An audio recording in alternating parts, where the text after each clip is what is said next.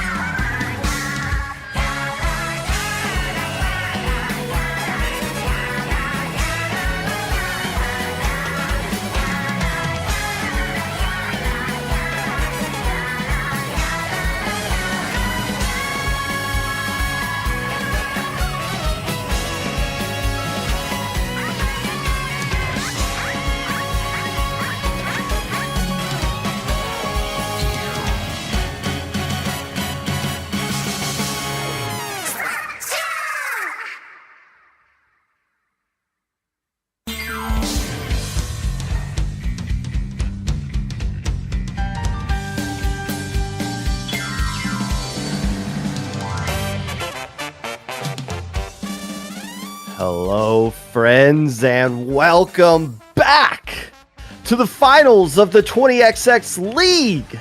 I am Popgun, joined by the Falco Flyer. We got a doozy of a day set for you guys. Starting off with a doozy of a set. Metro, the reigning Super Jump champions, taking on North America's favorite team, Moonlight. Yes, and both teams have had very different paths to victory to getting this point, Popgun. Metro actually having the best win-to-loss ratio, only losing 2 games in all of their qualifiers, and of course part of that is because they had a bye, but still only 2 losses throughout their duration here, where Moonlight, they actually have played the most amount of games in these first 3 weeks, going all the way to a Game 6, Week 1, Week 2, and Week 3. Of course, getting that Week 1 loss versus Gru, but then getting the Weeks 2 and 3 win over BTDX and Hemla Fan Clubs 4-2. So, again, I would say they could be, a little fatigued, but guess what? They've had a week to relax at this point. Throw everything out of the window of what happened in the qualifier. These teams have had all week to practice, prepare themselves to get to this point. And like you said, 2 teams who, again, Metro coming from being the Super Jump champion, Moonlight. I knew you guys were gassing them up on the pre-show a little bit before this, and I know everybody here in chat loves it. And we're going to see what they bring to the table in this first set. Yes, and I'm glad we got a little bit of a break after that pre-show. I shaved, I took a shower, I ate breakfast. I lived an entire day in between those 10 or 15 minutes between then and now. Metro has yet to lose a game while using the name Metro, or yet to lose a set, I should say. Zenith, Goss, Yoshell, and Atomic. Look for Atomic to use a lot of roller nonsense, combined with Yoshell, who is the designated pencil player, which every team is required to have in competitive Splatoon 3. Goss and Zenith, one of them is going to have to use Splatter Shot, which is another required weapon, which opens up the door for all kinds of shenanigans with that 4th slot. Coming out with Moonlight, Basil, you have to use Pencil unless we decide to use Bamboo randomly out of nowhere. Omega is going to be rocking all kinds of melee weapons, whether it be wipers or the toothbrush, or very rarely we see nowadays using the Carbon. That leaves Nolan using the midline nonsense with the 96 Deco so they can use Kraken, but has been known to mix in some blaster and squeezer play as well as of late. And of course, Shadow Wind, probably not going to see any tent, what we've been used to seeing out of this team earlier in this year. Instead, Shadow, hey, you have to use Splatter Shot because we actually want to win. Yeah, it's always interesting to see one of those players and love for the weapons that they play that aren't as conventional, but of course, in this current tournament, they have to adapt and play weapons that are going to be a little more viable for their team. And Metro, I was looking at some of the Week 1 VODs, and Zenith, they were kind of all over the place with a lot of the weapons that they were choosing too, which is always fantastic to see, especially when we know now that the meta is a little bit settled, but there's still a lot of flexibility within these 2 teams. So it should be a lot of fun to see.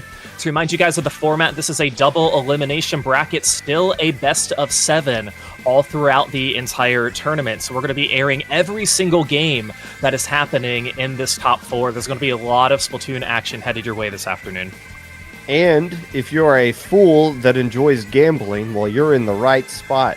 You can get rid of those channel points that you don't want to hold on to any longer by betting on what team you think is going to win this set.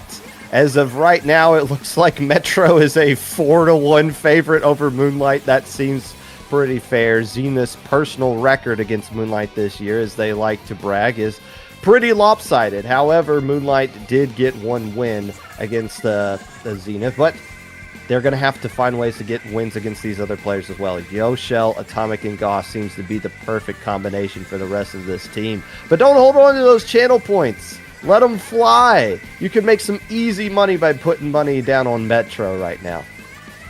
Yeah, and these 2 teams, a lot, you got to see all the commentators' picks. A lot of these teams floated in that 2nd and 3rd position for finishing. Now, it's great to see that we did have a lot of variability within our picks. A lot of people trying to kind of choosing Gru as their number 1, potentially number 2, but Metro and Moonlight really floating in that 2nd and 3rd position here. And Popgun, I think we had them flipped. I believe I had Metro finishing in 3rd, and you did 2nd. vice versa or some point. But we can say that it was not a set in stone hierarchy that we built with that. So there was some confusion earlier on this week as to who was actually going to play for Metro. Gosh tweeting out, lost power, and that left some, okay, well, are they going to bring Xeris in?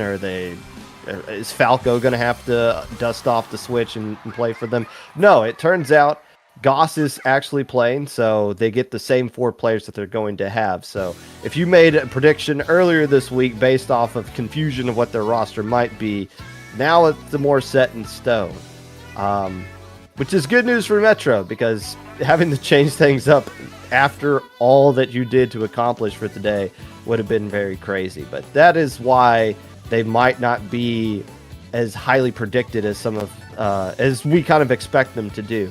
If you look at the overall, the first 2 matches of today, Metro versus Moonlight and Black Lotus versus Gru, it's pretty much slated to be a one-sided matchup on both sides. That doesn't mean we can't see any upsets going off here. Moonlight looking to try to pull one off right off the start here against Metro as we load up into game 1. And already we're seeing something different. That is the 4th time in the entire league that we haven't seen Pencil Bean use Basil using the Rapid Blaster Deco. And that is a weapon we haven't seen them use in a long time, period. So already some game plan coming out here. Yeah, a drastic change from what you typically have as a backline player, Basil. You know, we were surprised when we saw the Bamboo during Week 3, but this one is definitely a treat for us as we unleash here at the beginning. Metro taking quick work here of mid. No picks quite yet for their side, but they do have a solid control of mid. And I think, too, just identifying and knowing where the Moonlight players are going to be positioned is going to be key, but we already see Crab come out. 2 players on Metro are going to go down right now, too. So really just kind of a skirmishy beginning that Metro couldn't really capitalize on.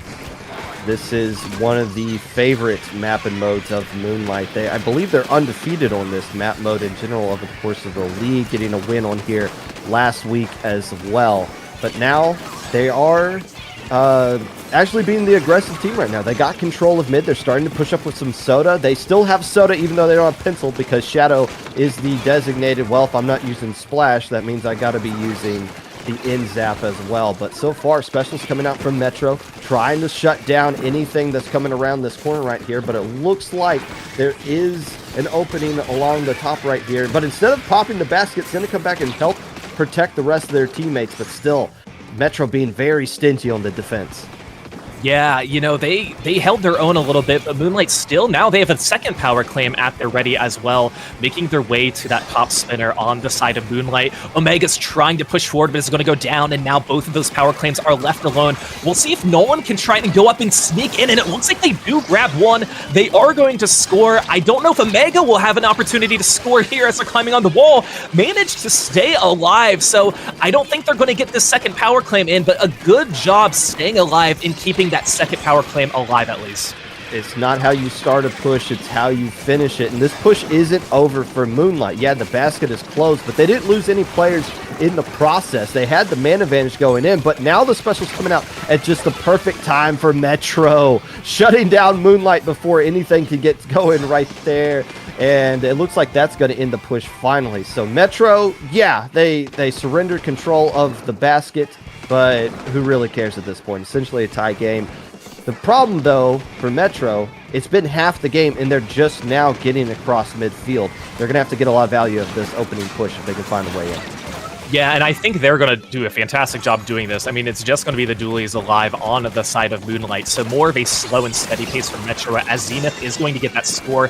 They shouldn't have any problem getting any follow-up as there are going to be 3 players who have quite a bit of clams, but it's a matter of trying to get through to the side of Metro with Nolan just waiting on the side. Goss trying to push in, but they are going to get Nolan, and I'm honestly surprised that Metro, even with 3 players with a lot of clams, couldn't find any way to break in, so like you mentioned, it's still essentially a tied game, but Moonlight has a slight edge. As long as Yoshell's on that spinner in mid with the pencil, they're going to be in a position to get a push going right here. But now Moonlight's able to finally break out of their own spawn. and starting to get control mid, at least until Atomic starts using the squeezer and starts eliminating everybody right there. If Atomic got up top right there, the game might have been over at that point because Metro does have the power clams ready to go. But a nice splat by the Moonlight player to keep this push defense going a little bit longer, although lead will finally flip back into Metro's favor. Yeah, Zenith scoring that one in. Yoshell trying to get their power claim in as well, and they do. Atomic with one follow-up, so getting down to 42 and keeping this push alive as Atomic goes up on the Great on the spinner. Not able to get a power claim, but Zenith is trying to poke their way around the bumper. No score for them as well, but at 42, a much more comfortable lead at this point with just about 1 minute to go. It is worth noting, Nolan on the dualies, that means they don't have Kraken. So they're not going to have that an activating special they can kind of use to just waltz into the enemy base to try to get something going offensively right now. But 40 seconds remain. Metro with a decent lead right here, but Moonlight is the team that is pressuring up. Can they find a way to get a bubbler in a good spot so Omega can start pushing up and bring an attack? There goes two Pams thrown into the basket. They don't have anything else, though, on top of this. They might just have to hold mid for now. Oh, no, excuse me. Misspoke. Because somebody found some clams along the way, and I believe that is the Mercy clam picked up by Omega as well. Huge lead now with 15 seconds left to go. Yeah, the combination of Nolan and Omega getting that lead. You mentioned they didn't have any clans, but Nolan was able to just sneak in there, get to provide the jump for Omega to take the lead, which is going to be really crucial. It's going to need more than 2 power clans at this point if they want to take the lead as overtime starts. Metro has both of their power clans at the ready, both by the spinner. One of them is uncontested right now and might disappear, and it does, I believe. So just one more power clan for them to keep alive, but 2 players are going to be down right now. It is just going to be the pencil player Yoshell who's trying to push up once again, but no, Goss is trying to stay alive, and that's not going to be enough time. So Moonlight getting the win here in game 1 with a fantastic last 4-minute push. That was really just a tale of 2 pushes, both team only getting 1 each essentially, but the value Moonlight got out of theirs was just a little bit more. They had the Mercy Clam to follow up. They had the right kind of specials they needed to control the space, to keep the basket alive long enough so that they could ultimately get the win right there. Now, if you are an idiot in chat and you are upset because you put a lot of channel points on Metro, don't be too nervous just yet. That was Clam Blitz. Moonlight is that is their best mode by far. That doesn't mean they can't win on other modes, but when you're the underdog in this set, that was a must-win game for Moonlight. You can't drop games in Clam Blitz and then expect to pick up some other wins along the way for Metro against Metro. But now we're going to be going to a different mode, a different counter pick for Metro. I'm assuming Clam Blitz won't be on the menu for game 2. Yeah, and it's going to be the same map pool that we had at the beginning of the season. Of course, you know, Moonlight winning their first set on a map and mode that they didn't have to counterpick has got to feel pretty good for them. Now, did they get lucky that this one in particular was game 1? Maybe, but you know, that's not for us to decide. That's really for Metro to figure out how they're going to counter those pushes. And I mean, really, like you mentioned, a lot of back and forth in that game, a tale of 2 pushes, as you said before, where Omega or Moonlight just kind of seemed to catch Metro off guard just a little bit, where Metro seemed to have solid control of defense, but then one player snuck in, Nolan snuck in to get a clam, and then Omega jumped in and got that clam, and really it's just the chip damage is all you need to do, and it's going to be more impactful the later it is in the game. If a move like that happened in the first 2 minutes, I think if we extended the time a little bit, Metro probably would have had more time to respond and counter that, but you know, that's what happens when you have a stalemate at the beginning, and really they turn up the heat later on in the game. That was just the 4th time in 112 opportunities in this league where a team did not pick Blue Pencil, and the 3rd time that a team won without picking Blue Pencil. What that shows is Moonlight has been game planning. They've had a whole week to prepare for this set in particular, and they've been able to come up with something they feel like gave them the advantage, dropping the pencil in that one game. Does that mean we're not going to see pencil in the next game? If there was a poll put up, I wouldn't get rid of my channel points on that. But it does show that Moonlight does have a specific plan for how they want to go throughout this set. And once we get to game 2, we'll maybe see what that plan is going to be going forward. For Metro, what kind of adjustments could you make? Well, Squeezer worked out pretty well for Atomic, but you also have the option to go through some roller-favored maps, which might present a little bit of a different look for Metro if they want to provide that. Right, and I think a lot of people would probably be expecting a zones counter pick. Well, number one, it's the most common one because we have the most maps available for zones as well. But just on how well Metro has been doing, and yes, they are going to go to splat zones. We are going to be moving on here to Robo Ramen, taking a look. Basil's going to be going to the pencil, changing it drastically from the Rapid Pro Deco, and Atomic going on the Carbon Roller, this time with Zenith on the Neo Splash.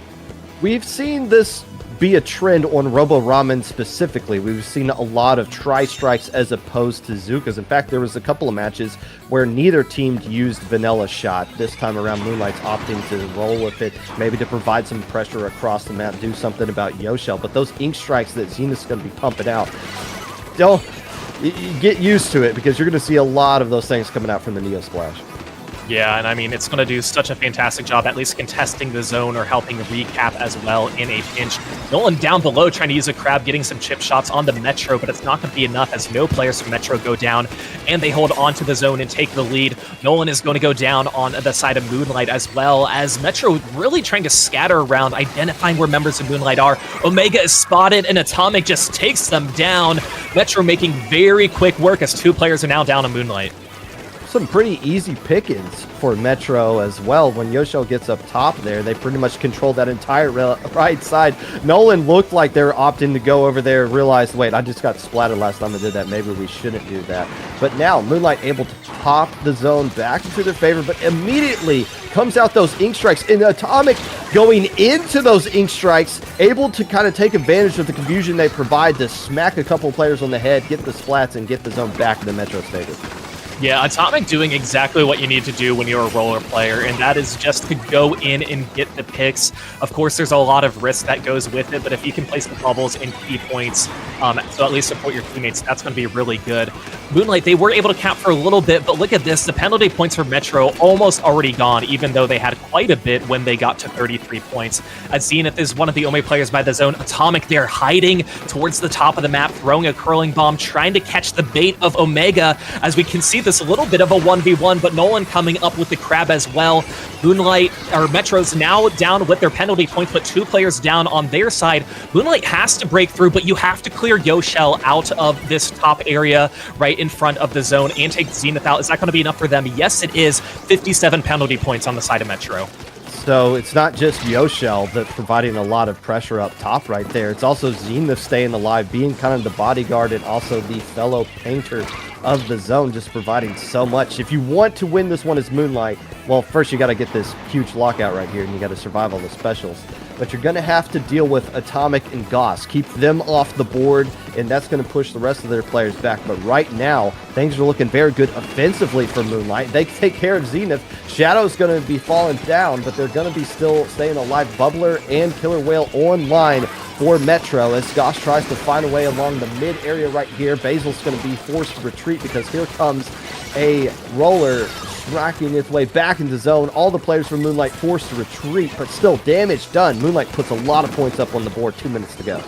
Yeah, starting with one player at a time to poke their way through. They sent Atomic first to try and serve it as the distraction when the rest of Metro threw all of their specials and all the ink onto the zone to recap it, and really a crucial time with Moonlight having it for quite a duration, getting down to 57, or getting down to 21 with 57 penalty points. I think what was very hard for Moonlight is they would make a move, but then one of their players, like Shadowwind, for instance, would just have to drop and reposition themselves, which gave Metro that opportunity. And now we see a lot of 1v1s going on, a lot of players going down. Moonlight still barely holding on to the zone as Metro got it down to 9 with 44 penalty points remaining. So really, once a team grabs the zone, they need to hold on because both of these have quite a bit of penalty points to get through. It looks like the game plan for Moonlight is to attack Yoshell. We saw Omega and Nolan both kind of flanking and cutting through mid, dodging everybody else. Let's take care of that pencil where it seems like they should be working the other way around. Take care of Atomic and Goss first, then take care of the pencil that way, because they're doing a good job of protecting the president right now. All the penalty points gone. 5, 4, 3. Can they stall this out? They don't have enough players left alive to do so. Metro takes care of business, gets the KO, ties up the set.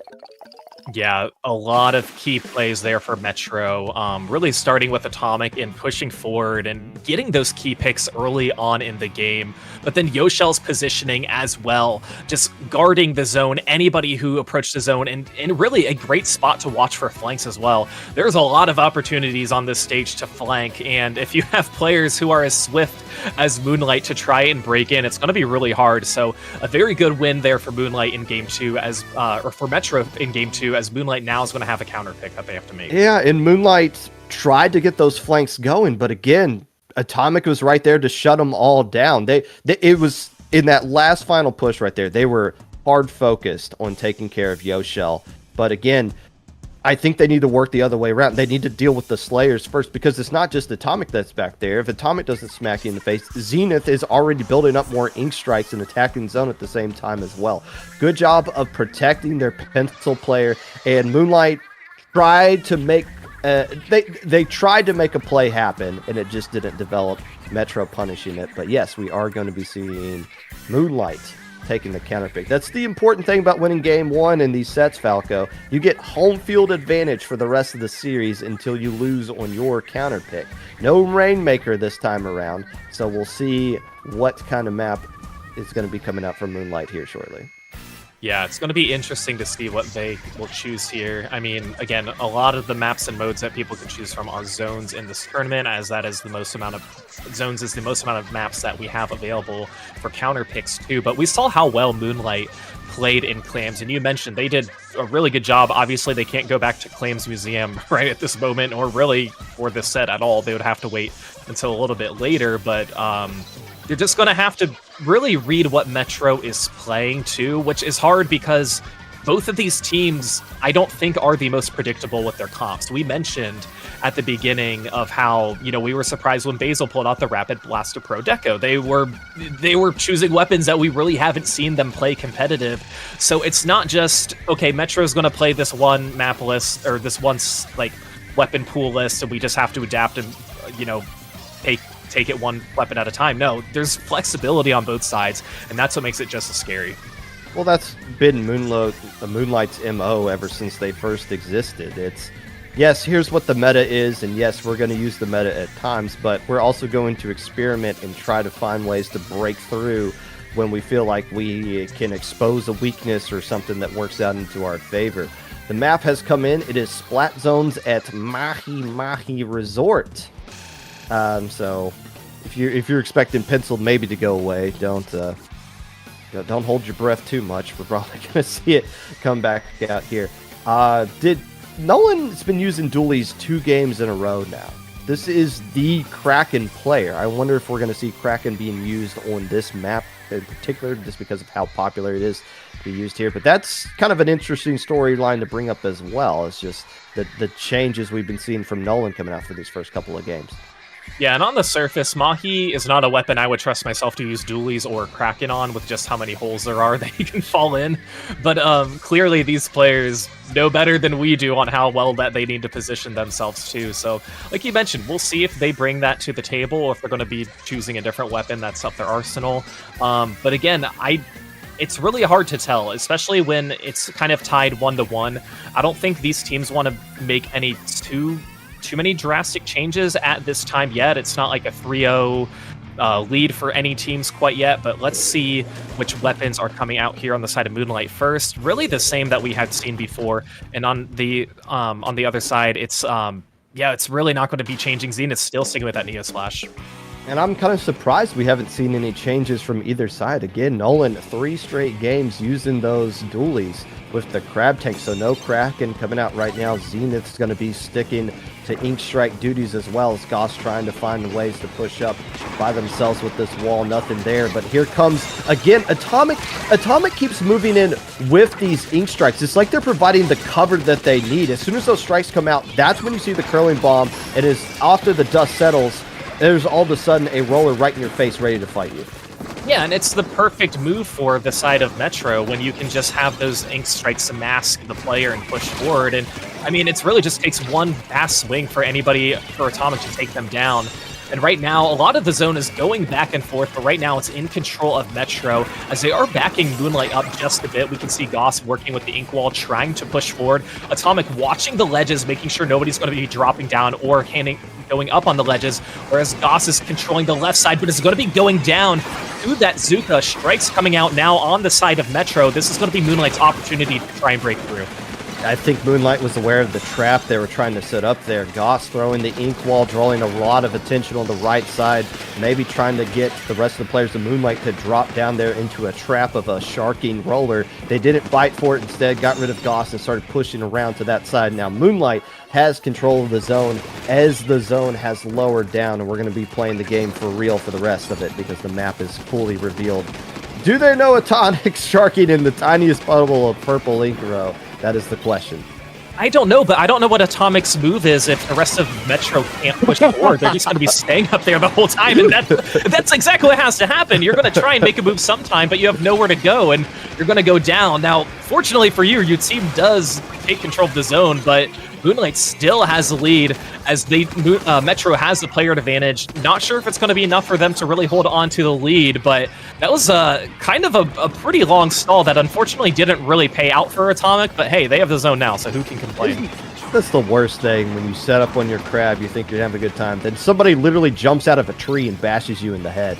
Hey, by the way, Metro now has the lead again. Zenith got caught off on their own, somehow gets a... Oh wait, no, that's not a double. Zenith splatted themselves for the spec cam view, but still able to drag one player down with them. Can Moonlight get back into the zone? They got the man advantage. They got their pencil player in mid, trying to activate them by pushing them up a little bit as well because they got Soda to work with. Omega trying to get the value out of that Soda, looking for some way they can go, and Goss is gonna make sure they can't, flying around from this right side, throwing up some walls, so that cancels each other out. But what is Metro's plan to get back into zone? Because Moonlight's using a lot of specials right now, trying to get some of those splats before they can throw some of their own.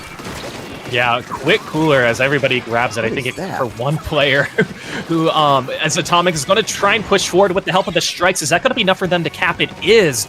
Just in time and getting the picks on Moonlight as two players are going to go down. Metro, they do take quick control of mid and everywhere around mid as well, as they're going to be starting this lockout phase once again. It's going to be Goss here watching this left side going up there, whereas Omega's the first one to drop down on the right side, and Shadow's trying to poke their way forward as well, but Atomic was trying to find Omega.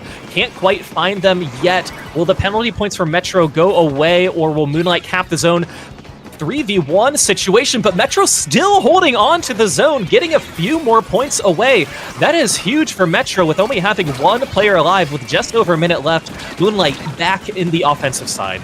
Shout out to Brownie, our spec cam viewer, for giving us that wide shot right there. There were players all the way stretched off the entire map right there, and when somebody flanks in from behind and splats somebody without them knowing, the rest of their teammates jump right in and make sure it doesn't turn into a double. But right now, Goss is starting to heat up, moving all the way across the map. That is a -4, takes 5 players down. Actually, that is Atomic coming back in to help out Goss as well. Those two tag teaming to eliminate Moonlight from the mid, and now Metro's looking to be in a pretty decent position. They might not hold on to the zone for long right now, but they got a lot of specials to take it back. Yeah, I'm not counting any knockout in this. Well, I would say now that they're 3 down, it's possible that I'll eat my words at that. As Metro takes total control with just under 20 seconds and 10 units remaining, this is really not going to have any opportunity for Moonlight to break in. We see one special come out, but it's going to be too little too late, as Metro in the last moments there getting the knockout, sealing the deal, and winning game 3.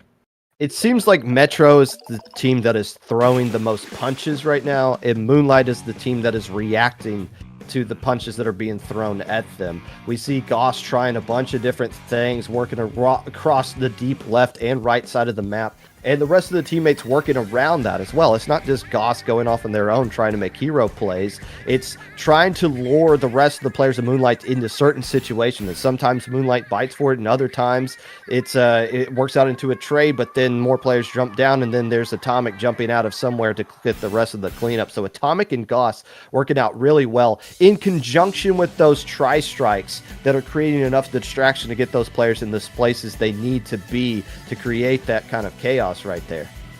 Yeah, the synergy with Metro and knowing how to coordinate their specials, it's making it very difficult for Moonlight to try and push forward. Now, Moonlight, once they do get the zone, they're very quick on just really capturing the area completely around it. They held their own during quite a few lockouts, but when you have all the pressure from Moonlight, we talk about Atomic and how well they did that game, but when you see the strikes come out, Atomic push forward and really just get one, maybe two picks with the help of the strikes to kind of mask them, it's so hard to really counter that at that point because all the attention is going to be on Atomic, and then the rest of Metro can push forward and kind of clean up mid, do what they need to do to get in a better position. And I think that's where Moonlight struggled for most of the game. Whenever Metro had the zone, they held on to it for quite a bit. Moonlight did as well. It's just like you mentioned, Metro was throwing the most punches, whereas Moonlight was the most reactive. And there were a couple of times where you did just see when Moonlight had control of the zone, they were trying to replicate the same thing, get some players spread out and let Omega kind of set up things, being far away from everybody else. There was one shot where we saw Omega in a 1v4, and that didn't work out too well for them. But yet again, another opportunity for Moonlight to make a counter pick as to when they want to try to tie up this set at 2 apiece. They won game 1 on Clam Blitz, getting the win, having to get the lead with 1 minute left to go and then holding on defensively. These last 2 Splat Zones games, Metro's been controlling pretty much from start to finish. Maybe they lose the lead a little bit at one point here, but they're able to find ways to bounce back. So if you're Moonlight, if you go down 1-3, at that point, it's pretty much over. As much as we'd like to sit here and tell you, oh, anything can happen. No, it can't. If you're down 1-3, it is a very dire situation. So yet again, another must-win scenario for Moonlight if they want to extend this set and ultimately find a way to get a win. So another very important counter pick, as if they all are. Yeah, and Moonlight, thinking of the Clams matches that they can choose Umami and they can choose Scorch Gorge. Those are the only 2 maps that they could choose if they wanted to do Clam Blitz. Tower control, Pop Gun, is that a viable option for Moonlight at this point? Let's see. What are the maps that they could pick? Art Academy? Do Hagglefish, Inkblot, or Macomart.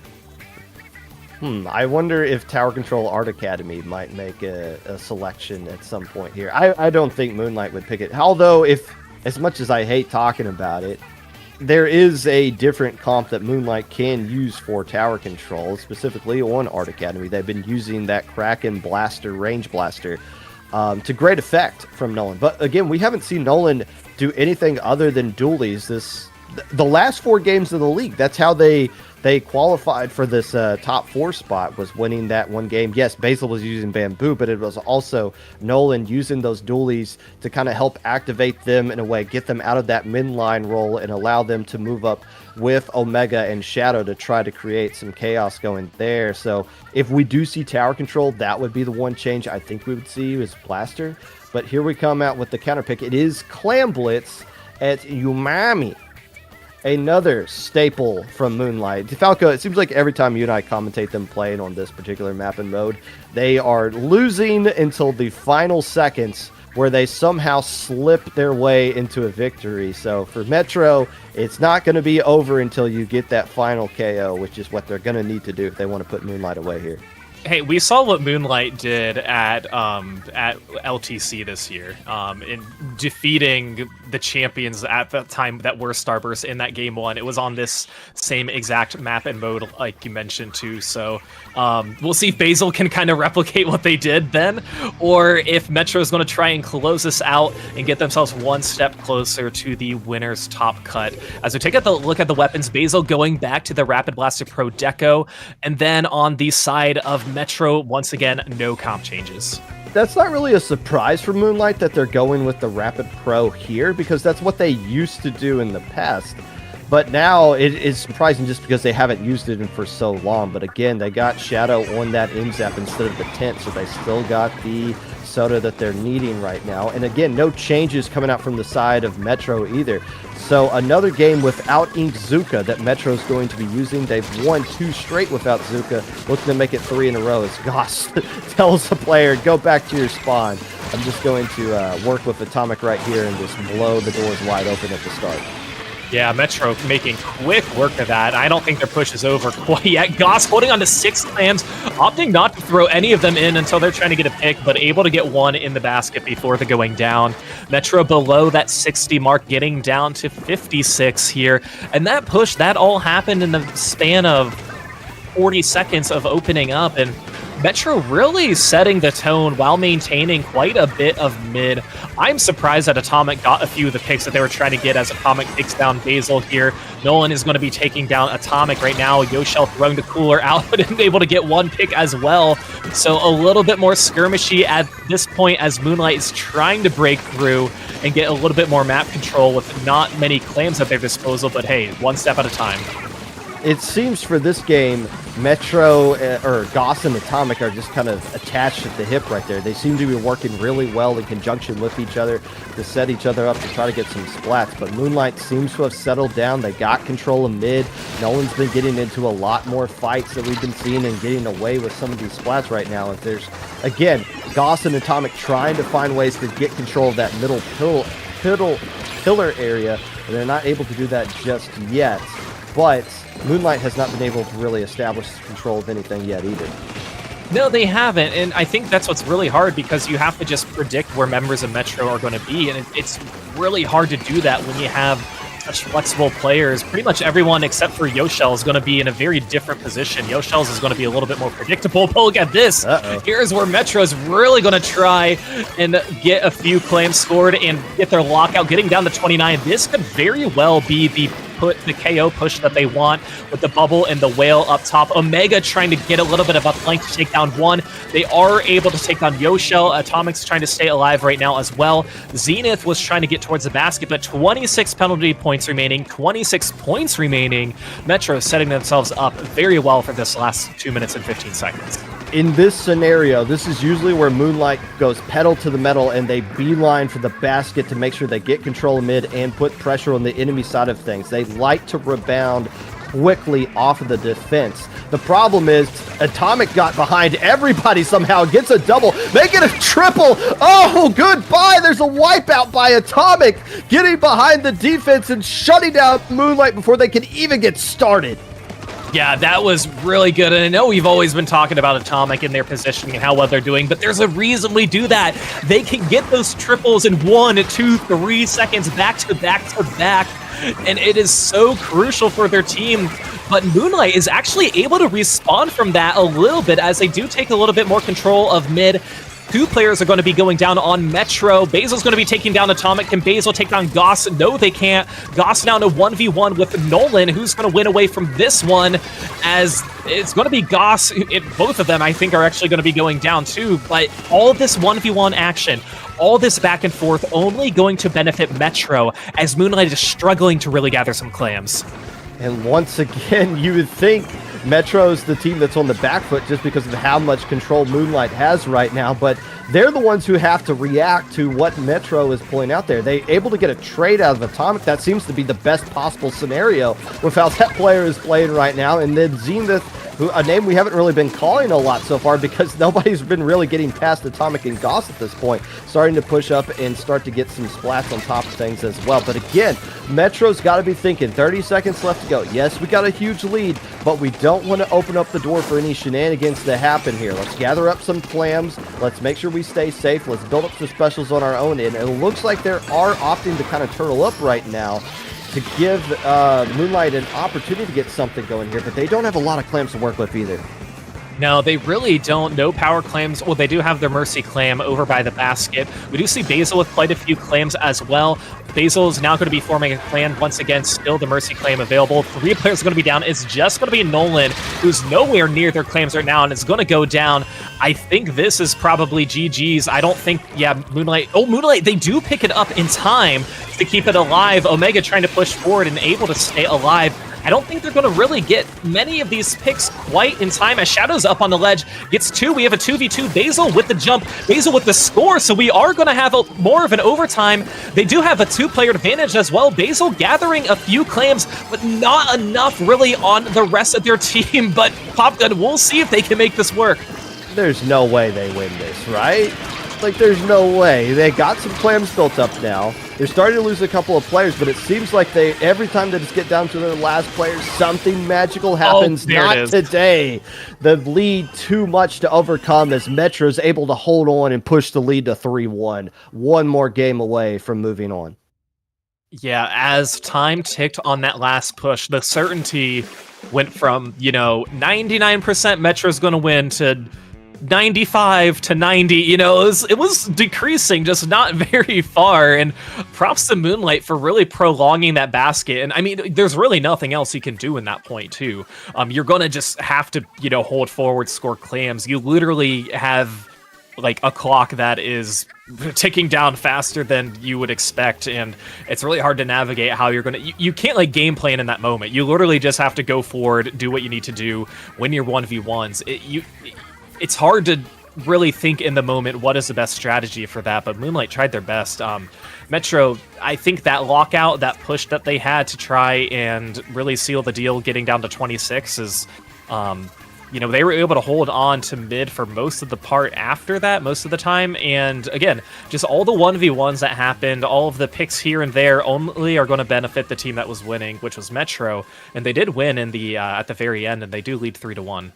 Metro has not lost a set as a team / pickup / project since they first formed at the beginning of Super Jump, and they're starting to show why here. They're looking like a team that has all the ingredients necessary to win it all. All 4 of their players are playing at a very high level right now, and it's hard to talk about Yoshell and Zenith because people are not getting past the roller and the gal. Those two are just dominating everybody, and everyone else on Metros is doing a good job of cleaning up and taking care of business, beating Moonlight on arguably their best map and mode combo to go up 3-1. Is this set technically over? No. If you put money on Metro, should you be feeling pretty good right now? Absolutely. This is, if Moonlight were to come back and win this one, it would be the story of the tournament, regardless of what happens going forward for the other sets going on here. But still, there is a chance, Falco. There is a chance. I have no idea how it could possibly happen, but there's always a chance. Well, there's only one more Clan Blitz map that they can choose, and that is going to be Scorch Gorge if they do want to go that route. Again, they seemed more comfortable in this game than they had during the other Splat Zones games, but I don't know. Like you mentioned, you have to win at this point. You have to win 3 more. I would imagine that Clams game is going to come out sometime. The bad news is this is your last chance to counterpick if you want it to happen. If Moonlight somehow wins this game, Metro's going to have the counter picks for the last potentially 2 games. So really, do you want to bring out that last Clan Blitz map right now? I think you do, because Metro, in my opinion, they're not going to counter pick it. I think they're going to stick with zones, but it really depends on how they want to move forward. And I mean, too, they do have another chance. I don't want to say that they could count on making a run in the losers bracket. I don't think anybody wants to do that, but they also know that hope isn't completely lost if they lose this set. Hope, there's always hope, Falco, and it starts with this game 5 in this set. I think tower control might be the best thing you can do right now, just to give a different look, just to change things up, maybe get them off of roller or something like that, because that has been a real thorn in the side for Moonlight right now. We do have the counter pick in, and it looks like it is going to be Splat Zones at Hagglefish. So we are going back to Splat Zones yet again. Tower control fans in chat are mauling at the fact that they don't get to see tower control, and Rainmaker fans are not here because that's not even in this tournament anyways. So Moonlight trying to go with the let's control the flanks on the left and right side. Let's try to find a way to clear out the rest of the teammates so that we can get up and start pushing up and start dealing with the pencil that has been pretty safe on the backside of the map. I would also be shocked if Basil did not go back to pencil here on a map like this. The question is going to be, how do you deal with the ink strikes as well? Do you try to go and use ink strikes yourselves? I don't think that's a comp we've been seeing out of Moonlight ever, to be quite honest with you. But we'll see. Yeah, and I think, too, it's going to be interesting to see where Atomic positions themselves on this map. There's less opportunities for them to flank. It's a much more narrow map, so are they going to rely on just trying to push up the ramp if they want to push forward, or they're gonna like guard one of the ledges by the tent. I don't really know. I honestly think this is a pretty decent counter pick for Moonlight if their focus is to try and displace and not let Atomic be used to their fullest potential. But it's still gonna be an uphill battle for Moonlight regardless, because the rest of Metro is just so strong with how well they play. I think Goss is really going to thrive here too with the 52 and throwing the wall and trying to push forward with that as well. So we'll see. Let's hop into here for our game 5. Metro leading 3-1. Moonlight needs a win to stay alive. Basil going back to the pencil, and same old on the side of Metro, but we do see the Kraken come out from Nolan Popgun. Yes, this is the version of Moonlight we were kind of expecting all along. Finally going to drop the dualies in favor of the Kraken. Now, Kraken works out really well on this map, obviously. You can fire it across mid, and that forces everybody on Metro to either go left or right to dive bomb over the sides of the map. But they're going to have to work in conjunction with that Kraken. Everything's going to have to work together like an oiled machine, just like those ink strikes are working for Metro, along with the rest of the players starting to push up right now. Here comes the Kraken out trying to just chase some players that are running from the side of Metro. Zenith's going to be backing up right here. So Moonlight, if they can endure these ink strikes, and it looks like the answer is no, they cannot. So Metro will finally get control of zone. Yeah, and again, this is, I think, the most they've let Moonlight take control of the zone this early on, getting down to 81. But again, no sweat for Metro as they take the lead here, barely, with Moonlight trying to contest it once again. And now the zone is being contested. 3v3, Goss trying to go on the side to flank. But no, they're going to be caught, and Nolan is going to be using the Kraken to try and displace. Can they go to Zenith and Atomic? I think, too, using this Kraken to really chase down Atomic and find them, and just making sure that they can't get in key positions where they're going to be sharking is going to be really crucial for Moonlight. But right now, Metro's still holding on strong, as Moonlight is really trying to break through. Every time they get players towards the zone, it's really not enough for them to cap, especially with all the strikes that come out here. But they are able to back up Metro enough for Moonlight to take the zone. 2 players down, Metro in position to get rid of the penalty points and extend their push. If Moonlight wants to find a way to win this game, they're going to have to start forcing Metro to play whack-a-mole in the same way that Moonlight is trying to play against them. They're trying to hunt down Atomic and trying to force them out with the Kraken and Goss as well. But now they got everybody contained in front of them, and now they can start using their specials offensively instead of defensively. Coming back here and catching the Zenith falling out of the sky. It does have the pencil player stuck in an awkward spot as well. They're forced to jump out, so Atomic gonna have to, will be going in, has the bubbler, doesn't have anybody to support them except everybody jumping in at that right time right there. So Atomic seemingly going in by themselves, able to open up the door for the rest of their teammates to come in, and they hold on to the lead just barely. Yeah, that was perfect timing by Atomic. They knew I have to go in right here, right now, use my bubble if I want to control the zone and keep the lead and give Moonlight 40 penalty points. And right now, Metro's still tearing it up as they're pushing forward. Zenith, Goss, and Atomic there on the left side as the pencil player for Metro is just in the back, just touching up on paint, building up their cooler. And now Strikes are coming out on the side of Metro, where Zuka's coming out from Shadow on Moonlight to try and push forward. Whale coming out right now too, but with all this happening, Metro's still in control of the zone. Pencil v pencil to paint, as it's still only going to favor Metro. They're done with their penalty points right now, so a lot of skirmish action going on, a lot of 1v1s happening in different parts of the maps. Now a little bit of help coming out from the side of Moonlight as they're able to take control, and this is such a back and forth match, Popgun. I was about to say, there is no excuse for Goss surviving that. And it looked like they were going to maybe get a trade out of that, ultimately getting splatted. But there you go. The Kraken not going to be activated right now because Nolan's eliminated right here. So this looks like a scenario where Metro might get back control of the lead. But Yoshell has just been a problem up top there, controlling the entire right side of the map and zone from where they're moving. Basil's trying to be more active, trying to push up a little bit more with this pencil to help out the rest of their teammates. But lead does flip over into Moonlight's favor.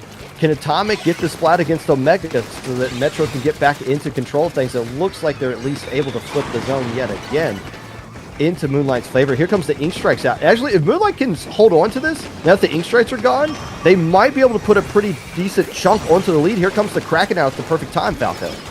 Yeah, Kraken is chasing down 2. If he can get both of those players, that is going to be huge, but Atomic was there as well.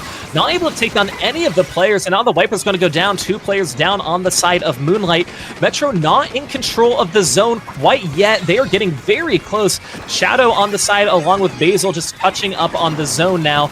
Shadow and Goss in a 1v1 here on this left side of on the alley, but I think, you know, in this last 30 seconds, if you're Metro, you just really need to focus and do what you were doing in those last few games, which is just take solid control. Moonlight is really bunched up right now, which is not good for them, but they're able to hold on. Metro still has the zone, even with a 1-player disadvantage. Strikes coming out, no one using the Kraken as well. Moonlight still in control. 4v4 situation. We'll see how long Metro can hold on to this. How did Moonlight get the zone back? How did they get the zone back? I think it was Basil with the pencil. What? They've been going ham this whole time, just touching up on the zone. I don't know for sure. Unfortunately, I don't believe we have replays for this broadcast, but I'm guessing it was a combination of, you know, Basil just using pencil to really just paint the zone going down the line, and you know, maybe Omega as well, or maybe Shadow as well with the shot. But that was a really good and better than good, but an important win for Moonlight to keep this series alive. Yeah, it's important is a fair word to say. Critical, mathematically impossible if they weren't able to do it. But still, I was shaking my head because they used another Kraken just to chase one player away and got caught up in their own sponge. It was like, oh my gosh, here's another Kraken that they're just not going to get value out of. But Pencil does what Pencil does, I guess, and I don't know where Yoshell was on the opposite side to not kind of counterbalance that. But Moonlight found themselves in a position to get the win. They stole the zone back in the closing seconds and was able to do just enough to make sure it did not go into overtime. The set's not over. Falco, you were on here saying this set was done. How wrong you possibly could be. I never said it was done. I said if Moonlight, and I regretfully said somehow wins. They did somehow win. I'm not, you know, somehow. I'll give credit where credit's due, but we're going to your favorite counter pick here for game 6, Inkblot Art Academy Tower Control. I think this is the only tower control map you can pick. I think it is another one of those unwritten rules where you're not allowed to pick something other than Art Academy. Now, will Moonlight have another change right here? Nolan finally went to Kraken in that game 5. We have seen them use the Kraken Range Blaster. That's been a new wrinkle that they've included into this 20XX comp that they've been using over the course of the league. Is that something they're going to use here? We'll find out. Is Metro going to make a change as well? They've been getting rid of the Zuka for the last several games. Ink Strike obviously works out really well on tower control. It is you have to get off the tower or you will get splatted if this thing is on. But that could be the adjustment they make right there, although I don't know if they need to make that because Zenith has been looking really good on that Neo Splash. I think you just kind of look at that last game and say, okay, they got us there. Let's regroup here. Let's not let this steamroll into something magical. Let's take care of business right here. Let's do what we've been doing up to this point. But that might be the change you see. Yeah, well, I don't know, because Zenith is, you know, if they do stick with the Neo Splash, they are going to have the strikes, too, that can end a tower control game in a matter of seconds if they have the lead, or at least help displace a few members. We'll take a look here at the changes. The 96 Deco sticking for the side of Moonlight, and then Zenith, yes, still sticking with the strikes. Once again, no weapon changes on either team. And no blaster either. Nolan's still going to use the Kraken, but going to be going with the 96 variant. Omega trying to be looking for a flank along this right side or left side to start off the game. We saw them do this in Clan Blitz. They realized nothing was there. They backed off, realizing nothing is there right now as well. But they don't have to jump out like they had to do in the museum. They can just slowly move backwards towards mid. The rest of their teammates are right there. And now they're still in a position to start pushing up and start poking at Atomic. Yeah, and we'll see a lot of 1v1s. Yep, we're going to see that trade happen right in the middle by tower. No one's going to be using the Kraken. Is it going to be enough to take down Atomic? Yes, it can. Poor Atomic. I think they've been splatted longer than they've been alive for this entire the first 40 seconds of this match. But Moonlight able to take the tower first, just touching it enough, allowing some of their other members to get up into a key position to try and push the tower forward. Not quite to the first checkpoint just yet, but they are in a position to do so, especially at the bubble right in front of the tower. By the way, there was a great play by Shadow getting a splat on Goss on Moonlight's side of the map that opened this up. If Shadow doesn't win that fight, Goss has control. Metro is got both sides of the map under control, and they're going to start attacking mid, and it's going to be the beginning of the end. But instead, Moonlight able to attack that first checkpoint, get the checkpoint cleared. Not the most difficult thing to do, but at least you got it out of the way. The problem is Metro's in a really good position. This is the last thing you want to see if you're Moonlight. Goss and Atomic pushed up into your bats and plat area, looking to guide this tower into the second checkpoint. Lead flips over in the Metro's favor. Can they clear this second checkpoint, though? Though I guess the bigger question is going to be, can Moonlight defend it? Yeah, I don't know. I feel like there was an opportunity for Metro to try and get on the tower. Of course, you need to watch out for Basil. They're one of those players that you need to just make sure that their eyes are focused on you if you're not on the tower, so you can push forward. I don't know. I think Metro had an opportunity to get past that checkpoint. Although they have the lead, you really want to try and get that checkpoint lead, but I would say that's a win for Moonlight, especially this early in the game. If it were a little bit later, that would have been way more important for Metro, but right now, Moonlight's really turning up the heat as they have a two-player advantage trying to push this through. I wonder if Omega knew Atomic was there, or it was just, I need to paint this spot. Oh, cool, I got a splat, and that's really nice. Either way, works out into Moonlight's favor as they're now taking a stab at this second checkpoint. They do get the lead. Can they clear it, though? If not, it's basically just going to be a tie game. It seems like Metro's in a good position to defend it, and Moonlight's not going to try to force the narrative here. They're realizing, okay, let's back off the tower. Maybe Nolan can make a play up top right there, get a trade or something like that. Then we can move from mid back onto the tower to make something happen, but oh no, here comes Goss and the rest of Metro to start attacking the zone. But everybody's jumping right back in as well. Moonlight staying alive here on this push. It seems like it might be over just now finally. Yes, technically they got the lead, but with 2 minutes left to go, it's anyone's game. Yeah, and getting that checkpoint was absolutely crucial at this point, now that we are under 2 minutes remaining.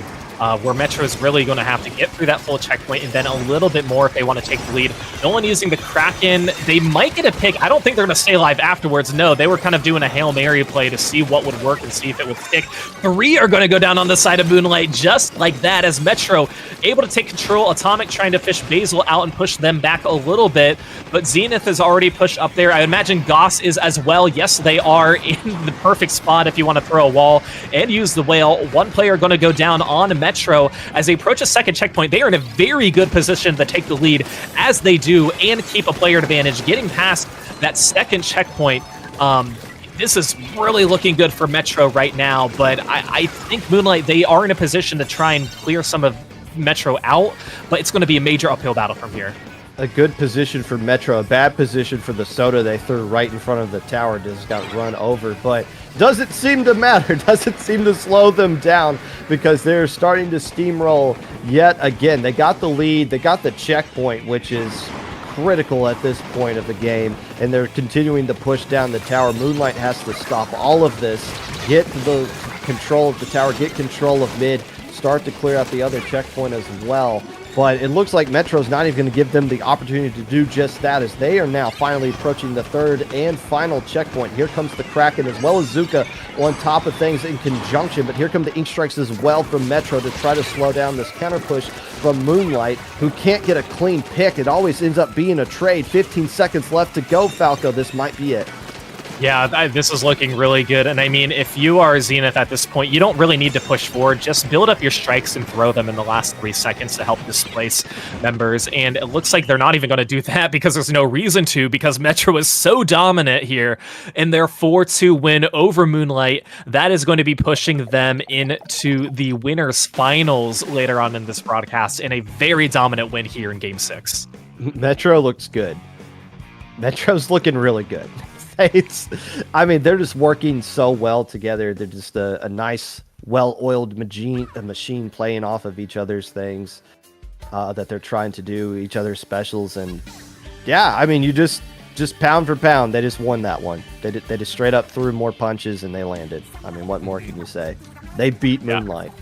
They certainly did. And again, We've been talking about Atomic and how well that they've been playing, which rightfully so, but I think the positioning from Goss too. And I mean, really just a lot of the members there of Metro able to really lock in and push forward. And luckily, towards the end of that match, they were in a very good position that they could strategically feed at that point, knowing that, okay, if we get wiped out, all we have to do is just build up our specials in 10 seconds when we respawn, and we'll take control of the tower and we're fine. So let's extend this let's really tug and pull and extend this as far as we can. And they didn't even have to really back off at all, because Moonlight, unfortunately for them, couldn't counter the plays that Metro was bringing. So Metro, like we mentioned, not out of it quite yet in a double elimination bracket format.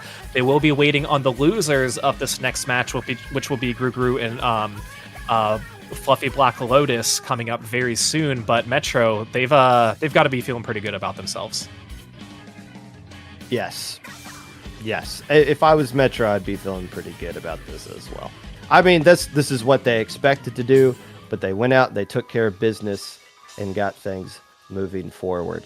So, I guess the question now is, are we hopping right into this next match, or are we going to be taking a little bit of a break? Because we will be streaming this one live, Gru versus Fluffy and Black Lotus. So we'll be coming up with that shortly. Yeah, it should be a fun one. And I know our lovely producer, we didn't catch you if you said we were transitioning to a break or right into the next match, but it's I think to this one coming up, we do know who the heavy favorite is. A lot of people voted, a lot of the commentators kind of voted on this team in particular to really win the entire tournament. Now, it's not a clean sweep at all. But, Gru, they did finish 3-0 in their groups. They didn't go undefeated. They didn't go completely undefeated. And actually, Moonlight, who unfortunately they're not going to be facing, seems like, well, they could be facing them soon. We shall see. But Gru getting a 4-2 win over Moonlight, a 4-1 win over Henla Fans, and a 4-0 win over BTDX. Where Fluffy Black Lotus, on the other hand, this is very interesting because they are the only team here who got more game losses than wins, and they are still in the playoffs. Now, a lot of that is because of the bye, and their loss was a 2-4 loss, and their win was a 4-3. So they're rolling into here with 6 wins and 7 losses. But hey, it's all you got to do is just win the games that are most important for you. And Fluffy Black Lotus, they did that, which shout out to them. I always love watching them in Ludi. We got to stream a lot of their matches throughout the Ludi season as well, but they are going up against the beast that is Gru. Well, that's the beast everyone has to find their way to get past. I talk a lot about the concepts of the hunters and the hunted. There is no team that is more hunted, or more players that are more hunted than those that make up of Gru. P.O. Biscuit, Obito, and Bagel, I believe. I think Gray is the one who's out in favor of Bagel, who's going to be playing this weekend. So that means Pencil is covered so that Biscuit can go sick 'em Fido. You don't have to be stuck on Pencil duty anymore. So yeah, this is anytime somebody plays a team like this, you get a wipe on them. It's an instant Twitter clip, or I guess those aren't a thing anymore. If you were to beat them, it's an automatic. I'm the best player on planet Earth. I get to brag about this for the rest of my life if I can find a way to beat them. And you think about a team like Black Lotus. You mentioned them in Division X. That's really what they're known for, is being a Div X team, which for the vast majority of the world is a great accomplishment. And for them, that is it as well. But they didn't win Division X. And they don't really have a whole heck of a lot to... Like, they don't have that... Okay, cool. What is the reason that's going to transcend you to the next level? Well, this is an opportunity for them to transcend to the next level. It's quite the beast to go up against, but if you want to take that next step, these are the players you have to beat. Right. I mean, not that a lot of these players here even played in Ludi, and plus, if there was a Division X Plus or whatever, like, we know all the members of Gru would be there anyway, so they're playing with the teams that they want to be facing at this point, and what better opportunity than a 20XX League when you make it through the finals here. Looking at Gru's weapon pools, they did not change any weapons. They played these same weapons for weeks 1 and 2, but it wasn't until week 3 when I believe they had a Bagel play for the first time. That's when they just completely... I don't want to say went off the wall with their weapons because they played a lot of weapons that these players play, but they were a lot more unpredictable with the particular maps and modes that came up. Whereas Fluffy Black Lotus pretty much stuck with the same weapons the entire time that they played. But that's just what you can do when you're Gru. You can just you have a pool of really good players, and you just kind of sub in and out and just be like, if I play this, you can play this, and okay, cool, let's move forward, let's try our best. But you mentioned who did you mention wasn't going to be here today? I think it's Gray who's out. Okay. I think Obito is in. Okay, I was looking forward to a potential Blaster v Blaster with Gray and the Blaster player on the side of Fluffy Black Lotus, which was, I don't have any notes here. Noctis. So Noctis is the Blaster, and Anger is using Tint. So Okay. Tint, Blaster, Knives kind of stuck on the Splattershot doobie, and Wasabi, or Wasabo, as they go with in here. Kind of, well, you have to be the pencil person, so good for you. But yeah, Black Lotus, Blaster Tint is kind of the uniqueness that they use right here. When you have so many teams that use pencil and Splattershot, okay, well, you get two weapons that you can be a little bit different, and that gets to be what your identity is. So this is Black Lotus's identity, Tint and Blaster, that they're going to be using here. Yeah, and two weapons that don't paint well at that too. I mean, obviously pencil and shot do a lot as well, or they can paint, but you really have to rely on the strikes. You're gonna have to really rely on getting those one shots that you get when you're Blaster, or the pincering when you're a Tent, and work in tandem with each other too. So Fluffy Black Lotus, once again, they're the underdogs for this one. We'll just, call a spade here at this point, where I think a lot of us kind of had them in the third and fourth position finishing this tournament, where Gru is in the first and second. But we have to go through these motions here in our semifinals to get through to the winners finals, but definitely not out of the picture for Black Lotus. Well, you can say they're underdogs, but guess what? The idiots in chat agree with you pretty heavily. As at the time I'm looking at it here, 336,000 for Gru, 21,000 for Fluffy Black Lotus. So if you are putting money on Black Lotus and they win, you might be able to buy all the shares up of Dipole Productions and start running this league yourself next time. That's quite the that'd be quite the feat that you could find a way to pull off here. But here's the thing: hey, does it really count when one of the TOs bets 90K on one of the teams? Oh yeah, that works. You can do that. I mean, all right. Nothing... I didn't know if that would inflate the biasness at all. Oh no, wanna... look. I'm not a part of this league. I'm not a part of Dapple Productions. But if you think TOs are not biased and don't rig things into their favor, you are crazy. Especially when there's channel points on the line. You know how much formula I could buy for my kid with channel points? None. But you know how much it makes me feel good? A lot. So yeah. I don't discredit it if the TOs are gambling on this set. Fair enough. I've done it in my own Ludi streams a few times, so I can't really complain. But anyways, yeah. A lot of members on Gru, they do stream, like, we see Keo and Bagel, they stream, and really not really practicing per se for this tournament, but they're playing with a lot of the same players that they are playing with for this tournament, I would say. Whereas Black Lotus, they are one of those teams, especially listening to the Beef Corner, they seem very eager and honored to be here in this position, more so than any of the teams that are playing. And I really think it's a great opportunity, especially for some of the European teams. Again, like, we have a lot of North American representation here, but Black Lotus being a European team, really trying to pack a punch into this tournament. I'm very excited to see what they can do. And I think, honestly, any game win is a huge win for them at this point. And, unfortunately for us, I don't think we have any head-to-head results that we do see. So it's just going to be something we'll have to look for in this upcoming set. Black Lotus has the most to gain from getting wins today, but that also means it's going to be the most difficult thing for them to get the wins if they can find ways to do so. Clan Blitz at the museum is game one for this set. All the players are in the lobby, so we're going to be bringing you game one in just a handful of seconds right here. Before we get going, yes, Falco, you did mention that the comps were a little bit different from Guru last week. I would wager some channel points that was because Gru might have been a little bit bored with their opponent and was looking for something to spice things up. But now they got an opportunity here to get a win in game 1 against a very strong, not using Tint. Is that what I saw there, or was I just looking at the wrong thing? No, I was looking at the wrong thing. Blaster Tint is the comp that is going to be used. Still using the Inkzuka as well. No pencil from the side. Hey, I don't want to use pencil either, says Bagel. I'm just going to use Inzap and still provide Zoda that way so that you guys can use the Rapid Pro with Gray. Yeah, and then that's going to be Biscuit, who's on with the dualies in the crab to try and help keep up some of that pressure. As Gru able to take it quick too, Biscuit with 4 clams already. Bagel already pushing up. That's going to be a 3 down, and Gru really just making quick work of this, getting the clams in. A record clam here.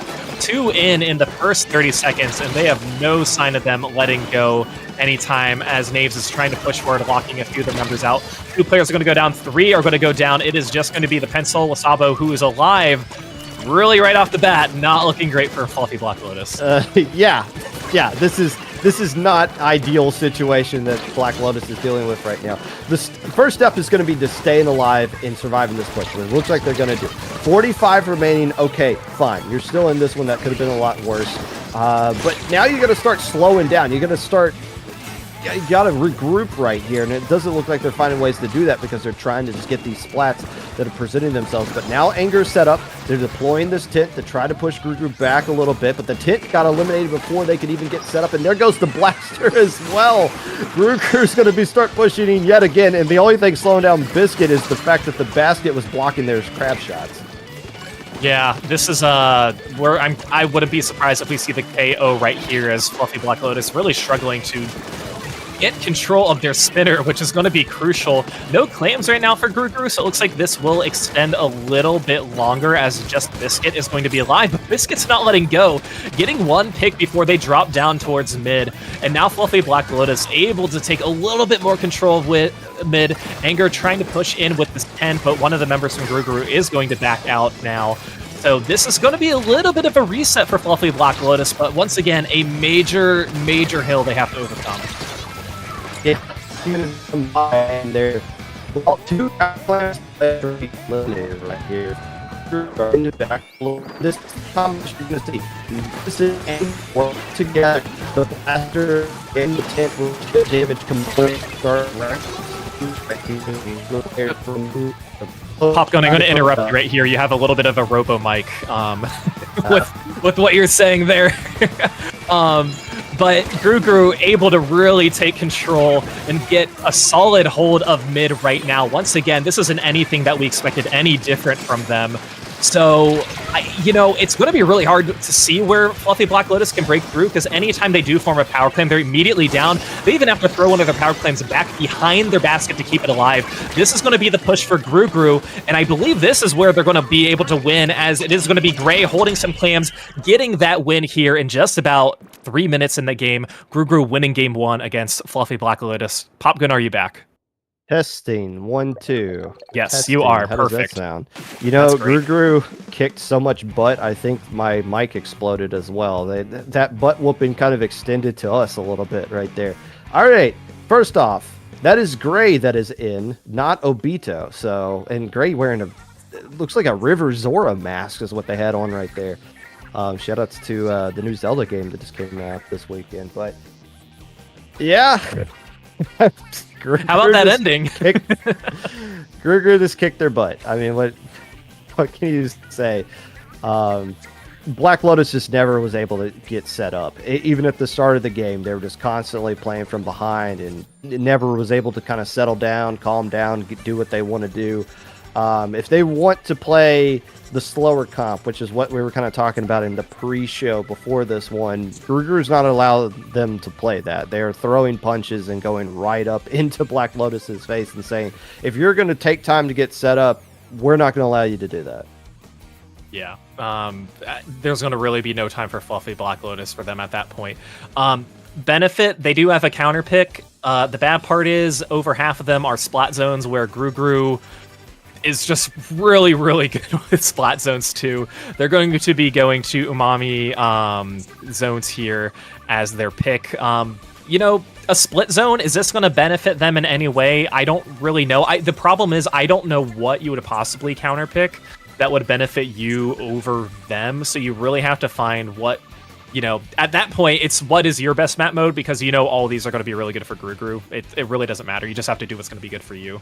Exactly. You're not going to throw it's not like Gru's like, oh, Splat Zone's you, mommy. We haven't played this 20 gazillion times before. What are we going to do? But yeah, it's just what are you comfortable with? And Gray is saying, hey, you can do Blaster with the... actually, no, that's a completely different Blaster that Noctis is using right now. Not the range one, but the splash down regular Blaster. But Gray is going to be using, alongside a red pencil, mind you. That is the second time we've seen red pencil in general in this entire tournament, is now going to be used by Bagel and Gru. Yeah, it was first used in week 1, now here in our playoffs. And yeah, the custom blast are coming out on the side of Black Lotus. I think too, with some of these, the different height advantages you can have, that splashdown, and the point sensors, I think is really the key part of why they chose that weapon. To really identify where members of Gru are. Of course, you're sacrificing a lethal sub at that point, but you want to identify where members of Gru are. And right now, they were on the zone, but actually Fluffy Black Lotus is doing a really good job trying to take control, but there's the wipeout. Gru is going to be capitalizing on this. Unfortunately for them, it's going to take a little bit longer to cap the zone as nobody was towards their right side, but they are in a very good spot to continue their lockout. And now you see Bagel starting to push up with the rest of their teammates. That is the rain that is used on that pencil, so they can start throwing it and start pushing some of the players of Black Lotus back while the rest of them can jump in with that rain that gets eventually deployed. But the Gray Blaster gets eliminated right there. Kyo's going to jump back to mid to regroup the rest of their teammates. Biscuits saying, I'm not leaving here. I'm just going to take all these fights. And Knaves is more than happy to start cleaning them up. Nice little -4 right there. Looks like for Knaves is down. Finally, Black Lotus able to start pushing up, but they only got a couple of players left alive, and only one can really paint. Splashdown is going to be ready to go, but they are going to end up working into a trade right there. So all of those great splats working out isn't going to slow down Gru. Yeah, it's unfortunate for Black Lotus that the other members of their team weren't really by the zone to help cap. Getting a triple, especially against Gru, is a huge accomplishment, but if you have nothing to follow up with, it's unfortunately not going to matter at the end of things, as right now Gru 10 units remaining, a 2-player advantage. Bagel helping to cap the zone, 1 jump in as well. Gray pushing forward, getting a pick, and they're going to walk into this one and leaving really untouched here. A 2-0 lead in this set for Gru over Fluffy Black Lotus, but some good plays, but like we said, unfortunately, they just didn't really matter at the end. That is the second time red pencil has been used. The first time was Celeste using it against Dat Kid Fan Club. Interestingly enough, those were the same exact weapons that they used. Inzap, Slosher, and Range Blaster. The only difference being Celeste using the Kraken Range Blaster, Gray using the Vanilla Range Blaster. So if you're curious in the red pencil comps, there you go. It seems to be that map and mode in particular. Just kind of works out for that. But yeah, here we go. Gru up 2-0 now. Black Lotus still struggling to find some answers. They're having little flashes of moments. They're getting their Twitter clips. They're not working. It's not combining all in together to make any kind of situation where they can at least get comfortable and get control of things. Another counter pick incoming. Yeah, and I think that's the hard part about zones anyways, where if you have like a situation where every player goes down and you, in theory, on paper, have an opportunity to try and cap or score, the person who's in control of the zone, it's only benefiting them because the time is ticking down, and most of the time Gru is in that situation. Even with Black Lotus getting that triple with Knaves, really tearing it up, they unfortunately just couldn't get to the zone in time to really counter and contest it, so... but yeah, Fluffy Black Lotus now with a counter pick again. Like we mentioned, let's see what they choose. They're going to stick with zones. They're going to go to Hagglefish here. That's a really tough map to face a Gru team, who this map and mode has been extremely viable for Gru and members of Gru since the beginning of Splatoon 3. So it's really going to be interesting to see if they can bring anything different to the table if they're facing them on this map, but on paper, I don't know. I don't really know what to expect. Yeah, I mean, we've kind of talked about it before. It's just pick whatever works out for you. There's nothing you can throw at Grugru that they haven't seen before. But game 3 coming up here, we do see the Ink Strikes coming out this time around. There's still going to be Ink Strikes coming out from the side of Keo as well. Sticking with that red pencil, pretty much the same, literally the same as that comp that they used the last time here, as Anger and Noctis still try to find that right kind of working combination to where they can get some splats in conjunction with each other. Neither team opting to dump out to the side just yet. Bagel's making sure to keep an eye on the right side here, but here come all the specials combined with the tent to attack the zone, and it looks like now they're starting to push around the left side. A flank tried to go along the left side, and you saw Naves trying to work in conjunction with the rest of those flanks. It didn't really work out as Grugru was ready for it. Yeah, I mean, Fluffy Black Lotus, this is really the best time for them to try and break through, as they did have the lead, but unfortunately it's going to be swapped because Grugru just knows so well how to position themselves even when they do go down and don't have a full player advantage. And Grugru and Gray, especially on the blast here, staying alive, wisely jumping out too when they don't have a ton of places to go, able to stay alive, and then Keo getting a nice double, staying alive as well, keeping up this player advantage. It's really just the positioning that is unparalleled for Grugru that Black Lotus is really just struggling to break in, and I think Grugru is doing a really good job staggering the specials too. They're not really using them at the same time. You'll see the Rain come out, then you'll see the Wave Breaker, then you'll see a Cooler, so there's always going to be something that Black Lotus is going to have to try and counter as we see strikes from both teams come out, but once again, only going to benefit Grugru in their quickest match yet. I believe we only each talked one time during the entire segment. I was about to say, I was more than happy for you to just take over right there, because, I mean, there wasn't... Yeah, Grugru's good. I mean, the set's not over, but this is kind of shaping out how we thought the day was going to shape out. It's the Grugru and Metro Invitational, and we're just kind of waiting for those two teams to play each other a lot over the course of this day. But Black Lotus now in a position where they need to do a reverse sweep. And, I mean, look, this is obviously a difficult task that they have going up against. There's very few people on planet Earth that can say they feel comfortable playing against the players of this caliber.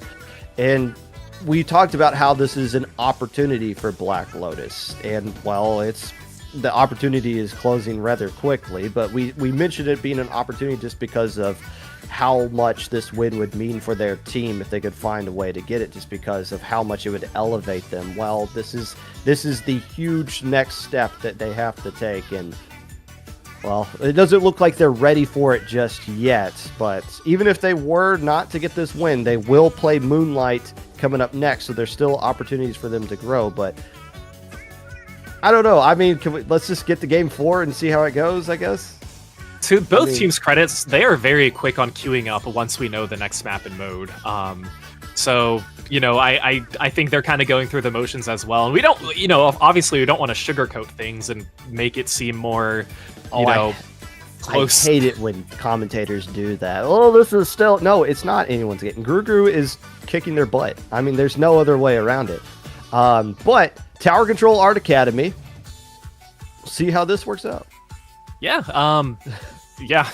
I mean, hey, at least we're seeing all 3 modes that are available in this tournament, so we always love to see that. And again, the weapons from Fluffy Black Lotus have been the same that we have seen before. Grugru, I think they could literally play anything they wanted at this point. If there's a time you want to just try something, do it right here, knowing that if it doesn't go your way, I mean, I don't think they really need to at this point anyways, but we'll see if anything else is coming out, and it looks like no, it's not. Biscuit's just going to go with the Zuka.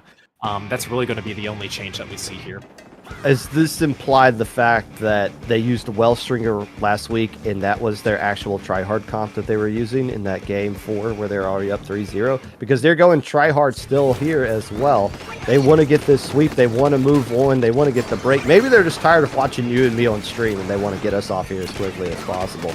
Either way, Wasabo not able to really get set up because apparently the pencil of Bagel outranges them. And, well, things starting to look pretty good. I think the colors are wrong. I believe the orange team is Black Lotus here, as Noctis trying to work around this right side, trying to get a splatter two to open up the door. Yeah, colors are now fixed incorrect too, as Grugru able to take the tower. 2 players are going to go down on both teams, but the tower's just going to be touched there for Grugru. Anger trying to push forward, sees Bagel and Biscuit as Biscuit's trying to go forward. We see Azuka v Zuka, but Anger going to be getting that one and staying alive, backing up just enough to avoid getting splatted by the bomb here. So Fluffy Black Lotus not letting Grugru really take control of mid here in the first minute. And this might be an opportunity for Black Lotus to try and get past this first checkpoint. Of course, it's still very early on in the game, but I'm very impressed with the lead that they have right now, Popgun. Well, this is the best opening minute that Black Lotus has had in this entire set. It's what are you going to do with it going forward? Because Grugru doesn't really care at this point with just the first checkpoint falling down. But the most important thing to take away from Black Lotus right now is that you are holding space. You have control of mid. Yeah, well, your players are staying alive, or at least your pencil is staying alive, so everyone can jump right back in. You're not making the game-losing mistake at this point. And actually, it is Grugru that is going in here and not winning these 1v1s. So now, finally, Anger and Noctis being able to work together to start pushing up that left side. This is the play they've been looking for all set long. Finally starting to land for Black Lotus. Yeah, this is actually looking really good for them as they continue to have a player advantage and a lot of map control. Wasabo being the person on the tower who you want. 3 are going to be down on Grugru, as we'll see if Black Lotus approaches the third and final checkpoint if they can, but 2 players are going to be down. Biscuit with a little bit of a flank, able to take on Noctis before or right after they get the bubble out, but quickly going to take the bubble out there on the tower as a few of their teammates were there to support. So, again, a solid lead for Black Lotus, but if you're, we obviously kind of know what Grugru is capable of. There's no way that we're saying that, they're favored to win this game at this point. That's not the narrative that we're trying to push. We're just very impressed with how well that they pushed in the first half of this game. If I'm Black Lotus, I'm more than happy to surrender that first checkpoint and live and die at this second one right here. I'm not going to feed all the way in. The first checkpoint's clear. Now let's build up those specials. Now let's throw those ink strikes slowly at the tower to make sure to slow them down with the rest of our players getting in position to clear things out. But Gray never really got eliminated from the bats, and now they're starting to push up. The second checkpoint clears as well, as lead is going to fall into Gruger's favor. But Bagel being the last player left alive, Black Lotus can force them off this tower and keep this one manageable. Keep in mind, Black Lotus has already cleared those 2 checkpoints, so that's not going to slow them down en route to them trying to get the lead back. Step 1, though, is going to have to be breaking through to this defense that Grugru has in mid. Yeah, and even if Grugru just plays the 1v1, the mid game this entire time, they're capable of winning the 1v1s. There's really no question about that. So there's really no need for them to extend and push forward.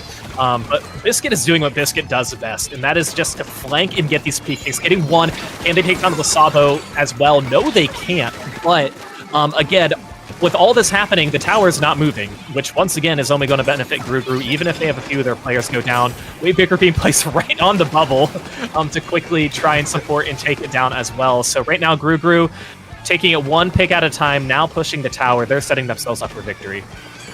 Can Black Lotus extend this set somehow? Bagel throwing the soda machine got taken out by that little clam thing because it was too high up on the tower. I was wondering if it was going to block some things, but I actually know it got blocked itself as Biscuit's trying to get the splat on Anger is able to do so.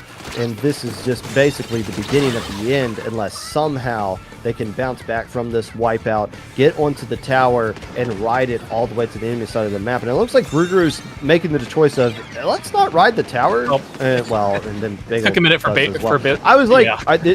Why not just let it go back to mid on its own and say, let's force you to come get it. Instead, they're keeping it on this plat area. Knaves isn't going to get onto the tower somehow, but Grugru completes the sweep 4-0, and they're moving on to their date with Metro. Yeah, that's a really solid win for them here. Again, I loved what we did see from Black Lotus in the first half of this game.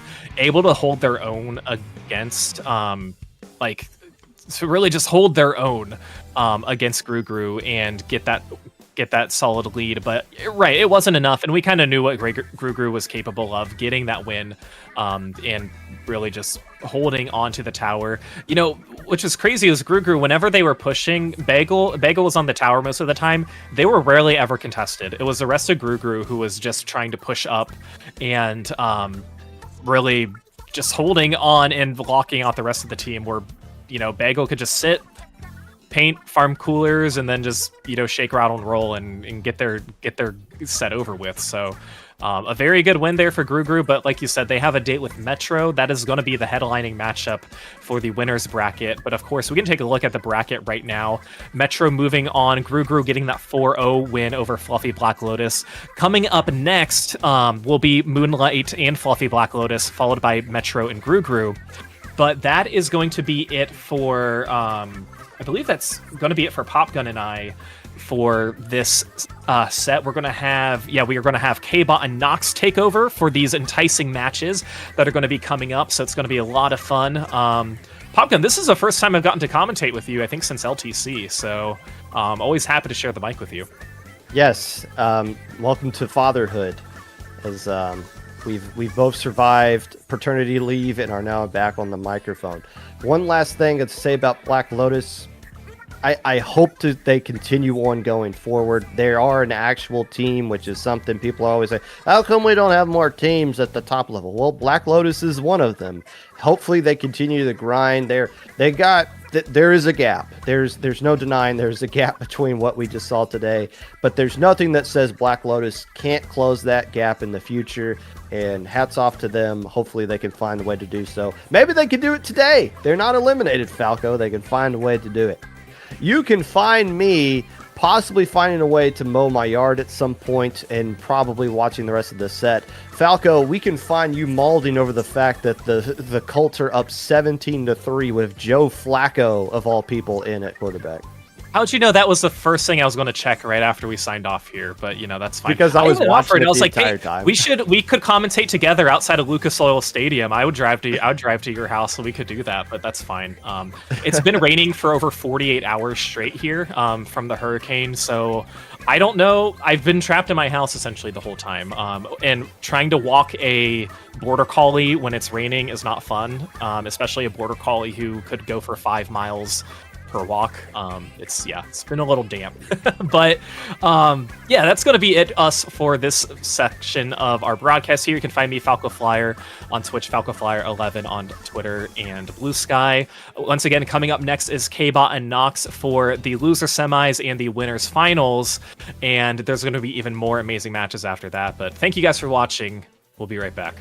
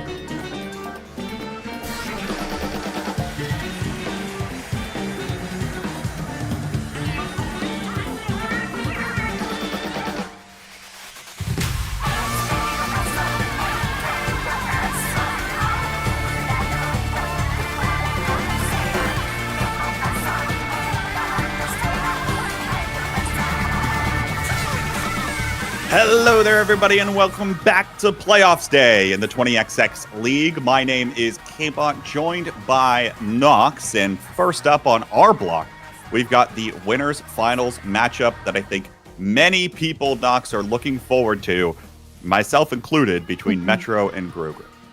Yeah, I think this is a set we can expect to see again later, potentially. They are definitely the top two favorites, not with a lot of questioning there. They are both very, very strong teams, very well-known players. And the fun thing here is we actually both have different opinions on who's going to take this. I think I am very quickly realizing that I am still in the minority for believing Metro is going to be able to pull this out in general. I think I give them the edge because they're a faster-paced team, but I think the one thing I didn't consider when I was making those calculations was the fact that Bagel's coming in. And I think Grogu in this iteration, not to say that they were weak with Obito by any means, but I think that with Bagel coming in, it allows them to do a lot more things and flex some of these mechanically talented players onto weapons where they can showcase just how mechanically talented they are. Game one, we're loading into right away, is going to Tower Control on Inkblot Art Academy. Very standard stuff we expect from both of these teams. Yeah, it's a classic map mode for a reason. Players love it. I like seeing the ranged blaster coming out of Gray here, a player we didn't get to see on more aggressive weapons for a lot of years. Finally on them again, and doing exceptionally well on them, as Gray has done on everything. Quick opening here from Metro, looking to really start taking up space in mid and doing it very successfully. Yeah, I love to see those strikes used, forcing these members of Grogu back. Now it buys Atomic some space. Nice direct from Gray to find the trade there. So it's 1-for-1 in the middle of the map, but Atomic's right back in, of course. And we're actually going to watch Metro start to seem like they've got a little bit more momentum. Strikes come out, cause some chaos on the enemy plat for a moment. But Gray's still sticking around, comes up with two, throws out the Wavebreaker, again to refill that ink tank. But that's a very good defense at the first check, something you don't often get to see on this map.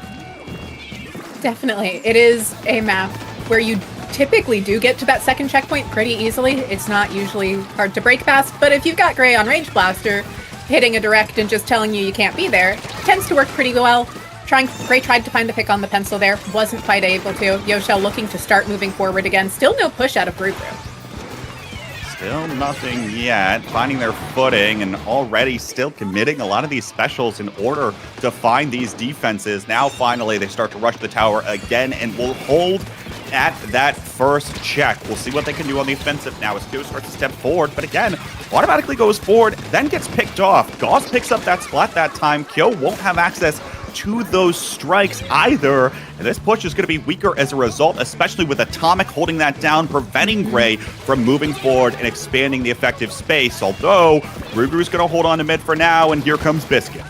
Here comes Biscuit, the classic story of Splatoon 3, it feels like. Biscuit has spearheaded a lot of pushes for a lot of top teams and is able to do it very consistently. There's the first checkpoint of the game going down, moving quickly towards the second. Bagel riding that tower, gonna have to reposition, but gonna be fine. Biscuit still holding that upper area in bats. Finally taken out by Gauss. That 52 gal is so hard to deal with. Oh, well done to find a triple from Goth. Atomic's going to go down right on top of the tower here, and Biscuit and Gray still sticking around, hoping that their teammates can jump back in after the tactical cooler, and Biscuit's going to come up with one as Zenith attempts to drop. Now Gray has to try to find some kind of position here to utilize the range of this range blaster. It's in the name, and can't quite seem a way come away with it there. Gauss charging forward, finds yet another, is going to get punished for it all the same. The Wavebreaker is down, and Grogu still continues to hold a lot of the space here on plat. Now it's another 2 down for Metro. Atomic tries to go right on top of the tower, but gets taken out immediately, and Grogu still is withering the storm. They are. They're really doing a great job at making sure they always have a player up to jump into, to make sure they can get back in super quickly. Kyo finally having to jump out there, but that's such a strong push. They're going to be able to hold mid, and Biscuit already starting to make things happen and try and get that forward momentum back. I'll tell you what, one thing that I've noticed Gru so far today is it feels like to me they're playing a lot faster than they have in some of the previous games from the regular season, especially with a player like Biscuit, who wants to be incredibly offensive here on the shot compared to Obito, who might have stayed back a little bit more. This is a different feeling right now for Gru, and it seems to be netting them a lot of success. We'll have to see whether or not Metro can try to find the counter punch here, because they've still been on their heels so far. Still waiting, and Biscuit's gonna punish again. Atomic goes down. It's a 2-for-2 trade on top of the middle of the map, but right now, that benefits Gru. They've got it down to 14 with a minute left. I mean, we're just seeing, I think, Gru playing truly about as well as they can right now. Metro is by no means a bad team. It just is showing off the mechanics of these players so beautifully. And obviously, they're players we all know very well and have known for what feels like forever at this point. They are exceptionally good at what they do. And even when they're making mistakes, Bagel's able to be there on the pencil to cover up and hold the space that they were taking up before that. You saw those strikes come in. Atomic was thinking about lunging in with them, but it was at least enough to get Gru away. Biscuit actually went around the backside. Now it's going to start approaching this tower and try to charge against Zenith. Able to find one there. Will he be able to find a second? No. It's going to be Yosho coming in on the back lines in order to clean up. But even still, Atomic and Goss now are the ones forward, trying to apply pressure forward. It's an uphill battle here for Metro, as they've got to go all the way down to that 14-point mark at the third check. Right now, they're approaching the second. They still have to continue coming forward, but the onslaught of Blue Ink comes right on top of the tower, and that is a combination between that range and that slosher that is going to be incredibly difficult to dodge when you're trying to stay on top of it. Game one here, relatively convincingly, going to Gru. Yeah, and to be fair, this is a map, at least for me, that I think about Biscuit, Bagel, and Kyo playing well on. I feel like I've seen them play here exceptionally well. What feels like an innumerable amount of times. Part of that is just having seen these players so much for so long, though. Yeah, obviously, and it feels like insane synergy there coming out from all of those players.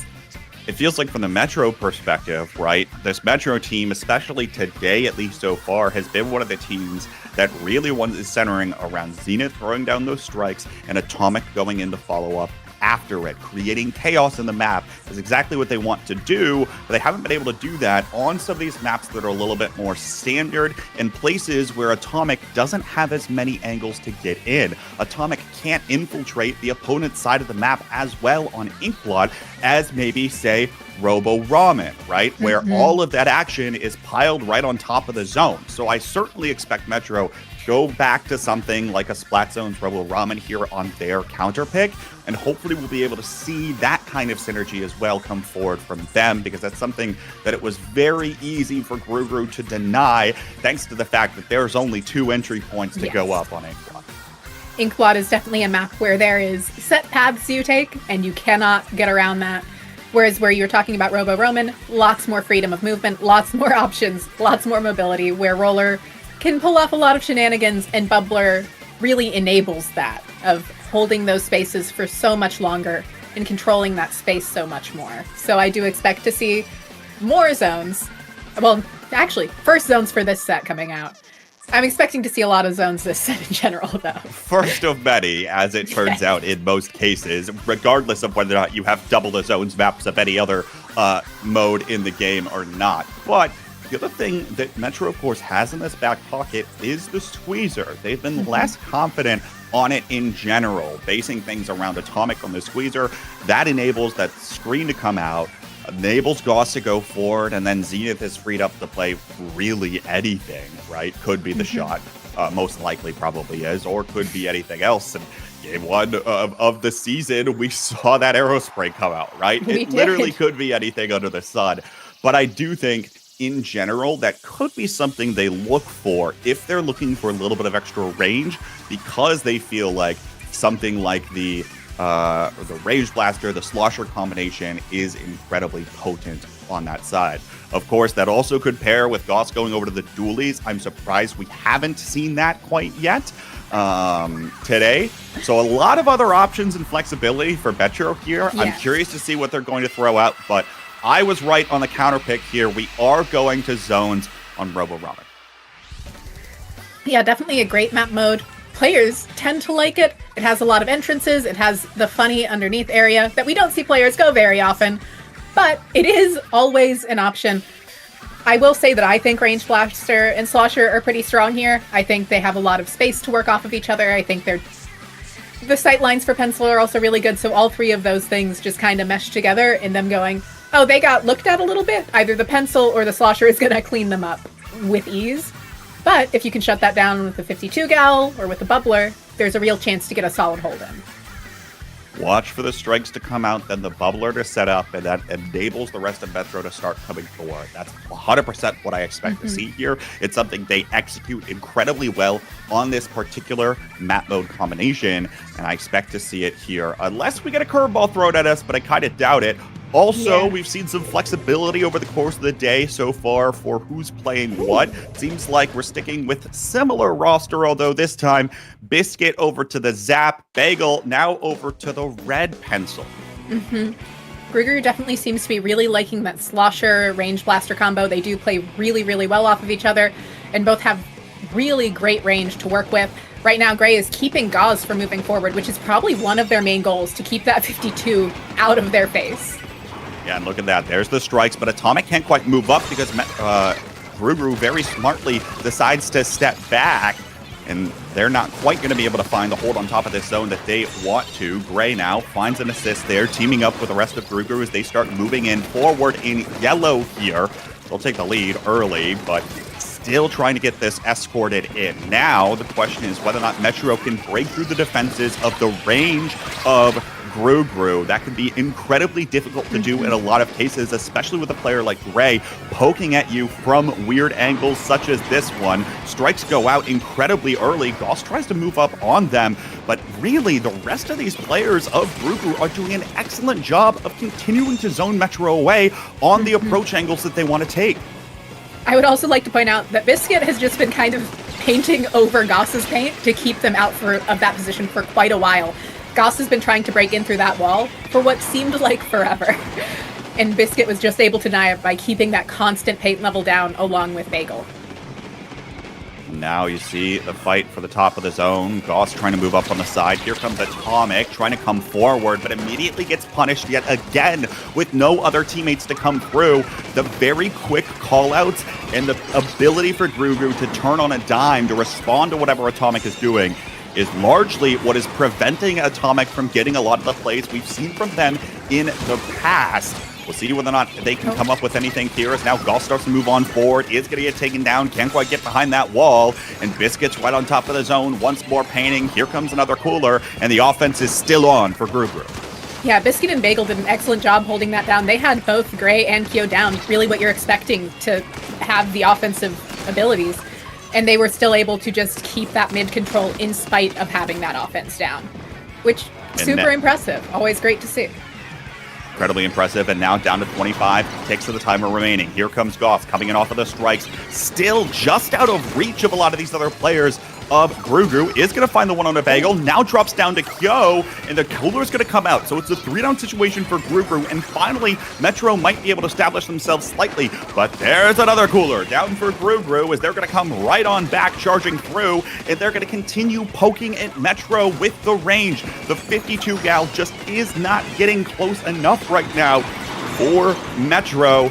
And now we see the strikes exchange on top of the zone, evens things up, applies that penalty even temporarily for Metro that they still have to work through. They'll hold on to the zone for now, but it's not looking likely to hold on for much longer as Gray's going to come up with yet another one onto Yoshell just after they drop that cooler. Just a little bit to go. It seems like, Nox, we're heading towards knockout territory here for either of these teams.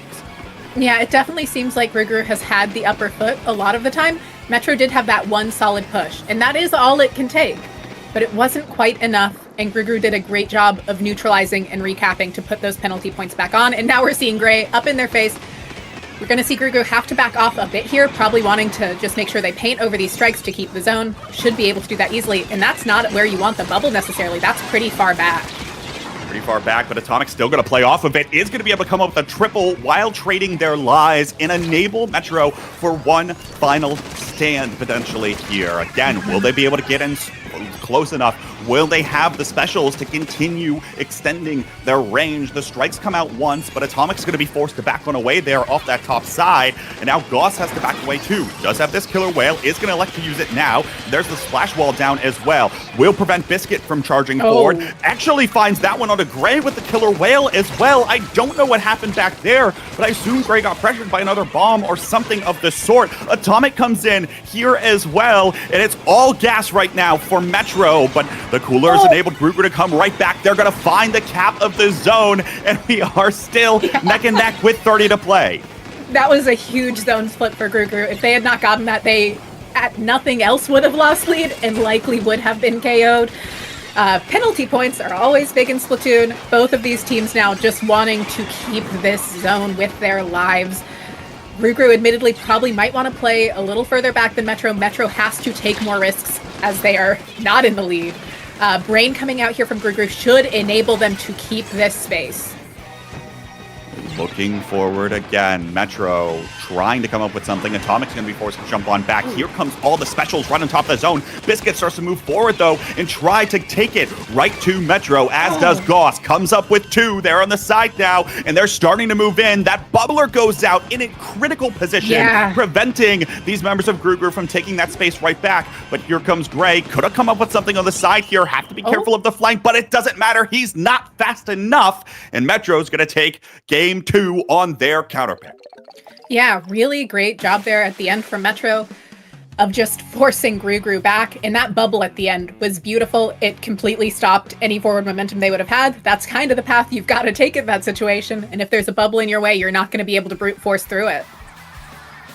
Well done by Metro to finally find it there at the very end. Last possible moment. This is the team that wants to thrive on chaos. And if they create the chaos at the end of the game like they just did, they still have a chance of coming out on top. And they were able to do so there. Again, a lot of this is about who controls the pace of the game, right? And I've talked about this in a variety of different spaces. Metro wants to try to play it a little bit faster. They want to get in your face. They want to have some of those short-range interactions. And meanwhile, Gruger is really trying to look to slow things down. Range Blaster, Slosher has the range. Slosher over the 52 wall even, right? When that gets thrown down. So really, Metro was struggling in a lot of those cases to get in and finally find a way forward. Pop that bubbler down at a spot that is that consequential. They were finally able to do it there at the end of the game, and it's what seals it. But now, of course, we're on to Gruger's counter pick. They've got a lot of different options here, and we've seen maps previously where Metro has struggled to play this kind of style. Yeah, I can imagine that on maps with fewer entrance points, it'll be harder for them. They really kind of need more entrance points to be able to create that chaos that you were talking about. Only having one way in, kind of hard to create a lot of chaos, because they can go, well, we know where you're going to force it. We know where you have to force it. We can just put our Range Blaster and Slosher out of your range and poke you from a distance and play it super safe. That's the advantage Gruger can have on a lot of these maps. I'm sure they're fully aware of that and are going to play into that to their full advantage. I'm expecting TCR zones. I can't imagine we see Clan Blitz here. Wow, it's TC Haggle. Shocking. It's TC Haggle. Who could have seen this coming? But no, I think you're absolutely right. Hagglefish, very flat map, a little less room for, like, you feel like it's an open map, right? But in reality, there's not many ways to go as you're trying to move forward and try to apply further pressure. And you're fully visible on all of them. Excellent point there. But the other reason why they're going with tower control instead of splat zones is because what you saw at the end of that Inkblot game, when you try to apply the combination of the Range Blaster and the Slosher on top of the tower, nothing can stand in its way. And that focused ink coverage with AoE is exactly what Gruger is going to look to do here in order to net themselves yet another one. Now, of course, they can't win on only tower control in order to take this set. They'll have to win probably at least a zones game at some point or another, but I expect them to be the favored here in this game 3. We're coming down to it, Nox. While maps might look like they're going one way or the other pretty convincingly, I think the series as a whole is going to go right down to the very end. Oh, absolutely. I think both of these teams know how to do their counter picks super well, and that's going to play a huge factor in these games. just knowing what your strengths are as a team and as players makes such a huge difference. And look at where Gray's setting up right now, knowing that Goss is probably going to want to go that way. Admittedly does get picked off by the pencil there, but Bazooka comes out, holding them off for a little bit. Gray will have time to respawn. And that's 2 down on the side of Metro. Grugru's probably going to start thinking about moving forward here. Certainly going to think about it. Indeed, they'll take over the tower for a second, but Goss is going to lock down this side of the map to prevent Go from moving forward. Atomic tries to find a way forward as well, but can't quite seem to do that because, again, not a lot of side angles to approach from in that narrow corridor on the side. Atomic starts to go forward here. There's the big bubbler to shut down one side of the map and enable the rest of the team to come on through. As Atomic starts to take some space here, but it seems like Grugru jumped out and backed away, enabling Metro to take this space. And now I expect to see things go right back the other way as Biscuit comes in with a massive Zuka, finds 2. The Wavebreaker goes down and the push is neutralized. And just Atomic left up, they should be able to force Atomic back pretty far here, able to find the pick even. Kyo, working on finding more space on right, does have to jump out, but has that cooler, so there's truly no consequence.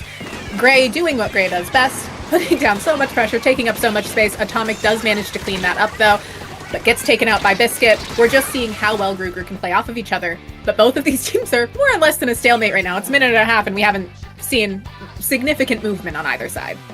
Wipeout comes through, but with only 2 members online, Metro can't do a lot on the other side of the map as they get the rest of the members to jump on in. Everyone gets the tactical cooler down. Now they have to find some way to actually go in, but they got to be careful as well because here comes the approaching on the tower, and Biscuit pops that Zuka yet again. If you're a shot player, watch how Biscuit plays this weapon. Yes. Every time he's popping the Zuka, it's because he has a very specific target in mind. He's not Hail Mary throwing the Zuka out just to try to hope that he gets a pick. He knows exactly who he's going to take out with it and finds it almost every time. Kegel looks like they're going to get taken out there, but lived for far longer than I would have expected. Zuka does come out, helps keep Metro off of their space for a little bit longer, keeps Atomic from moving forward specifically. You really don't want Atomic to be able to get up and around that tent area. Gray poking at the tower, range blaster. I don't know if you've noticed, perfect range for hitting that checkpoint. And that push will get stopped yet again at that checkpoint. Both these teams struggling to get past this checkpoint, but really haven't seen a lot of offense here from Grugru at all. Expect to maybe see that come out, but Atomic once again set up in their courtyard. Has that big bubbler now it's going to try to approach, but is going to get taken down in the process. And as I say that, of course, we're going to see Grugru start to come on back. Gray misses that direct and allows a jump back and then gets taken down. This push doesn't seem like everyone's firing on all cylinders all the time for Grugru.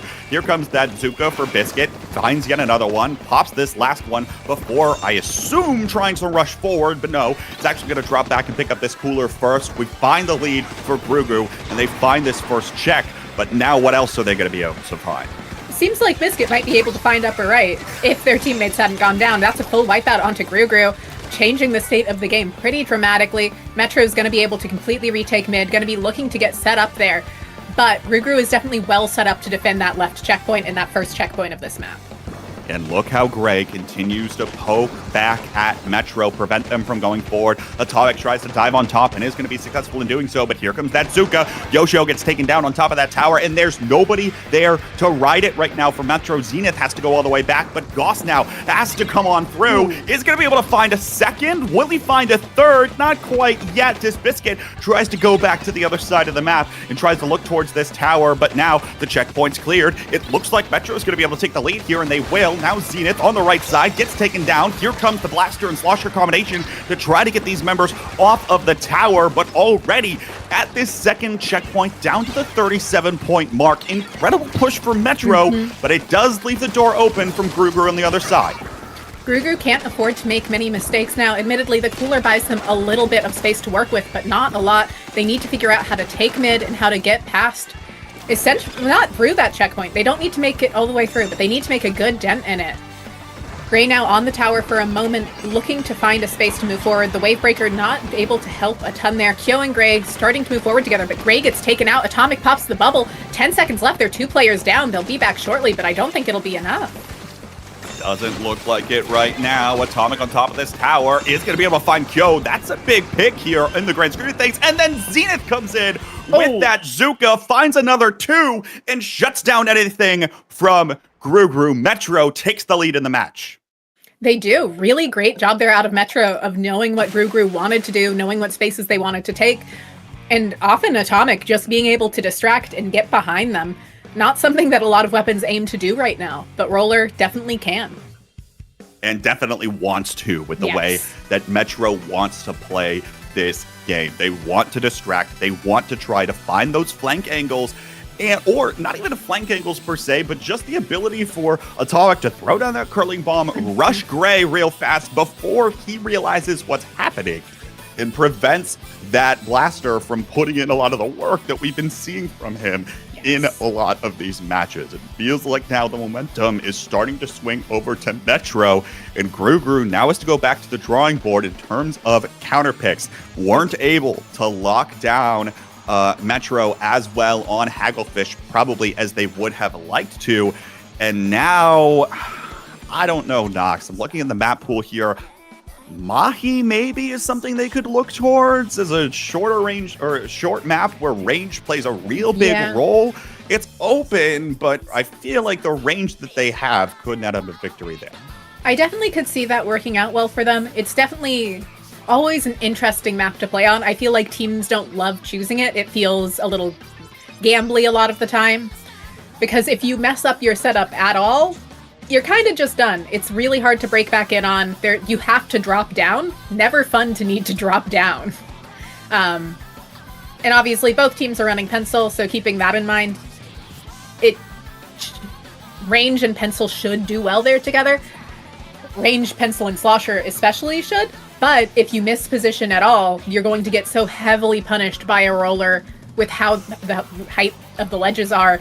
And also by Gogs just going, I've got a wall and a 52-gallon oil. What are you going to do about me? How are you going to make me not be here? Well, we might have talked about it, but we're not going to see it, at least not yet. Gru sticking with their guns here, going for the last tower control map in the pool. All 3 tower control maps are now out.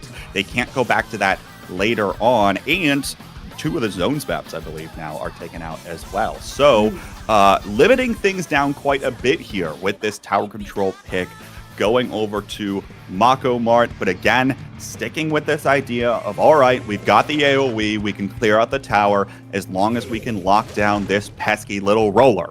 Yes, and I will say, it is probably Slosher's best map in the game. Can't really deny that one. Stacks are super strong for it. Gray should be able to move around well enough. I like seeing Biscuit on that shot. Biscuit has been doing exceptionally well with those Zukas. I know we don't love giving credit to Zuka, but when it's used well, it is still impressive.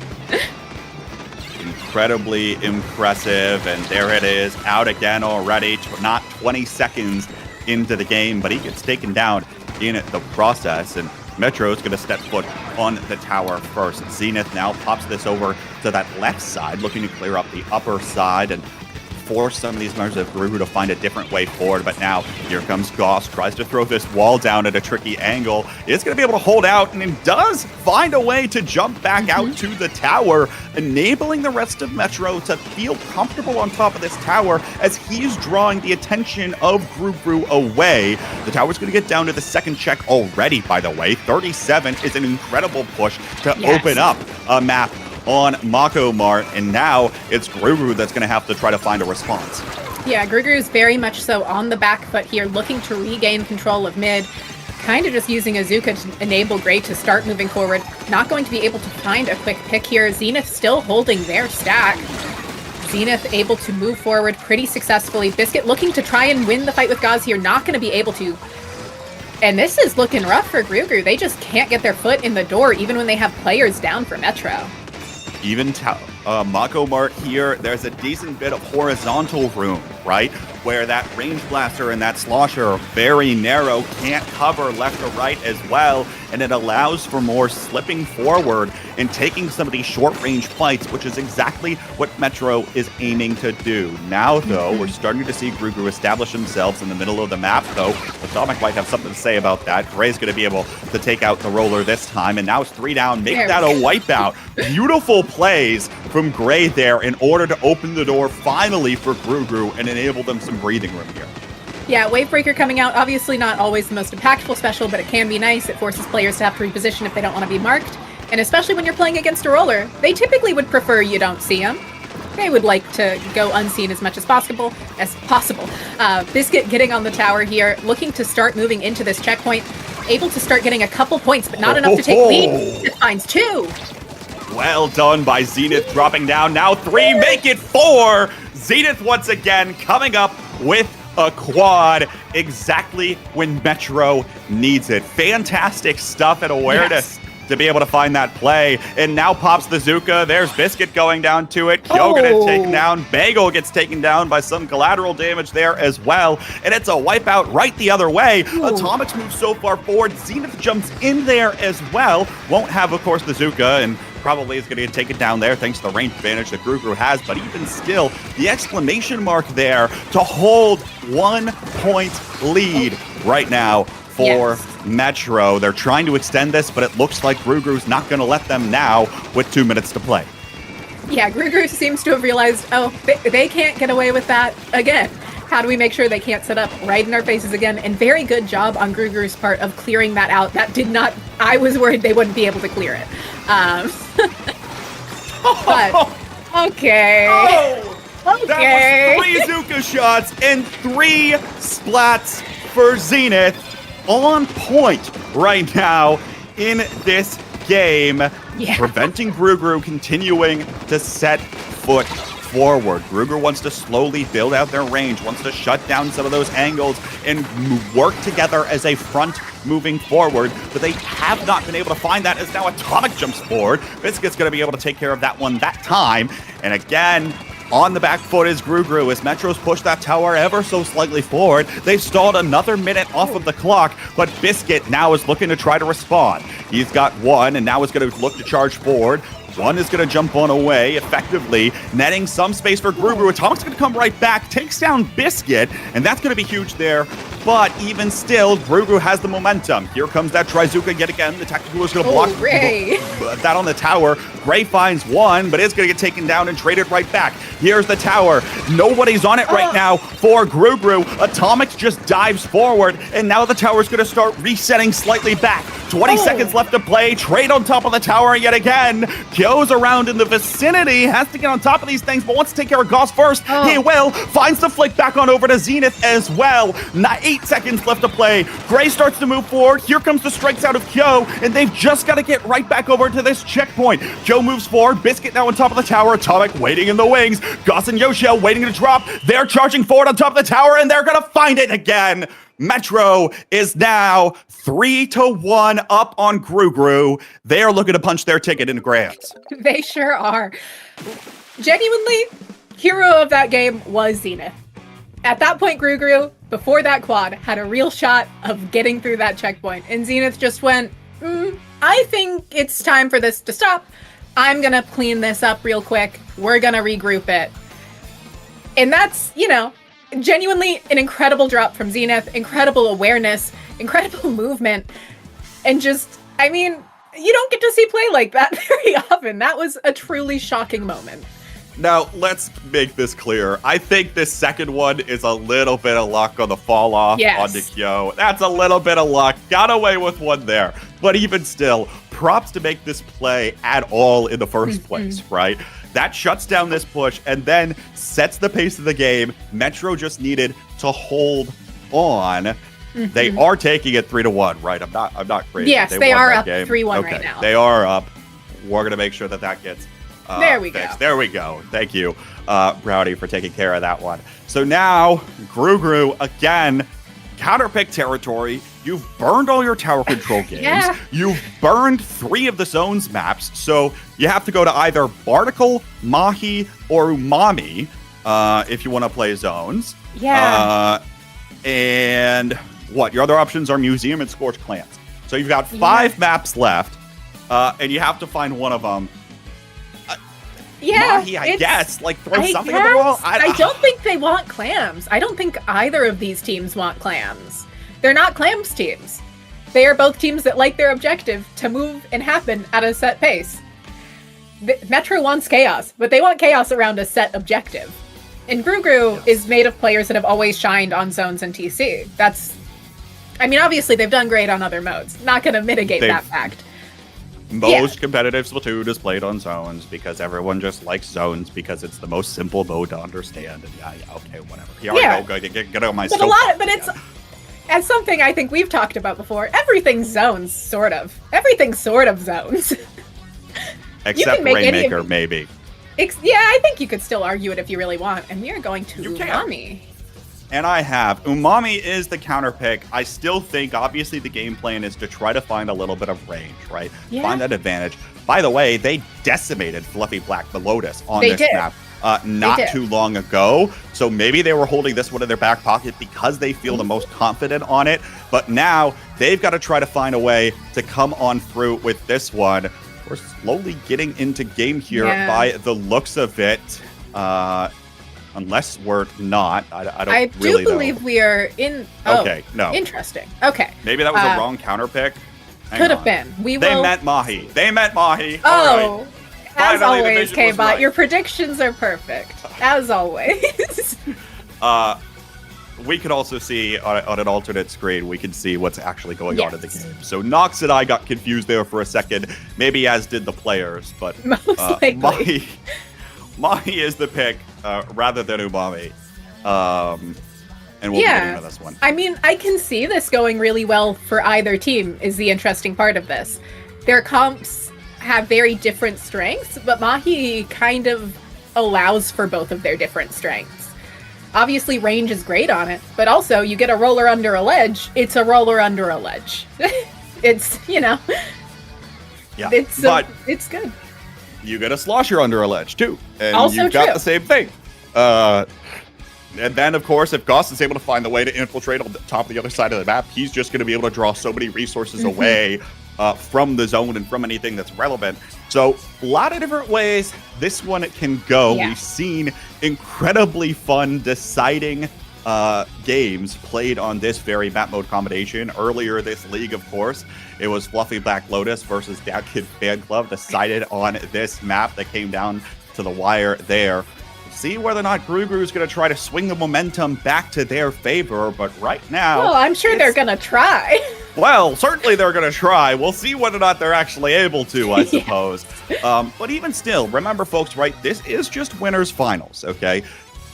This is kind of a data collection phase more than it is anything else. I think both these teams are probably confident that they can beat whoever comes out of the lower bracket. Yeah. I think you kind of have to be if you're looking at it this way. And of course, they've both, they've already beaten both of those teams. Yes. So I think they're both feeling pretty confident heading into this one. And now seeing a slightly different permutation here for the side of Gru. Biscuit to the 52, Gray to the Neo, giving up this range entirely, maybe looking to enable Biscuit more than anything else. I would agree with that. And also, Double Trip Strike is really strong on this small of a zone. If they need to force a flip, they just can. Doesn't ever hurt to be able to. We are seeing Atomic quickly moving forward here, though, looking to find one, able to, trying to find another. Kyo gonna probably have to back off here along with Gray. Can't imagine they can safely stay there too well, especially with Atomic. And yeah, Atomic's just exactly where they want to be. Right underneath that ledge, just chilling out, trying to use those vertical flicks, but now it's going to get pushed back thanks to that Slosher coming forward. Here comes one set of strikes on through to the zone for Gru, but they're not able to follow up much on it at all. Zenith is going to get stuck and gets taken down there, but even still, Yoshell is back on that pencil to secure the zone. Biscuit versus Goss in the 1v1 Ditto. Goss is going to get the best this time around, comes up with a second before going down and traded out by Kyo. As the cooler comes out here for Gru as well, they still haven't been able to find their way on top of this zone, and now Atomic's forward, taking care of a couple things, finds a trade there on the Biscuit. Beautiful flick, by the way, for Biscuit to even come away with a trade there at all. And finally, Gru will establish themselves on the zone. Yeah, Gru definitely is going to be more comfortable once set up. Them not getting the first opening there was probably not what they wanted. They are definitely a team that wants to be set up in the zone. They luckily have been able to now. Trip Strike's coming out on the side of Metro. Same from Gru though.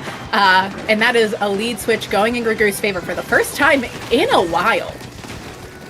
Yes, Very much so, and they're going to be looking to hold on to this as best they can as the water levels are going to drop. Yoshell finds one of the Biscuit, who is trying to flirt a little bit too close to the other side of the map without having a lot of presence there, and now immediately zone taken back away. Penalty is applied, while Yoshell might have gotten taken down. Kyo actually causing a decent bit of trouble. Yeah. He finds two as Zenith gets taken down there as well, enables Biscuit to get back on top of this zone, and now GruGru once again has control. Killer Whale coming out, forces Goss to run away, looks for one as he tries to get trying to find something on the exit, but can't do so there, and it's just an Inkpath right on top of it. 2 down on both sides here as Metro paints the zone green again.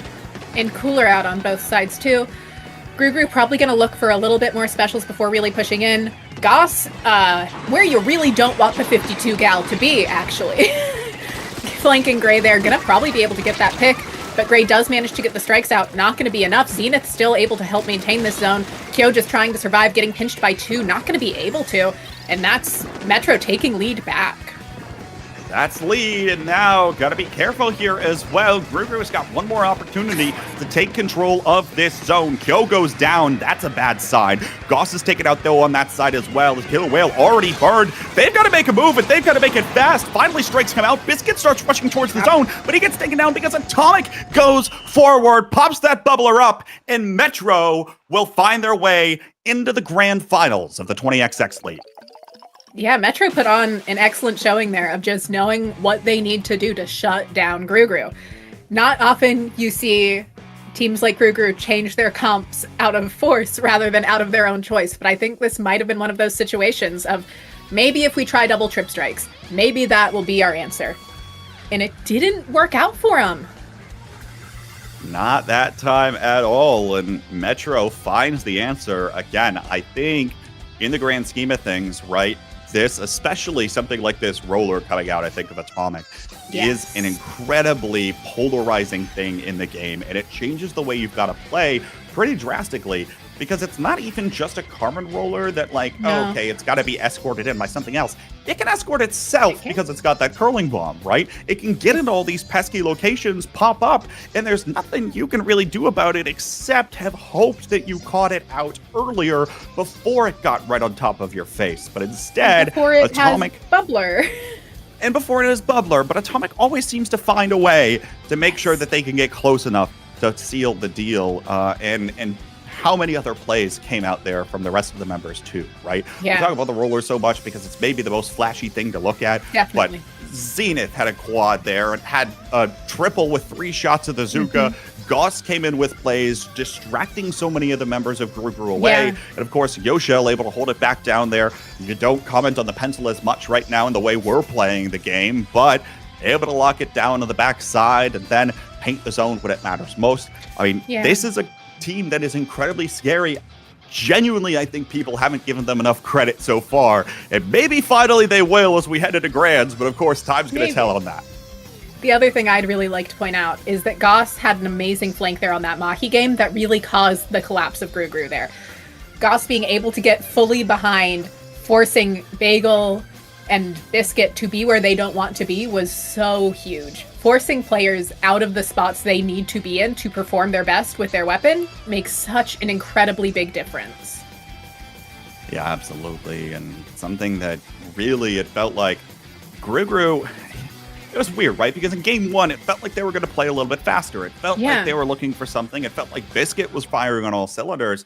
But then towards the end, maybe they started settling back a little bit Maybe. more, especially at the end of that Mahi game, right? Mhm. I'm surprised they didn't pull the trigger as quick as they could. But that said, it's also because there was someone from Metro in the way, right? Atomic was so- very good at being very in the way. Yeah, right. And that's a Hard to problem. move forward when you drop into a one-shot. Yeah. You Very can't much so. take that risk usually. Sometimes you have to, but you avoid it at all possible costs. Yeah. So, in any event, Metro, of course, will move on. We'll see them again later. We'll see GruGru again later. But now, GruGru is awaiting the winner of our next match between Fluffy Back Lotus. Wow, I can't talk. That Fluffy was- back. I also can't apparently. Ah! Fluffy Black Lotus. That's not just you. I think that one's a tongue twister. Maybe a Or we little can bit. claim that to make ourselves feel better. Something like that. Yeah. At least it's no Irish wristwatches. Yeah. But It's hey, not a 12 syllable German word, so that's pretty good. Yeah. Pretty happy with that, actually. Yeah. Well, I was going to say, on another note, Moonlight, of course, right? Yes. Both these teams felt like in one of the pre-shows, very much hyping up the national pride, right? Of course. Fluffy looking for more of the European German pride. Moonlight looking for more, rallying the fans of North America behind them. So interesting there, of course, as tensions are pretty high. I think the realistic goal for both of these teams, obviously everybody wants to win the whole thing, right? Yeah. The realistic goal, I think, for both these teams is to get third in this league. And so I'd agree. right now, I think this match will be pretty close, and I think there's a lot on the line here for both of these two. So it'll be exciting, of course, to watch. It definitely will be. I would like Fluffy Black Lotus to win, personally, just because I think it would be nice to see an EU. I'd like to see an EU team get to do well. We haven't in a while. Yeah.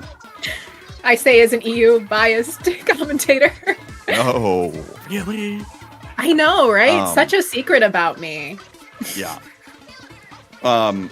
Of course, though, right, Moonlight is a team that has wanted this for a long time. You talk Yes. to any of their players, they want the respect of being in this conversation, being in the high level. I think a lot of the members of Fluffy want the same thing, right? Absolutely. This is kind of their chance to prove it against one another, right?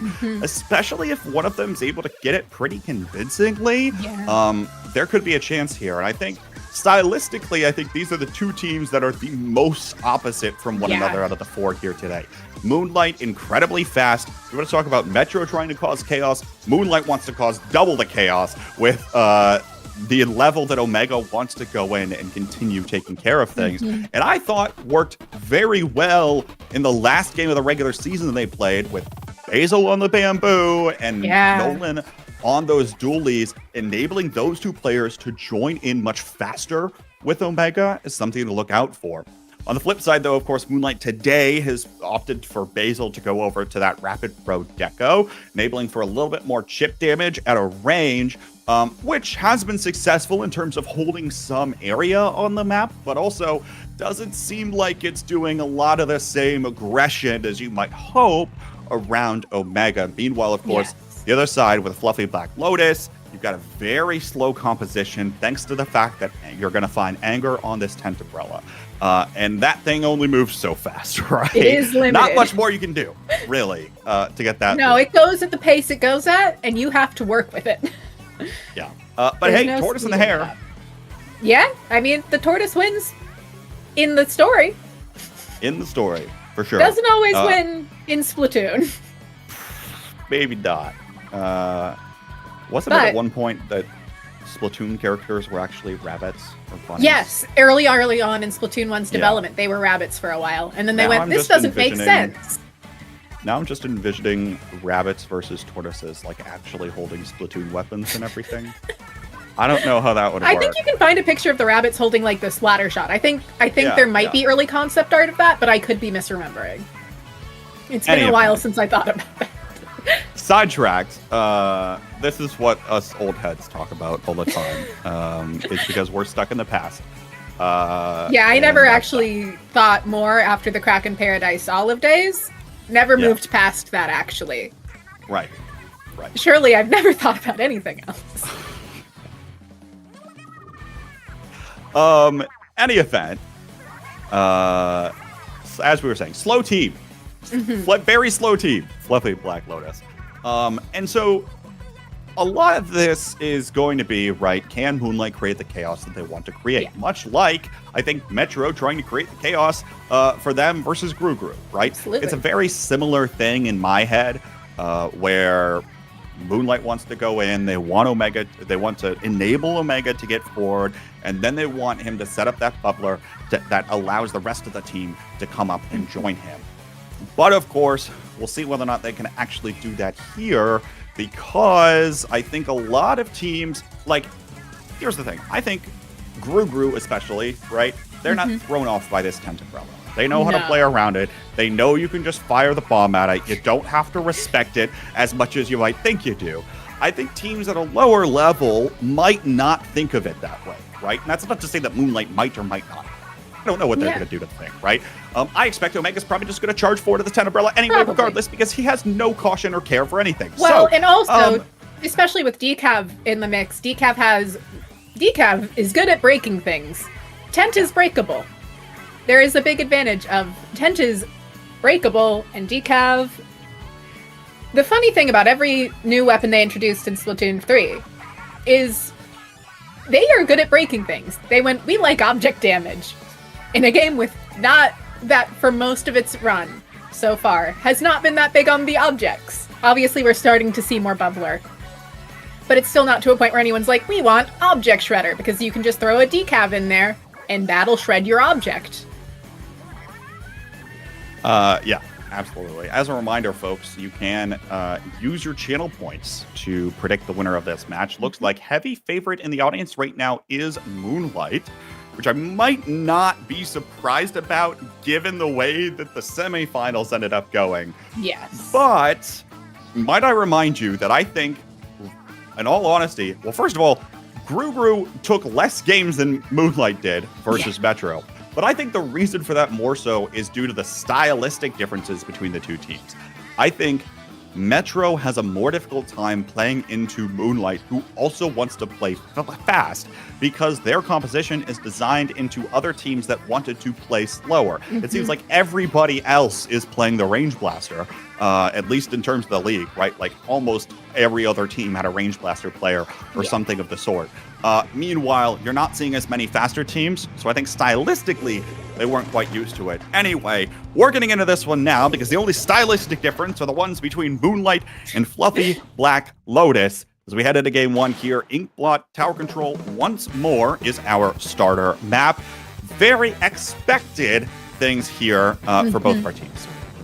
Yeah, Noctis on that blaster is definitely nothing to be surprised about. Wait, what we expect Maybe not to see. expected. Time out. Really?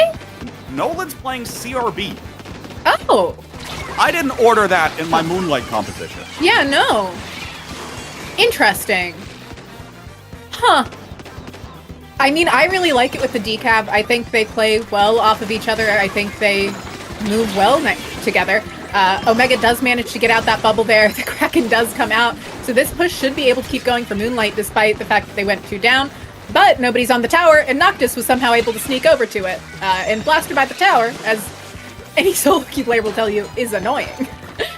Yeah, now Noctis trying to find his way down here. By the way, of course, Noctis over to the Vanilla Blaster here, enabling or opting for that Bubbler, right, which we've seen and talked about a lot over the course of the day here today. That doesn't make, that's not a super surprise for me, especially given by the fact that you've got 2 things that can help escort you in. Of course, the slow of the 10th Umbrella Canopy and the faster trip strikes coming in from Knives on this Tenatech. Now, Knives starts to move forward here as well, trying to look for Nolan, but now is going to get met with a deluge of purple ink. And it looks like Moonlight's still holding on here. Fluffy Black Lotus hasn't gotten a push going themselves here, and we're 90 seconds in. Yeah, admittedly, we did see a pretty similar slowed... It's a map that can be slow to start. It is also very snowbally once you're up and set up on flat, though, oftentimes. And it looks like Moonlight might be able to start making something happen. But Noctis does pop out that bubbler, slowing them down a little bit. Surprise Shadow stayed on it for quite that long. Yeah, a little surprised there, but just wanted to handle it and get it taken care of. Now, Omega starts to move forward here. His bubbler is going to get taken down pretty quickly. And is going to be able to move forward here, still dancing up on that left side of the map. Now finally gets taken down, but did enable the rest of Moonlight to come through. And now they're already at the second check. They're going to take the second check. Anger's going to be forced to jump on away. This plat is all purple right now. Noctis has to jump down to try to make a play. It's going to be able to find one versus Shadow, and Bazooka's going to come out. Meanwhile, Nolan chasing one away. Goodbye. See you on the other side of the map. Is Omega still on top of this tower? There's another bubbler past the 3rd check here as well. Looks like finally gets taken down. And finally, I think Black Lotus is going to be able to establish themselves here on their own plat. Nolan tries to poke. Now they have to work through Basil as well. But even still, Moonlight is keeping the pedal to the metal here. They definitely are. They don't need to back off, really. They're able to keep everything Fluffy Black Lotus is throwing at them under control super well. They had to back off for half a second to respect the strikes. They're not overextending right now, but they also are doing a great job at just neutralizing the 10, preventing Noctis and Anger from really getting the opportunity to move forward, and the trip strikes haven't been used in a way to brute force Fluffy Black Lotus in. Trade there on the left side. Nolan now forced to try to give some respect, but now is just going to pop this Kraken and go right after Anger, who's still trying to swim away. Anger, the Kraken tamer, maybe on this Tenebrella, and will be able to swim away to take care of business there. Now is looking for the top side here on the right. Basil's going to get up top here, and now incredibly good position for this pencil. The rest of Moonlight's going to come right back through, and they're going to take care of business versus this Black Lotus team. Anger forced to jump on away, and Moonlight's on the offensive again.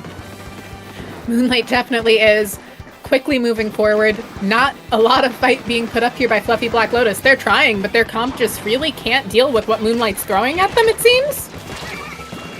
Just doesn't seem like they can find a foot in the door. And now here it comes again. Shadow right up top here, trying to back away. There was somebody on top of the tower. Omega in the position here to continue putting in work. Anger down there is going to be able to find a trade. And looks like some of the members of Black Lotus are going to be able to try to put pressure on this tower, but Knives is going to get taken down. Now Wasabi has to come forward. Not a good... Oh, that's a big direct. But that suction bomb was bigger. Suction bomb clears out the tower, and finally again, Black Lotus has a moment of breathing room, but they've got 30 seconds left. What happened to the time in this game? They're going to go another 3 down because Omega just dives right on forward, and the strikes come out as well. And Moonlight's just going to ride the tower, not let Black Lotus get a single point on the board. Oof. Not the start you're wanting to have if you're Black Lotus. It happens, you can come back from it, but it's not a great spot to be in mentally, and it makes it really hard to go into the rest of your games, especially when Moonlight was that dominant. Whew. Whew. Yeah. Yowza. Ouch. Ouch if you're Fluffy Black Lotus. That's not what you want to happen. Now, I don't know what you do about that. You go to a completely different map. Is Yeah? what you do.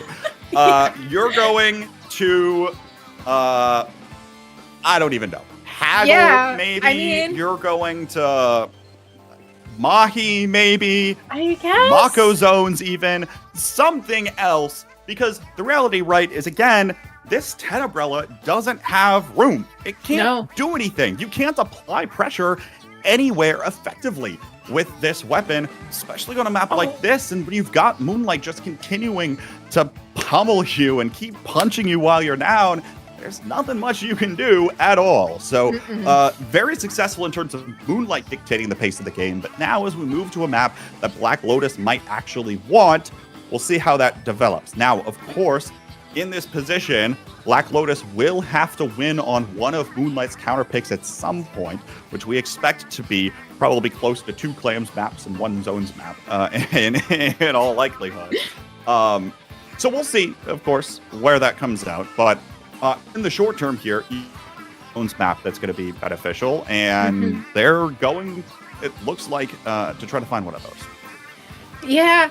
I mean, I can see Umami going well for them. It definitely seems like a map Tent has more chances on. It's a dual zone, which means mines are pretty strong, in my opinion. As strong as mines can really be. Because they can help neutral for that little bit of extra time. I think, not slightly off topic, but I am shocked at how few dual zones are in this game. Compared to the others. And the only one we use at all in comp is really Umami. Yeah, I suppose. I don't know. I guess I haven't. I thought say about is it the that only much. dual zones enjoyer, to be clear. Yeah. I mean, People don't like them. But I think they added an Manta also, but we don't really use Manta zones these days. Yeah, that's true. But I think they add in a really interesting element where a weapon like Tent is more viable. They care more about... You can control that one space so well and just hold onto it until your teammates are able to pull something off on the other side. So also, for the Tenebrella, much easier to set up on the offense. Yes. Right? If you have control of both these zones, you can pop that Tenebrella up. There's a nice ramp right up to the enemy side of the map. You can use that to escort your blaster player in. If Noctis is back over on the vanilla blaster, he plops down that bubbler, and that's opened up another side of the map for you altogether. So not only do you have the ability maybe to keep control of one of the zones, you can also take the fight over to Moonlight, or at least try to if they don't beat you to it, which they're looking to do here. Yet again, it is going to be, looks like that vanilla blaster coming in from Noctis yet again. And Nolan this time going over to the dualies, flexing around a little bit in terms of what we're seeing. But like that in general, Crab Tank here, obviously not going to be a terrible pick. Yeah. But again, watch how aggressive maybe Nolan can be with these dualies and whether or not he's able to play around Omega. Yeah, Anger definitely just focusing on this one side of zone, looking to move forward with Noctis, able to capture for now, but Noctis immediately goes down to Omega. Like you said, Omega just going so far forward and being able to use that cooler to escape if needed is so huge. But Shadow goes down, Noctis finds one, that's 2 down. Zuka's still coming out, but Nolan's able to stay up, but no, Noctis gets the direct. And that is at least points on the board. That is an improvement. It's only up from here for Black Lotus. Yeah, it's hard to do much worse than what they did. But hey, they're just as determined as ever, as now they are going to keep ticking down this timer. Noctis in beautiful position here in general. I misspoke. Does have the CRB for the splashdown here, which could help cap a zone. Yes. Now finds yet another one on the Omega. Nasty direct there. Probably a little bit of luck involved in that, but nonetheless, able to come away with it. Shadow gets taken down here as well, and now you see Black Lotus taking the fight forward. They're holding the line here incredibly well, and Anger's got another Zuka. Nolan's forced to back on away thanks to the fact that the splashdown was up there. It's another 3-down situation, and this is exactly what I was hoping Black Lotus would find. Yes. And also, an impactful use of splashdown, a sentence nobody ever expects to say or hear. But Noctis doing a great job here of just knowing the range of the weapon they're on, knowing what they can get away with, knowing how to use all of the blocks on this map to their advantage, and it looks like we're going to see a KO here. And there it is. Well, if you're Moonlight, you got a couple points on the board that time compared to none, but did you really? Pretty good showing from Black Lotus there. But hey, what do we think we're going to next, Nox? Let me think. A map where Tent will be nearly useless. So maybe a Mako? I can see Mako being a hard map. How about Clam's Museum? Oh, that would also work. Yeah, they do like that one. They have enjoyed that one in the past. They got one of their wins against Metro there. They do like that one. You know, maybe it's also smart, too, from Black Lotus to take away one of the Clams maps. Because remember, right, if you pick a map at all, it can't be played even if it's available in a different mode, right? So one of the Clams maps is Umami. Moonlight won't have access to that. I expect them to pick Museum, and they've been very hesitant to go over to Scorch at all in this league so far. So really, maybe they've only got one Clams map, which could favor Black Lotus at this point. It definitely could favor them. I don't see either of these teams necessarily wanting to do a ton more tower control, for sure. That I'm pretty confident in, especially Black Lotus. Tent doesn't want to play tower control that much. It doesn't like it. And they have to, if you have a Tent in your comp, it has to be such a focus of the comp. Yeah. The other thing, of course, we've seen Moonlight go over to something like a Zones Haggle, right? Which I would expect also could come out here, especially if they don't want to use the Clam Stomp right away. No, okay, apparently we're both wrong. And both TC Haggle it control, is, I guess. Tower Control Haggle. I mean, Tent won't like it. Tent won't like it, and they did incredibly well on Tower Control in the last one, right? So maybe there's something to that. We'll see what actually weapon they end up picking, especially unexpected. Like, where does Nolan flex? I think shot, probably. I Nolan's could be not wrong. shot. That's fair. Nolan does 96 sometimes, right? Yeah, I mean, it could be 96 Echo. We saw him play range on Inkblot. Yeah, and that's an option. We've seen dualies a lot of the day-to-day, right? So I don't expect think to see you the want dually any one here. in particular. Yeah, probably. I mean, Crab's not bad. It's just, it's not If Crab was what it used to be, I would say I'd expect the V-Dually here. No hesitation. But Crab doesn't do as well on this map anymore. I'd say Umami is one of its better maps, personally. I don't know. Genuinely, a little bit of a mystery here. It was a very unexpected counter pick. I can definitely I don't see think Black... it was, like, yeah, in hindsight, I guess it's not that unexpected. Maybe they just don't want to play down zones. Black Lotus. Yeah. Noctis really Noctis going on over the the range range. blaster. And Nolan on the range as well. Okay, so a little more similar across the board. Two Krakens, one on either side. Of course, something we've seen Nolan go to time and time again, and Noctis a little more hesitant to do so. Often goes to the Feet Blaster, or in this case, obviously the Kraken. I imagine probably also because that's just going to be easier to clear out the tower with in general.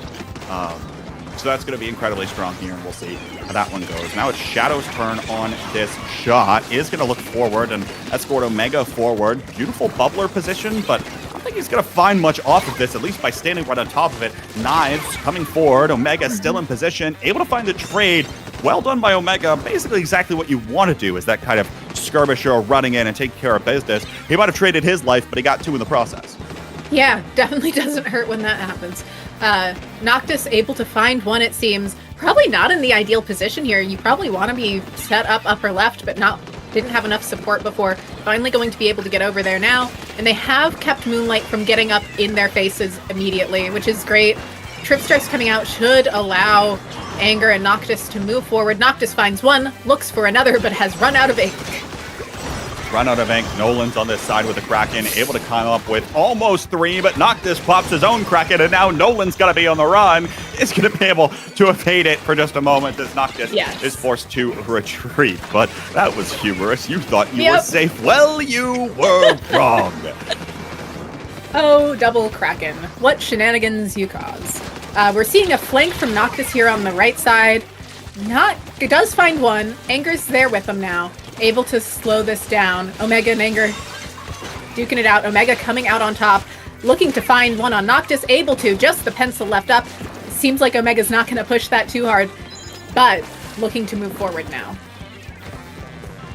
Looking at it here, and now still great position for Moonlight to be in across the board. Omega going to jump on back towards this tower, but actually looking to get up on this right side. Strikes are going to come out, forcing Shadow away. That's going to prevent this tower from going forward, at least for a moment, but it's going to get right back on top of it. Basil putting in the work there, finds one onto Anger, and now going to get back on the tower themselves. 2-down situation for Black Lotus. Nolan pops this Kraken way far forward. 2 jumps away are going to get off in time. And 3 jumps away are going to get off in time. Even if they're jumps away and not exactly splats, it's still allowed for more time to get bought off the clock. And Moonlight takes it down to that second check. And Nolan's putting in so much work on that range blaster, just truly keeping the members of Fluffy Black Lotus from being able to hold any position they might want to have. Also, really great bubble there. Kept Fluffy Black Lotus from being able to look at tower at all, enabling them to just draw out this push even longer. The longer you're pushing, the less time they have to push. Can't go wrong with that. Only 2 minutes left to play here, and once again, we're on a tower control map where Black Lotus has not gotten a push going themselves. Moonlight, once again, back on the offensive. They're getting right back up to this checkpoint, and now Nolan's going to be able to get the best of Noctis, although we see Shadow going down. Basil goes down as well. Anger comes forward, but there's the Kraken! Gotta love that one, as Nolan continues to make chaos happen. Now going right after Knives, who's going to jump away, but the tower threat has been neutralized, and 31 is now the mark that Black Lotus has to beat. Yeah, and that's not an easy mark to reach, especially when they haven't put a point on the board in 3.5 minutes.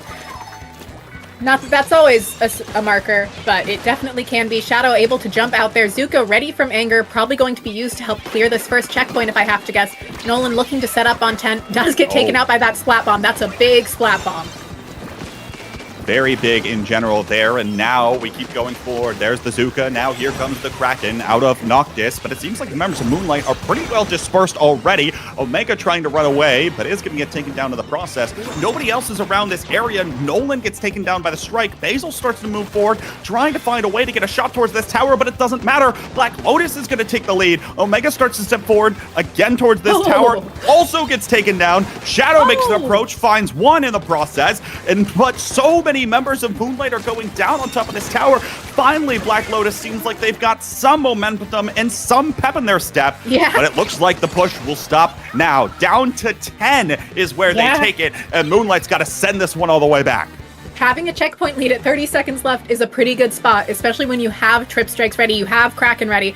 They just need to not overextend here, which is easier said than done when you know Omega's going to rush at you. You want to shut that down, but you don't want to push it too fast, too soon. Anger on the flank, causing chaos, being a great distraction, keeping players from being able to rush too quickly. Kraken coming out.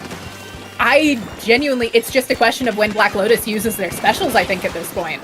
Seems early, but it seems like Shadow's going to be able to use his, finds one. Now the Kraken comes out of Noctis. He's going to charge right on top of the tower. It's going to start getting pushed off. There's the strikes coming on top of it, and that'll seal it. Black Lotus finds the tower control game just when we were starting to count them out after nearly 9 minutes of not getting a push going on tower control. They find it there at the very end of the game, take it down to 10, and take the game away. It seems like for Black Lotus, it is very much the case of if they get a push going, they can keep the push. They just struggle to get it started. If you let them get set up, they will set it up correctly. They will hold it. The problem is they have a hard comp to set up. Nothing about what they're trying to set up is forgiving. They have one misplay. They're waiting 4 minutes to get the game going.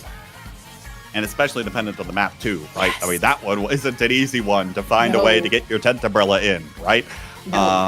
So able to do it there, finally at the end of the day, and now Moonlight once again have to find a counter pick. I expect to see the Clamblitz one this time. Yeah. I think they tend to hold on to Clamblitz Museum as their prevent it from being their first counter pick, just to wait till it's a little later in the set.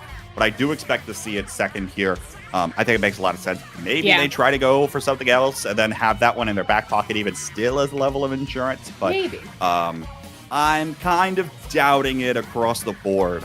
I think they're going to pull it out here and try to get some momentum back in this set. I mean, it's definitely a map that we've seen them do exceptionally well on. It suits their playstyle super well. It has so many ways you can move around on it. It has so many openings. And Bubble's really strong there, I think. Which, letting a decav go loose and just say, get us in. Pretty solid strategy sometimes. It worked really well for them for most of that tower control game. Until Fluffy Black Lotus just went, oh, we found our exact option. We found the exact one option we needed to get our big push. But especially with TC and zones, it does, and clams, actually. All the modes, really. You just need one big push. And then you can just hold, install, and be annoying. As a wise man once said, that I like going back to the quote, back in Splatoon 1. Splatoon is a game about your best performance rather than the sum of your performances. And the best performance for Black Lotus was that final push down to 10 in the last one. Maybe we're going to see something similar here where they can get all of the clams on the board, then dump them all in at once, because they have the ability to prolong pushes, right? As a composition that wants to play slower, and this 10 umbrella that wants to stall things out, and maybe a range blaster that you're hoping pokes around a little bit. They've got the ability to find that stalling potential. Just be a matter of whether or not they can actually have the clams to accompany it. And if we think back to Splatoon 2, which obviously we avoid when we can, one of Tent's original purposes was on Clamblitz. That's where it found its niche originally. And then we had a few select Tent players that played it a ton outside of that. But it used to be where you'd expect to see Tent, if you were going to see it at all. And I think that still makes sense. I think it is less necessary in this game. We have more barriers, more weapons with barriers that are strong, especially with things like Squeezer and both of the gals having walls. It is less in play. But I think if there is a spot for it, Clamblitz is high on the list. Folks, if you're enjoying the show today, be sure to donate to the prize pool for these teams, as they're putting on this show for you all. Your donation will go directly to the winners of today. So you can find that in the chat with !donate. You can see what's going on there. We appreciate your support of the teams that are competing here today. Of course, we're basically talking about this Clan Blitz map as a foregone conclusion that it would be the counter pick. It's good to actually see the fact that it came up. But, you know, it's expected with the way that Moonlight has been counterpicking over the course of this league, and it's no surprise to see it. It is not.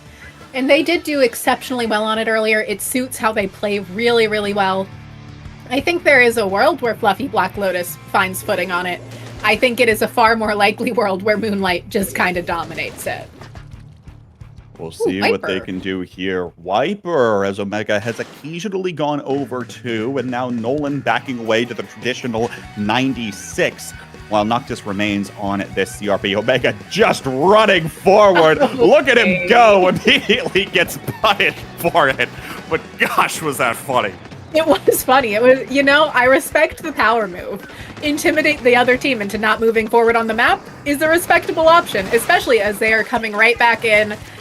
They know they don't need to worry about it too much. They know that their teammates will have cooler. They know a lot of things, including that they have QR and comeback. And now already threatening for the first push as Nolan's going to push forward with the Kraken. Zuka going to come out. Nolan tries to dive on top of the Tenebrella, but isn't able to come up with much of anything, and now is just going to get taken down in the process. 2-down situation, and a push that you thought was formulating for Moonlight ends up dissolving just as quickly as it was forming. And I mean, that could probably be in part attributed to a Tent and Blaster playing around each other. It does kind of wall out a lot of those areas. They kind of need to have the Tent out of the way to be able to move in quickly. And that's 2 down with the Zuka from Omega. That should be a pretty dominant situation for Black Lotus. I don't know if it will be a big push. It takes a little too long to get set up. It looks like it, and immediately the Zuka in response finds 2 as Omega charges forward all the same. Just as you are saying, it's difficult to get a push rolling. That's what Black Lotus continues to find, is they're just a little bit slower. But once it'll go, they will be able to unleash all of the claims they've built up. Haven't been able to do that so far, of course.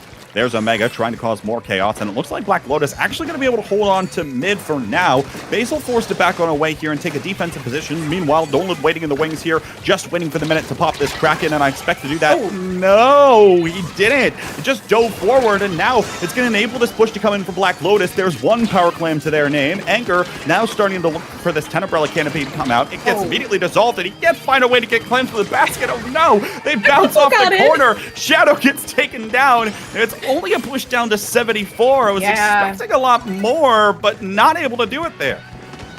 What I will give them some credit on is they are shutting down every shenanigan Omega attempts to get away with. They notice where Omega is. They go, no, you can't do that, Wiper. And then they do have to back off. On the other hand, Nolan might be looking for some good picks here, able to find 2, allowing their teammates a really clean path in, but the Zuka and Blaster are causing some damage, keeping them from moving forward, playing around their angles and ledges ridiculously well, to be fully honest. That was ridiculously good awareness and positioning out of Noctis. Beautifully done there. Looking to unleash the full Habibi mode, as he likes to say. But now, of course, Black Lotus regrouping, looking for more clams, as long as Moonlight doesn't steal him away first. Here comes the Kraken out of Noctis. Looks like got stuck there a little bit, but we'll start to lunge forward, and no members of Moonlight will be around for him to get slim pickings of. Kraken popped down out of Nolan in response. The second Kraken out usually gets the worm, and we see another jump away there.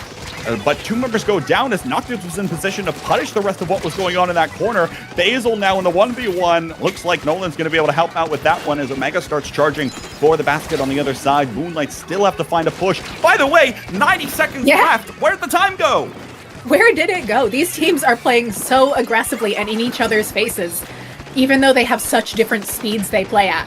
Fluffy Black Lotus has just been doing a great job of essentially slowing down Moonlight. That has been, I think, their main goal, and they just need to keep them off of their plat a little bit longer. But Omega's managed to sneak their way up past Noctis. Hammer's coming out, but gets cleaned up by the Pencil, Anger. which is Impressive. Anger taken down there, though, as well. Nolan starts charging forward here. There's one. Now one jump away. Noctis is the one that was taken down there, though, which is a large part of the range of this Black Lotus composition. They're still trying to hold off Moonlight as they continue to encroach forward. Another Kraken comes out again, but it's a 3-down situation as Omega starts jumping forward. There's the power clam going in. A second one is going to find the basket as well. 60 now is the number for Moonlight. Will they come up with more? Omega looking for a one. Trying to find a second, not able to do so there, and now Nolan's the one that's back, already starting to set up the defensives. A push down to 40 is fantastic now for Moonlight. Will Black Lotus find a response in time? I don't think they've got the time to build up the number of clams they need. I don't either. It is hard to get that many clams, especially on a map this spread out, especially when you go 2 members down. Looking to find space, looking to find map control, but they don't have enough clams. They have enough to get overtime, but what does overtime matter if you're not getting in? Kraken's coming out, annoying Anger, keeping them stuck. Anger not going to even be able to live it. They have no way to get forward. Their shot is on flat with their pencil. I don't think they have time to even get to basket at this point. Got about 5 seconds left here of overtime. There is nothing that is in the way underneath the basket. Noctis tries dashing forward, but is denied there.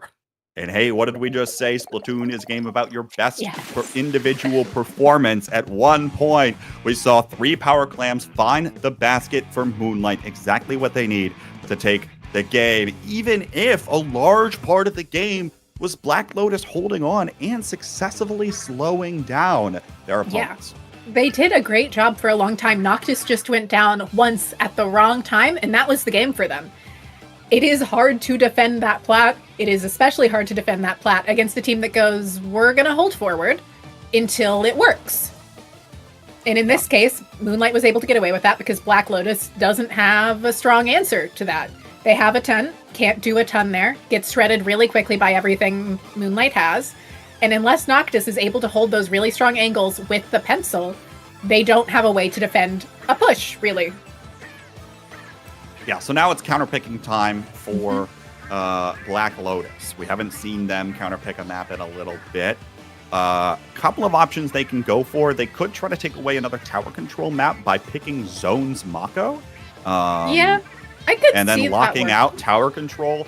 That could be an option if they're thinking that far ahead. If they're thinking comfort, I don't know, maybe Robo Ramen here or something, I suppose could be a map. No, it's Zones Haggle instead. I thought they couldn't. We've played Haggle already. We've played Haggle. I didn't think they could do that. Maybe I was just mistaken this whole time, but that's something they can do. Yeah. I mean, it'll definitely be, if it is allowed, it's an interesting choice. I like it for the tent and blaster together. It's open enough that they can move nicely. Things happen in lanes, which, you know, you gotta love a tent in a lane. Can't go wrong with it. It's not as perfect as it was for Port Mackerel lanes, where it just controlled the entire space. But luckily, Port Mackerel doesn't exist anymore. Yeah, right. Don't have to worry about that nonsense or Walleye Warehouse. Ooh, yeah, those were maps. We don't think about them anymore. We're free from them. We are. For some reason, Bluefin Depot's back, though. You know what? We're not going to worry about it. So, who knows what's going to happen here? I mean, of course, we saw Moonlight did exceptionally well a second ago on Tower Control Haggle, right? So maybe there's a world where they can kind of replicate some of that, given by the fact that there's a little bit of openness that they can kind of work with. Omega can try to find a couple of unique things. Of course, though, as you mentioned, if this Tenebrilla starts to charge forward, we can start seeing the space bought up. All again about who can control the pace of the game. Yes. Moonlight wants to play faster. Black Lotus wants to play slower. Black Lotus was successful for 4 minutes in the last game. They just need to find the 5th here. And I will say, in zones, that works a little better than other modes. It's easier to force a recap, especially when you're running trip strikes and a tent together. You can kind of force a lot. They did a great job waiting for Cooler to start moving forward there. Obviously, all of these teams do pretty well with that, but it's always nice to see. Now Omega, trying to cause trouble, is going to draw the fire of some of these strikes, and now Knives charges forward right into Omega, into the big bubbler that isn't going to get set up for very long. Nolan comes in with the Kraken here, trying to dissuade the members of Black Lotus from sticking around, and will be successful in doing so for at least some of them, as Moonlight's going to take control of the zone, and they're going to move forward. But Wasabi, nice job backing away. And then getting the kill with a tap shot and sprinkler, if I saw that correctly. Why wouldn't you? Yeah, well, if you can, and you're good enough, you might as well. Interesting move there on Noctis's part, definitely slowed down things. Knives jumping back into the zone with the rest of their team now. That is a lead switch going to Black Lotus. Not a very significant one, but one nonetheless. Zones is a game of retakes. I expect to see this zone flip about 30 or 40 times.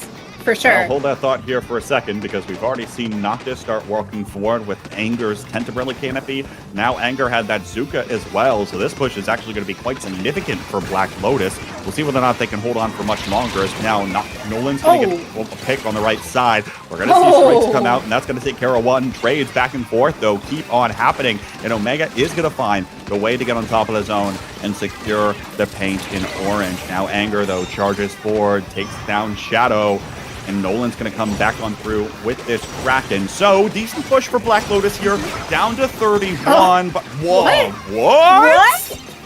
What did we just...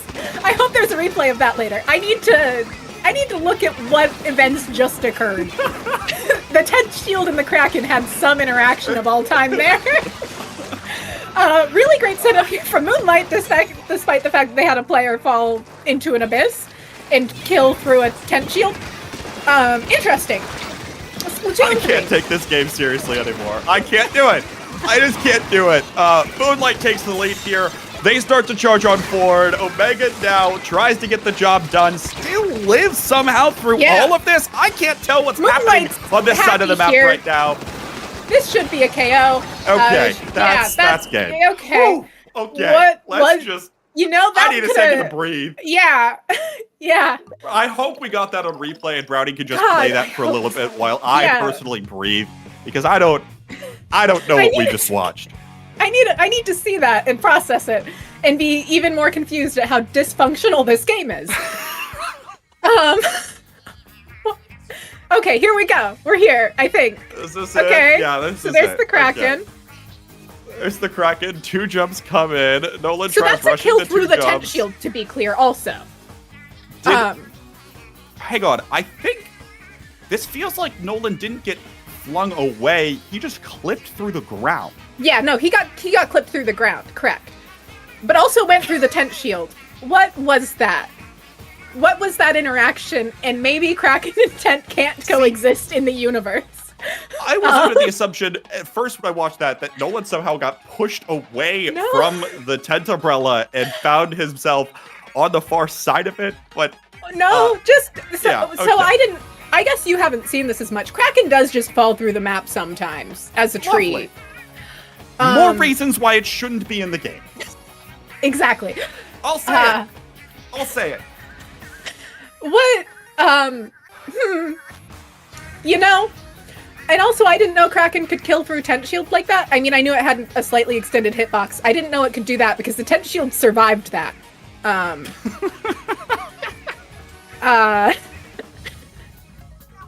Interesting. Okay. Oh, Splatoon sure exists. I don't know what Fluffy Black Lotus does here. I'm still hung up on whatever just happened, to be fully honest. What was that? What? I don't know. Incredible.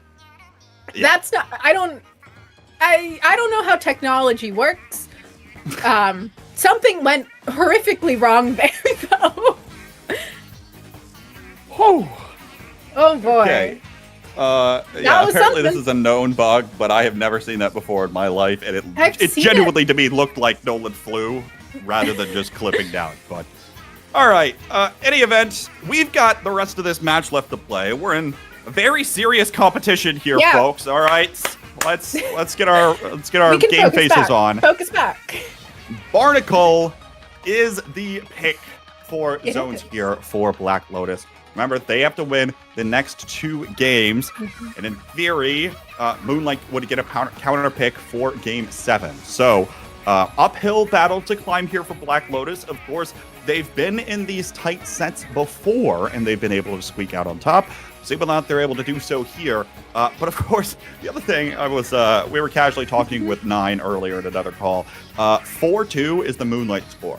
It seems like true. either way you do it, it's the Moonlight score. They either win 2 maps because they were able to play Clan Blitz 2 times, or take away one of the zone's games, or they win 4-2 because they gave up a couple of maps for whatever reason, and that's that. So maybe this set just ends here. Who knows what's going to happen? I don't know what to expect because we just saw that in the last game. So yeah, it also could very well happen again. The tent will still be there. There will still likely be a Kraken. We are just constantly at risk of Kraken going through the map.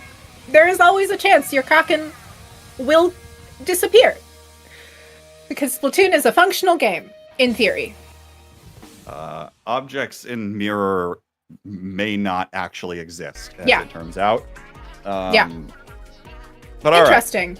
Here we go. Serious faces. Battle time. Here we Battle go. time. Game 6 of our losers semifinal. It is match point for Moonlight as they're looking to just take care of business right here and right now. Noctis over to the CRB again, and Nolan sticking with the 96, despite the fact that the Kraken failed him in the last game. Well, See what no, happens he got here. 2 kills and then got eaten. It was still pretty good. Okay. It worked out pretty good still. Fair enough. But yeah, I think Tent can do pretty well here. I can see some advantages to it. Obviously, range blasters, solid most places if they can keep enough paint on the ground, which Naves has been doing a good job at. I like the trip strikes for helping them get in, and that's a 2-down situation for Moonlight. Noctis moving forward towards Basil here to take him out. Anger got taken out somehow, though, which will slow them down a little bit. Now Noctis back away. Shadow immediately coming for that right side, and now Omega comes in. Nolan charging forward with the Kraken here again. Gonna take care. Oh no, Knives actually getting taken down. Now both Krakens meet each other. Nolan's gonna be forced to back one away, and Noctis as well. Here comes Knives back to the action, as well as that Trizuka, but it doesn't seem to find much of anything there at all. And now the strikes come out yet again here. Shadow has this Zuka looking to fire through, is able to find Anger, at least with a combination of Omega there, as Omega continues to charge forward and lead it for Moonlight. Shadow drops in, finds 2 there, and Moonlight has now found themselves a decent hold. Yeah, Moonlight definitely looks pretty dominant right now. This is a hard situation to break out of. This is a hard map to break out of just in general. Anger looking to do that with the Zuka, though. Going to be able to start getting some forward motion, but not going to be enough. Pencil gets taken out somehow. Noctis looking to find one, able to, but not able to find any more. And Nolan's doing Kraken things and doesn't fall through the map. So that's good. Gets a trade. Lots of points on the board for Moonlight. I don't know how Fluffy Black Lotus gets back in, but luckily Pencil's able to neutral for now. Noctis looking to paint, I guess? Trying to find Omega? Here. Yeah. Here's Wasabi coming forward, finally trying to move it. And now Anger comes in with the Tenebrella. They have to find a way to cap this zone and apply the penalty as soon as possible. Noctis charging forward again. There's 2 members going down, but Shadow and Basil are still the painters, holding it for Moonlight. Now 8 ticks of the timer left to go here. Shadow gets taken down by Noctis. Noctis is still trying to find Omega, but there's still the paint on the zone. Moonlight is going to advance to play against Gru. Yeah, I mean, it was... I'm still a little hung up on the end of the Haggle game. I'm not going to lie. But that was really great gameplay there out of Moonlight. It's very much a map that you get good lockouts on. They did a great job on their lockout. They recovered when they lost it really nicely. And Fluffy Black Lotus just couldn't get painters enough paint on the zone to neutral it, and you need to at least neutral the zone to have a chance at winning. Yeah, absolutely. And well done by Moonlight, right? Yes. I mean, Basil was holding it there for the longest time, staying back, which is something that you know the Pencil is going to generally do, is stay back, paint the zone, keep holding that down. Then when Nolan comes in, realizes that the end of the game is won just by painting the zone, right? And the 96, not exactly a fast painter, but can put it down enough to hold off a couple of the weapons on the other side. More than a tent and a ranged blaster, for sure. And that's what seals the deal for Moonlight. Black Lotus out at 4th in this league, but hey, making playoffs at all in this league is not an understatement, right? I mean, they got to the 4th place here. They got to secure their spot. It was a well-fought battle for the 2nd place in their group, but they were able to come out on top and now put up a pretty good showing here in this one. So, but it is Moonlight, of course, that's going to go forward. And now They have to go up against Gru in the next match. Nox, you and I are about to hop off, but what do you expect to see in that next one? I mean, I do expect Gru to come out on top pretty heavily. They did struggle a bit against Metro. They're both pretty fast play styles, but I think Metro tends to execute it better than Moonlight does. I would love to see an upset, though. Always exciting to see an upset. But I don't necessarily expect to. I expect Gru to do what they do best of knowing how they play the game, controlling the pace of the game, and having players that execute everything they do ridiculously well. Just some of the best mechanics in the world there. Well, at least in the Western scene. At least in the Western scene. It'll be the Light of the Night versus Star Power in the next one as Moonlight takes on Gru in losers finals of the 20XX League.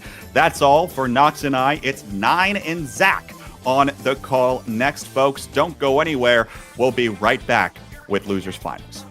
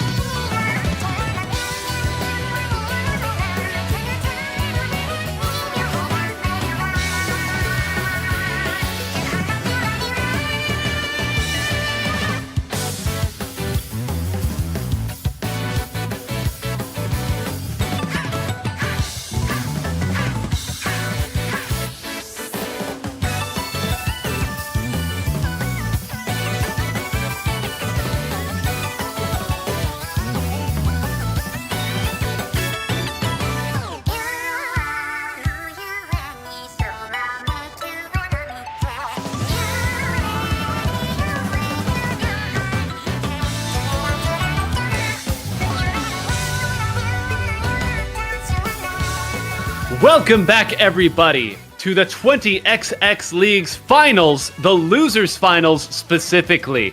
We started with a number of fantastic teams who have fought week after week, game after game in this grueling format. And now, with one already being eliminated, we are down to our final three. My name is Ninehole Grains, and I am joined by the person in the booth that I would rather be with than anyone else in this, 8 billion people on this world at this point? Shiny Hunter Zach, we're back, baby. What's going on, man? It's so nice to be back again, sort of seeing the journey that all these teams have taken and really sort of the interactions between them. And the meta has gone through only one or two sort of permutations, I think is the word that K-Bot used earlier, but has really manifested itself into some really interesting changes. You know, the Blaster and Range Blaster really, setting themselves and cementing themselves up near the top. And of course, the Mint Decavitator coming out as well, alongside some perennials like that Pencil and shooters like the 52 and the Splattershot as well. So as we try to keep up with the players, we will ask you at home to try to keep up with Shiny Hunter Zach's vocabulary. It is not easy to do because this is one sharp cookie here. But there is one thing I'd like to talk about as the teams are getting ready, and that is the prediction pool. Zach, you, me, and all of the other commentators had to participate in this. I tried to copy off of everyone's homework throughout the entire time, and it served me decently well.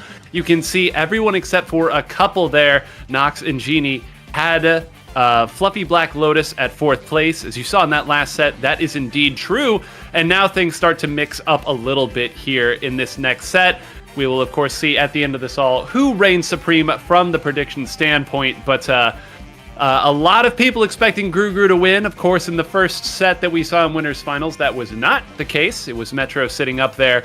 But I always do love a good challenge, seeing everyone's nice professional headshots up there. Man, Zach, every time I look at your photo up there, you just look like you are giving the stink eye to whoever is next to you. Falco right there is having the time of his life, not knowing that you're plotting his early demise. He's caught in the crossfire, man. I got that from my mom. She always also called it the stink eye as well. And man, she had and still has a quite nasty one. But I think to your point, yeah, FBL kind of in 4th place was the most consensus pick, and it has really gotten convoluted. Look at 2nd place. There is anybody's guess as for that position specifically where those teams are going to finish out. Now, 1st place, pretty well consensus out between Metro and Gru there, which is what we are potentially seeing in the finals, but they're going to have to get through a Moonlight team that looked pretty good and has gone through some longer sets today, 2 straight 4-2 sets out of these all best of 7s today. So no best of 3s, no best of 5s, nothing being left to chance, as it were. Although I will say earlier, that sort of clip that Nox and K-Bot were harping on about with that Kraken was quite something. SS Nolan, that guy exists in his own dimension. Every game, there is always some player who is always on the opposite side of the highlight, getting stepped over by Allen Iverson or jumped over by Michael Jordan. Somebody has to be that unfortunate player, and almost always it is Nolan who is on the other side of those weird and wacky exchanges. Here, that exchange may have won them the set. It certainly was the turning point at the end of that game, and listen, you get tilted, you can lose games left and right here. So a bit of cosmic justice now going back in the way of Nolan. And of course, Moonlight, of course, winning their previous games. Good. I like that you brought up, Zach, that 4-2 and 2-4 seems to be the Moonlight way to get to this point. Because the last time they battled it out against Gru in the set that they played earlier on in this 20XX League, it was a 4-2. In their earlier set today that they lost was a 4-2. This team seems incapable of playing a set that does not have one team winning 4 games and one team winning 2 games. And listen, it says a lot about their endurance to be able to play these long sets over a long period of time, but they've changed comps quite a bit today. I think that they're starting to run into maybe all of their tricks are out on the table, and to go against a longtime rival in Gru, that's going to be a really difficult thing to overcome. Well, I think I'll similarly harken back to something that you mentioned. We had sort of the commentator's version of pre-gaming, which was just watching the stream in another VC. And the comment that came out from you specifically was watching that Winners Finals, how easily it could have gone the other direction. So many of those games, with the possible exception of the capstone game, sort of that final game 5 then ended up winning it out for Metro, was so back and forth. There were just these minute moments outside of glitches, thankfully, so can't chalk it up to that in that situation, but how quickly it could have gone back into Gruger's favor. And so if it does end up being Gruger that comes back into the grand finals, I'm really interested to see if this one makes it to a bracket reset, because based on how close these teams are playing each other, and to that point, how sort of the maps have played out as well in the modes, we've seen a lot of tower control as compared to the amount of splat zones that is both in the map pool and that we normally see from teams at this level of play. It is an interesting choice because up to this point in the league with these teams, it had been a splat zones heavy league, and part of that certainly is because there are 6 splat zones maps as opposed to the 3 tower control and the 3 clan blitz, but people did not really go to tower control until later in the set when they were forced to. You are correct though, both of these teams today have leaned into tower control. Has worked sometimes, has been a little bit rough if you remember of Grugu earlier, but be interested to see. Again, we know Moonlight very strong on clams. The 2 games that they had taken against Grugu earlier on in this tournament were in Clam Blitz, so they have to feel confident in that. But I know that the teams are about to be ready at this point, so we won't have to stall a whole lot longer here. Game number 1, predetermined. After that, we will get into a counter pick system. Only real rule is you can't go back to something that you won on. And Zach, losers finals finally kicking off. Yeah, let's take a look at it. We're going to unfortunately have to eliminate one of these teams after this best of 7. Let's take a look at the compositions, especially for Grugru. Not too much changing here. I will say, however, Nine, you mentioned this red pencil coming out, and I saw a graphic that said of 110 games played, the preferred backline choice was the other variant of the pencil in 107 of those, and only once did we see this red pencil. Now in these losers finals, it's coming back out. Yeah, this is a weapon that has received a lot of love as of late here. Plenty of players had made use of it, especially in Japan, but over here, it typically was just go with the typical Snipe Rider 5H, have that be your backline, your anchor, and your cooler provider, but this does allow that weapon and that player to be a little bit more of a participant in some of these scraps and fights. You see that Bagel now can move up a little bit, can throw down a wall, has a nice special to break things up a little bit in that Ink Storm, but that does mean Biscuit has to move off of the other most popular weapon in this league, which would be the Splatter Shot. I didn't know if it was the right pick earlier, but clearly they are confident in it, at least in this set. Yeah, and Biscuit kind of unabashed in pushing forward, right? Typically with a lot of support weapons, you like to sort of hang back and sort of watch your flank and make sure that you can call out to the team while you're sort of being that main inking presence and building up that special. Biscuit, with the zone in tow, sort of pushing forward and making sure that they can get the advantage there. And alongside that, there's Gray trying to see if they can get anybody, but they'll back out as Omega seems to gain the advantage there. But they have that passive paint from the Ink Storm. Bagel, again, as you mentioned, from behind that splash wall, gonna get a pick there. Omega trying to create space with this bubble, and it's gonna help a little bit, but just for a second there. Grugru, not too bad of a penalty to get through, and Bagel in a pretty nice position here, not even needing to leave the zone in order to grab one. They'll finally start to lose a couple members, and maybe now Moonlight with enough traction, especially with that takedown of Gray, to move forward. Yeah, they finally got Basil up here in the position you would like that weapon too, and this is the first ounce of stability that they have found over the course of this game. Now Omega pushed up here, can really pick and choose where to attack from. That's a very exposed spot there for that Tacticooler there. I think everyone was able to grab it, but I was a bit nervous. Everyone's stacked up on this side, but with Gray going down and Omega in, Zach, hold on a minute here. They're all the way pushed back. Basil has to be fairly close to another cooler at this point. They might take the lead and a whole lot more.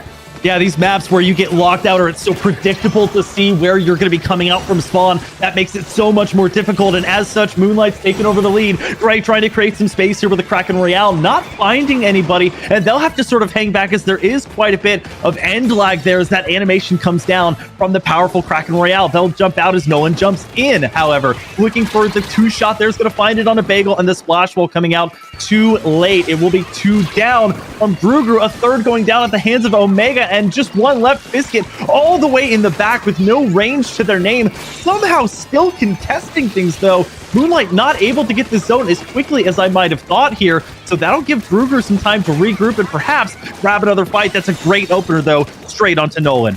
And that you called out right there of Biscuit holding that and still contesting. That is one of the advantages of having your cooler weapon be something that can contribute a little bit more. A Sniper Rider would have had to back all the way up there. Instead, a nice fight there from Biscuit to give them some stability and really put them in the position that they're at right now. Yes, the cooler did land and Omega can go forward, but everybody knows where this is going to be charging in from, and it's really a solo job at this point. Takes him out. Hold on. Is it going to be the Trizuka that provides enough paint? It is, along with a couple of assists. And despite all odds, Moonlight holds on to that lead. Yeah, that desperation sometimes works out in your favor, just getting every bit of paint that you can on that zone, and Moonlight holding on to the lead as a result with 1 minute and 20 left. Omega just barely getting out of the way of that bomb's detonation radius as Kill picking up that tactical, and you mentioned the placement of that special, so important. It really can be like moths to a flame. You can see that Moonlight is just ahead of that zone while they have the sprinkler on the zone itself trying to combat the special that came out right on top of the zone, that Ink Storm, as they also have the Tri-Strike coming out. Not being able to use it on the zone as we're about to get into single digits here, but GruGru able to stop it just in time, and they're not going to have much time to chunk through this penalty here, as time remaining is only 45 seconds, and they still have a lot to get through to make sure that Moonlight can't get out of their spawn, just as they were forced back not long ago. And I'm not even sure what got Gray there, but that could be a big deal here. Bagel's going to back up and throw down this Ink Storm right now. They need to survive here on zone. Anyone going down could shift it. And once again, Omega is the first to the party, puts down the big bubbler and dives forward. Now there's going to be a second wave of pressure coming out here from Nolan, trying to hunt and take down anybody right now. Everyone waiting for this Kraken to end to try to camp it. There is chaos all about the board as people fly forward from every angle. Kill will jump on top of that and get Omega as well. They will be in great position heading in here to overtime. They will need quite a bit of it if they're going to take this one back. It's going to have to take an overtime angle here. Kyo doing some great work there with the splat and an assist, but they're going to lose Kyo at the early part of the game there. Gray hanging back to make sure that anybody that's sharking around on that left-hand side isn't quite able to get in. The Kraken Royale coming out as well from GruGru. Trying to get one there with a pencil. Shadow's going to fall as they get the lead there, stopping anyone from getting close to coming over to the zone from Moonlight, and quite a heavy back and forth game. That's the way Moonlight likes to play it, but not the result that they wanted here as it goes to overtime, and GruGru takes game one. I'm glad that you mentioned that's the way Moonlight likes to play it, because that's amongst the most Moonlight games I have ever seen, Zach. And that is an unfortunate and painful thing for me to say there at the end, but Moonlight has the individual plays. They create the chaos. They force these scrappy situations. They have the hero plays. All the ingredients are there, just not the result. And it speaks volumes to how strong GruGru is as individual players, where any one of them can open it up at the end. But a 1-0 now in favor of GruGru. I would assume that we are going to now see Moonlight start to go back into their Clan Blitz. Their Clan Blitz games that they really enjoy, and in particular, they have looked so strong on Museum. That one I think is going to be the interesting one to see. I believe that they've won both of their games on that here against their two opponents. They would love to go 3-0 on one map mode in a format like this, but man, I've seen so many Moonlight games end just like that.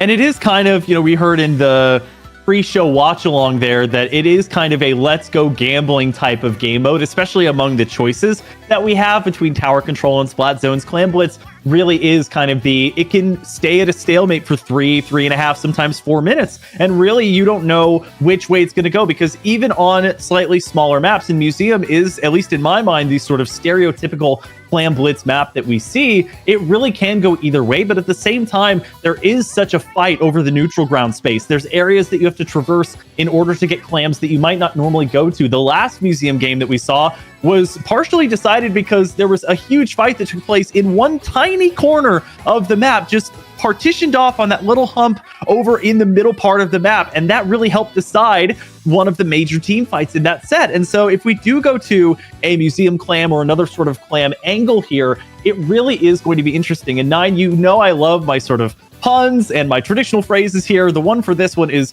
pressure makes diamonds, and Moonlight thrives under this pressure. They are no coal. No coal. Wow. I don't know. There was something I was expecting that to really come together for a powerful ending here, but they are no coal. Sometimes simplest is That's best. about where my brain's at today, Nye. That's my brain is not a diamond. My brain is kind of in the coal state, or it's at least stuck in the furnace, if you will.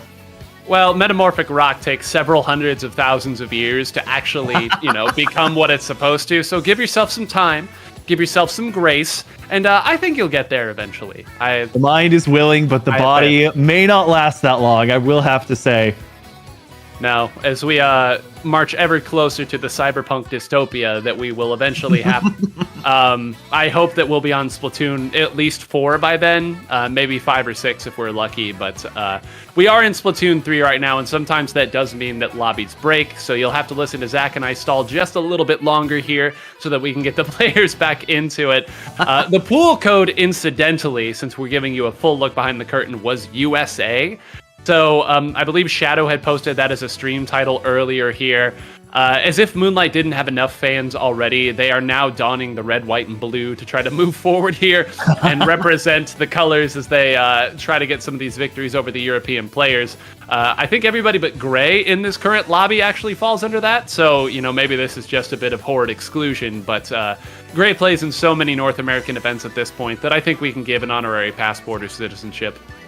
Well, and I saw on the old X.com, the old Twitter, that when the prediction graphic actually was posted, there was quite a bit of fans replying saying, I know Moonlight, but who are the others? Like, who are the other teams? And not only are the players, well known, but they are not sort of this established team that's been playing together for quite a while, like, Moonlight has been. And so in addition to fans, they've sort of lasted the test of time, which not every team can, in terms of just playing together as a consistent 4 to 5 person squad for months, and it really does help to create not just a personal brand, which basically all of the players in the 20XX League playoffs have built that fantastic personal branding, either through their grind through ranked, their grind through competitive tournaments, or streaming, for example. But Moonlight, by themselves, having really created a team brand on the other side of things, helps to sort of foster that community that some of these other teams might not have, because it's a conglomerate of very talented free agents, essentially, which is sort of a very common thing to happen in Japan, for example, but in the West is kind of 50-50, where you sometimes have teams group up and just play together because they're free on that weekend, and some teams that really make that time and want to be part of that team environment. So we're getting ready here. We're in the lobby again, where I think we're going through the counter picking phase right now. I know Nine's pick was Clam Blitz for the next one, and it makes a lot of sense based on Moonlight's record here. And again, we come back to Moonlight does really like these longer sets, and the players that are on Gru are oftentimes akin to pub stopping in a lot of these sets, and are taking sweeps or only having a game taken off them. So if they get down to a game 6, game 7 situation, does the mental fatigue wear on them at all? They swept through their first game of these playoffs and only did 5 games against Metro, which, as you mentioned, Nine, could have gone a variety of ways. It really was, an even percentage of how many games that was going to go and who was going to be the victor. So really interested to see for game 2 if Moonlight's map and mode choice, if the two teams are that close to where the map and mode choice affects change that heavily. I'm glad that you brought up the length of sets and things of that nature. In our pre-show, we were discussing how we don't get a lot of best of 7s these days. It used to be, you had, let's call it a 4-hour tournament. You had 2 halves to that tournament. You had the first half, which would be 3 hours, and you had the second half. Yes, I know the math doesn't check out, but you had the second half that was 1 hour that was just the 2 best of 7s that the teams were inevitably going to play. Zach, you and I spent many a long day in that last hour that could sometimes go even longer than that. So there's a human element of this as well, where you've played a best of 7, a difficult, long, grueling best of 7 that may have only been 5 games, but were very fast-paced games for Guru in their set against Metro.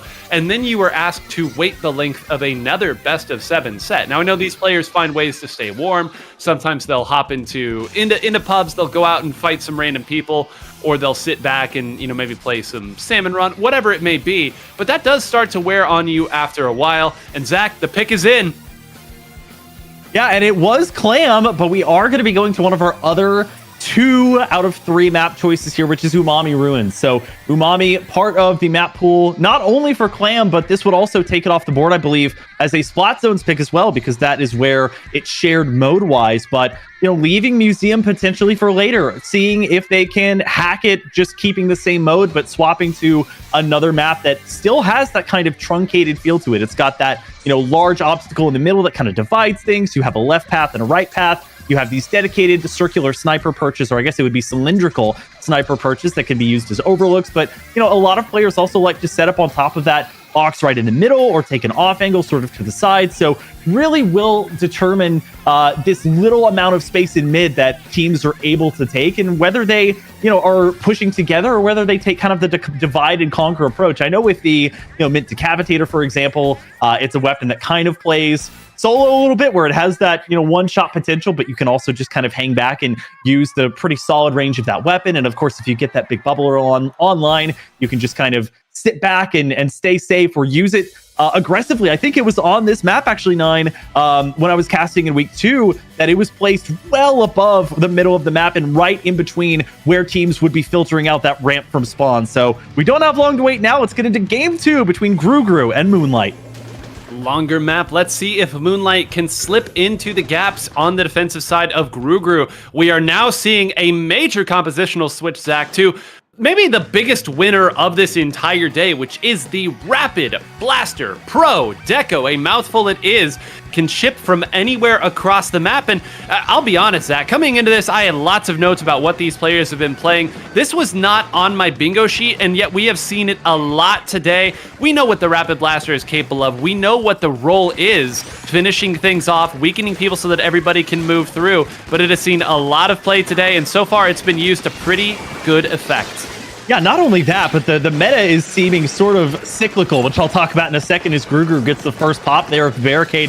They're going to get that power clam in and not much else. They do have 6 at their disposal, but they're just going to apply some early pressure, back off, and we see Biscuit there on a weapon that I also wanted to talk about, which is going to be the Splat Dualies, and why I mentioned the meta is kind of cyclical. Crab, so powerful at the beginning of Splatoon 3's life cycle, and 2 years later, after many nerfs and changes to that special, it's coming back into the limelight just a little bit, and the Dualies given a little bit of mobility. And in the pre-show, we mentioned maybe getting a place in the spotlight a bit due to the fact that the squeezer was recently changed. That was for both the foil and vanilla squeezer, sort of a slot that was occupied by that weapon set. Now a little more breathing room in that area and a little bit more mobility as Grugru continues applying that pressure.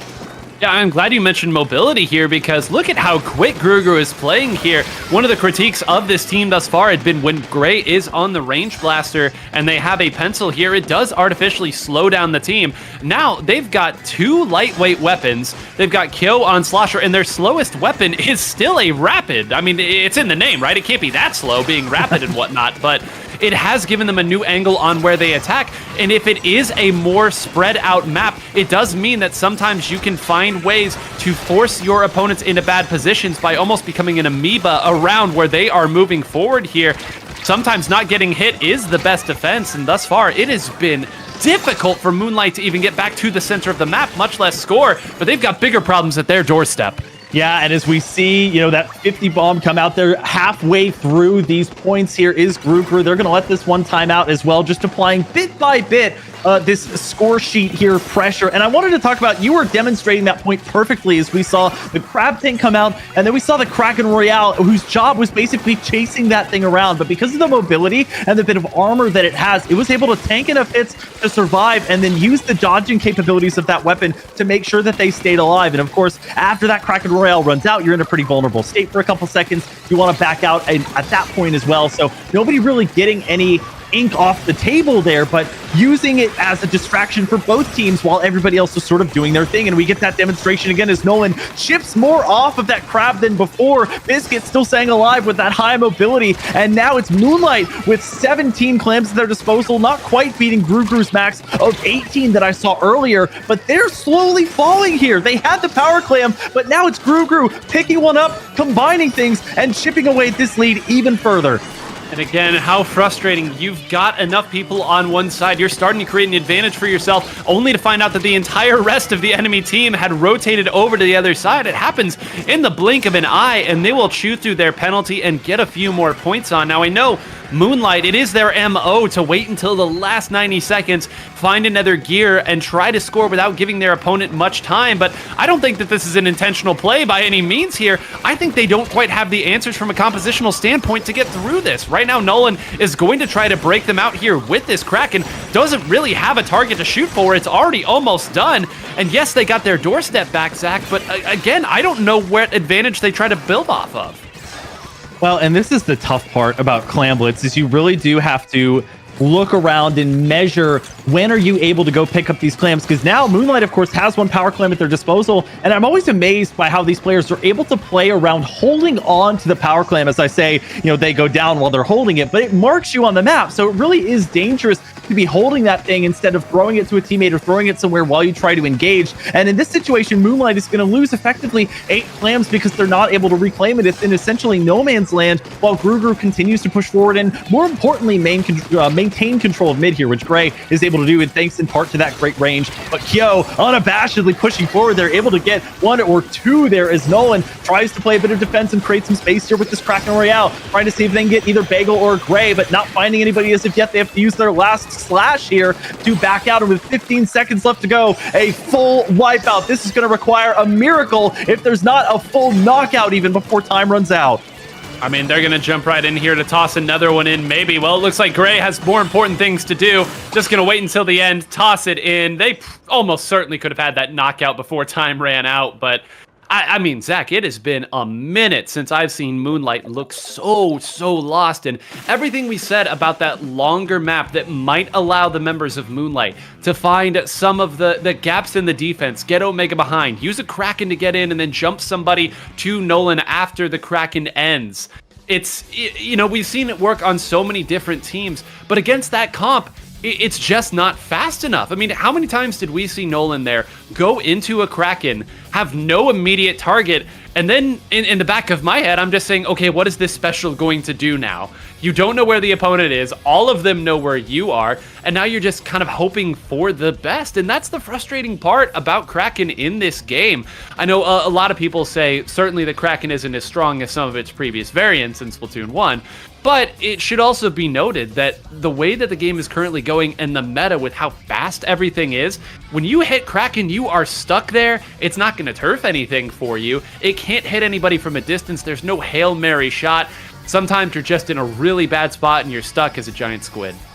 Well, and to your point, how do you build around it? Because it is one of those specials that can get quite a bit of duration extension if you build heavily into special power up. But how much is that going to give you? Is that going to give you 1 extra dash forward, maybe 2 extra dashes forward? How much do you pour into that? What are you sacrificing in order to build some of your overall set around special power up? Are you taking out some of your super jumping capabilities, or your ink resistance, or your special saver, or any of the other things that you want to build around? So I sort of see what you mean, and it looked like it was primarily being used to dissuade the Crab from being able to get some of that long distance shooting and sort of alternate fire capabilities that it can be known for. It got the Killer Whale 5.1 out at one point, and that's a special that's been used. It can be deceivingly difficult to use because if you're pressured, you can't exactly be steering your camera toward perfectly where the enemy team is going to be setting up, whether you want to focus it on one player or whether you want to focus maybe 2 beams each on 3 different players. And I'd like to also present to you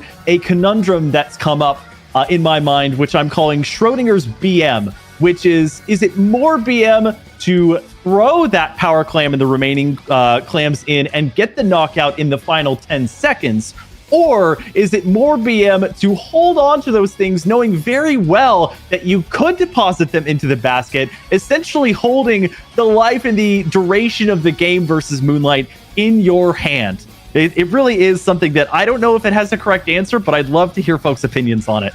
Yeah, stash that one away in the something to ponder file. If you didn't expect to get some philosophical discussion today, don't worry, because further on, we do have an entire segment built around the allegory of the cave. We'll also be discussing the idea of dystopian novels, so I hope you all read Animal Farm and or Fahrenheit 451. Oh boy. We assigned it as homework. I guess that one might not have got out. Hope you got the reading list, yeah.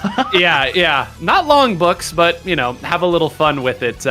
as we continue to wait for our counter pick. And let's talk about the counter pick, Zach, because usually this would be a pretty quick counter pick for Moonlight. When you have a mode that you know you can go to, you already have it typed out before the game ends, right? You know, this is where we're going, let's run it, let's go. But this has been taking a little minute here.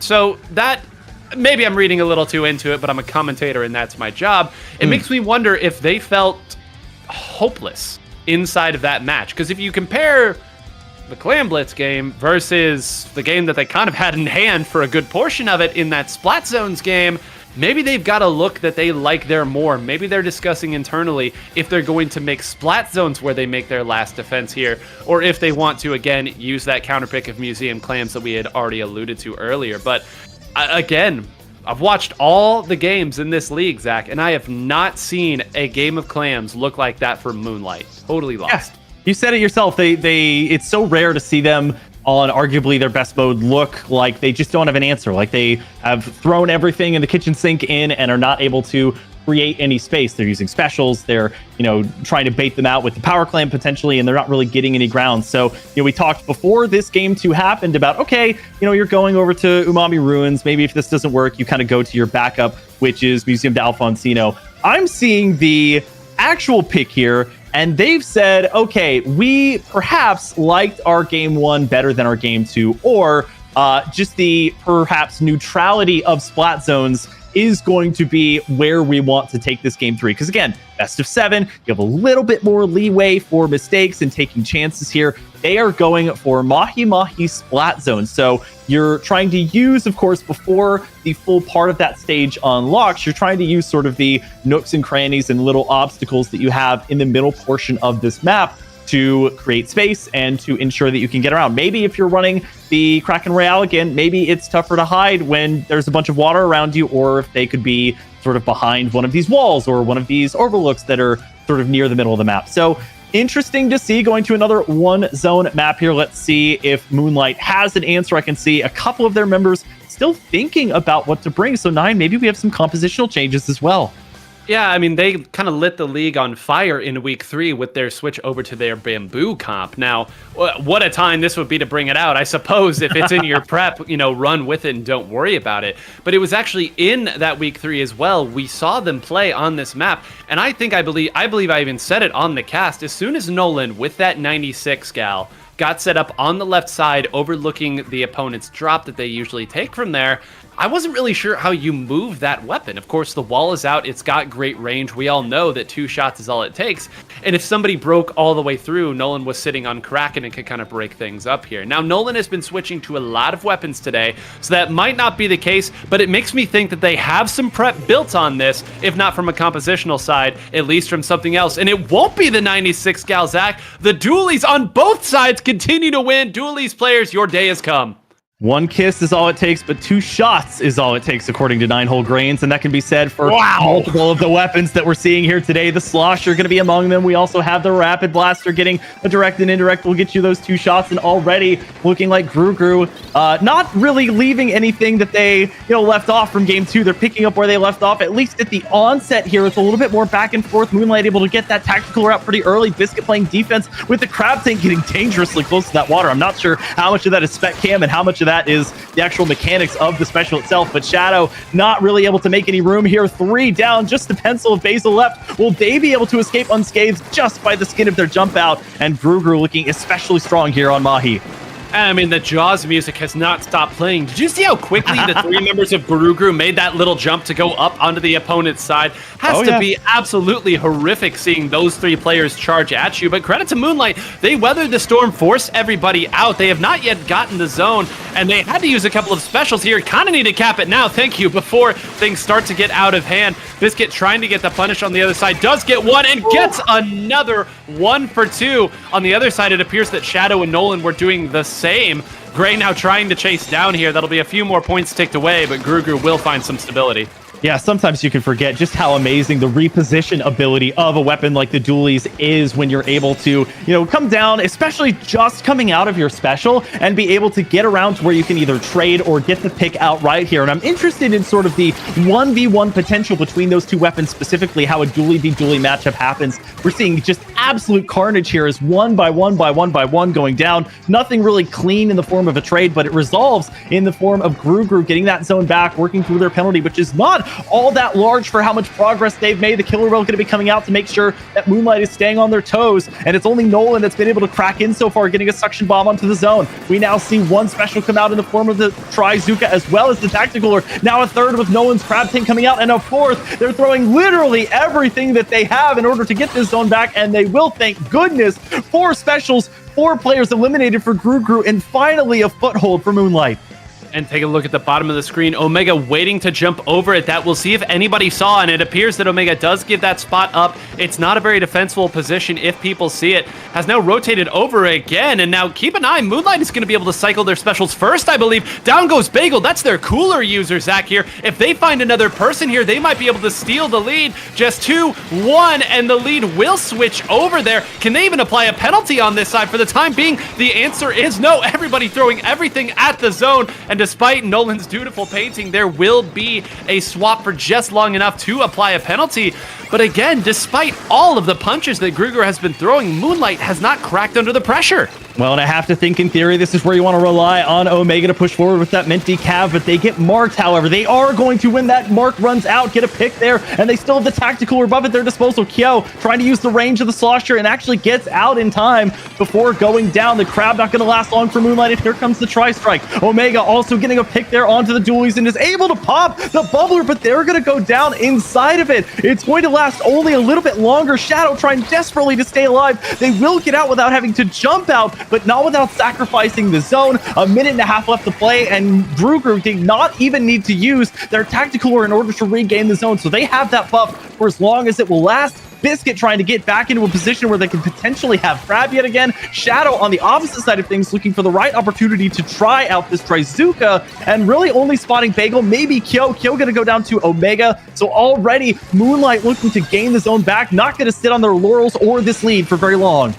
No, and I love how long Shadow waited to use that Trizooka. Swam all the way over there looking for a perfect target. Realized there was going to be a moment when the jumps were going to come back in, and they could maybe turn one pick into full stability around the zone. Under a minute left in the game, Omega goes and chases down one member. Gray is able to jump out, but again, a bomb will take out Biscuit on this Crab Tank. Zach, the points are getting tantalizingly close to ending it now. Gray hits another fantastic shot, but what's happening on the zone? Where are these shots coming from? It appears that the triple ink strike will go there. Omega shooting at Bagel, takes out, that's their big paint that's out of the way now. They're going to continue to work with this pencil, desperately trying. I'm running out of breath here. Even the sprinkler getting in on the action, and finally, Zach, I can pass the reins over to you. Pandemonium on the board. But that's the MO of the pencil, right? The ability to hold down that zone despite being a longer range charger style weapon. Omega seeing if they can make something happen. They get the full wipeout. Bagel, the last one standing there. They're going to chew through this penalty, but it's not going to matter much if nobody from Gru can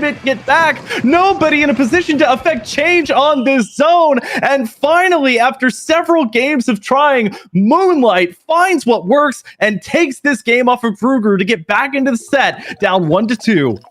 Oh, and how good they have looked on Splat Zones today, Zach, in a couple different versions of their comp. And wave to the crowd right there, certainly deserved. There were 2 or 3 moments in there where after getting wiped out, Gru was at their doorstep. And again, just a fantastic job of not letting that snowball into a position that they couldn't come back from. At a certain point, you then work it down to where the opponent has to dive at the zone a couple of different times. You take care of business, you win the fights you're supposed to. Great stuff, and I gotta say, I was stunned at how effectively they neutralized those Crab Tanks from Biscuit. I think there were 2 or 3 different times I saw Biscuit in that same spot with the Crab Tank, either a well-placed suction bomb or the very tip-top of the head getting taken down by Basil with that Snipe Rider. Whatever was getting the job done, it was not taking them a lot of time, and that's really one thing that Moonlight was missing in some of their earlier sets. It was this sense of immediacy, finishing off the food. I know it's not easy to do when these players are already incredibly fast, and then you add Tacticooler on top of it, but there were so many players that were getting away. Here, whether it's because Gru is more willing to try to fight it out, or it's some other reason, Moonlight finishing the fights that they need. A great show there in game number 3, but now they're going to have to fight through Gru's counter picks, and I think that's going to mean a lot of tower control if I had to guess. Yeah, a complete opposite reaction from how Moonlight was very cautious in picking what they wanted to go to for their next map and mode combination counter pick here, whereas Gru very quickly going over to the tower control. And we sort of waxed poetic at the beginning before the set got started about, oh, tower control has been such a focal point mode of these playoffs so far, and we're going to see a lot of it going forward. We're not seeing it until game 4. 2 Splat Zones and a Clan Blitz already through. Now we're seeing if Gru can make tower control their most dominant mode as of yet. And going to Mako Mart, again, one of only 3 possible maps available for tower control. That also means that Mako Mart, which was available for Splat Zones as well, is not going to be available. So we're also whittling down the later picks if this one does go the distance or close to it. And it is amazing just how quickly they were able to change their composition and their ideology toward how they approach some of the specials that were giving them so much trouble in game number 3. And we'll have to see how on a mode or a map rather with so many different ramps and ways to approach things, where can they sneak through to try and tie this setup at 2 if you're Moonlight? Ooh, take a deep breath, folks. There is life yet in this set. Gray going to be going now back over to that range blaster. It's not going to take 2 or 3 shots to take somebody out with this. One hit will do it. And it is going to be Nolan that is sticking over on these dualies here. So in one mode where we have seen Nolan play 96, we've seen him play CRB, now sticking with this weapon right now, but that's a wipeout in 20 seconds at the start of the game, Zach. I think every member got something there. There's going to be very little special. They were not tacticoolered up. This could get ugly in a hurry. Another shot going down. I think another one went down on the other side. Oh my goodness, Zach. You think Gru's hungry for this one? The confidence does not stop with their world record counterpicking speeds. It also starts with perhaps a world record of a wipeout here, getting this push started. Despite that, only getting to 70. It's going to be a 2v2 situation here. Basil able to keep things painted in the mid and also allow those jump-ins to come through. Meanwhile, Nolan using some of the maximum range of those dualies to get the pick there. They will fall, however, and despite the early resistance there, Gru able to get control back over mid, and really just seeing how, for instance, Kill and Bagel can be so effective with these weapons that they're consistently playing. It must be so demoralizing if you have to go up against a team where you know exactly what weapons they're going to be playing and still can do so little about it at so many times. I will say Moonlight, as excited as they were on that offensive side, they've got to be careful here. Another wipeout will almost certainly push this down into the 40s here because that first checkpoint is cleared. They did a fantastic job that time of sneaking, I believe it was Omega, down on the other side. And poor Kyo had shifted over to this right side to put some pressure. Now that the push stopped there, opted to stay, and now is being rewarded with the rest of the team actually continuing the push there. You see that Moonlight is somewhat divided on where their defenses are, but as long as nobody's on the tower, Zach, I guess they're fine stalling out a little bit of time.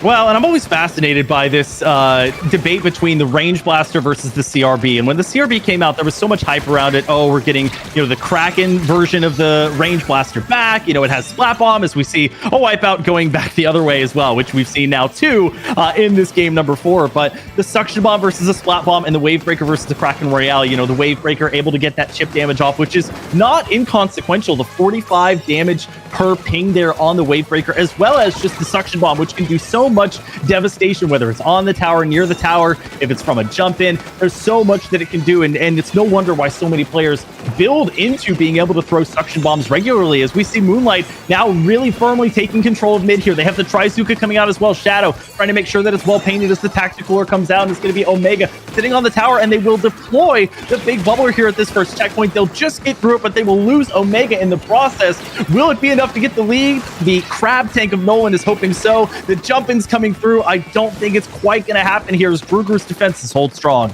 No, you saw the plan there, and I like the idea. You put the big bubbler up and then have Omega go and dive around the right side, hoping that somebody else can take the tower. But with as quickly as Omega went down, there really wasn't any time. Nobody had to turn the other way because of the fantastic shots. And speaking of which, max range fall off there from Kyo.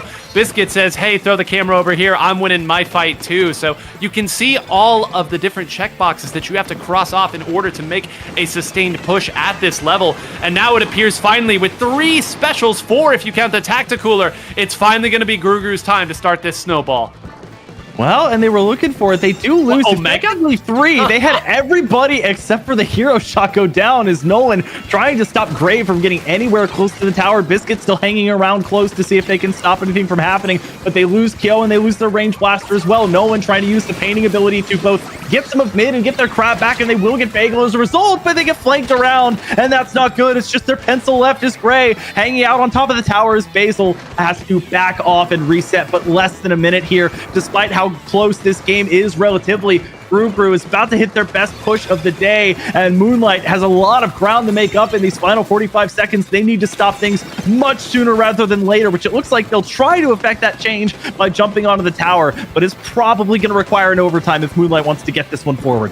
And it's stunning that the scores are still so low. These teams have done such a good job of having one player left alive that can really throw a wrench in some of these pushes. Now Biscuit running away there and does win the fight against Nolan, which means that with 20 seconds left, it's going to be a delayed wipe. Biscuit is already up and putting pressure on the members of Moonlight. All that time, everybody else should be able to sit back and build special here to give themselves the best opportunity to hold this. They need picks and they need them quick here. Shadow is going to find a way to survive and get through, but Gray took out another one on the drop now. Even Shadow's not going to be able to clutch this one out, and you can't fight through a couple of those. All Biscuit has to do is take a nice step up, and Gru does just enough, but my, oh my, what a scramble of a map that was. What, 67 to 54 it looks like? One of the lowest scoring games I've seen at this level for Tower Control Mako Mart.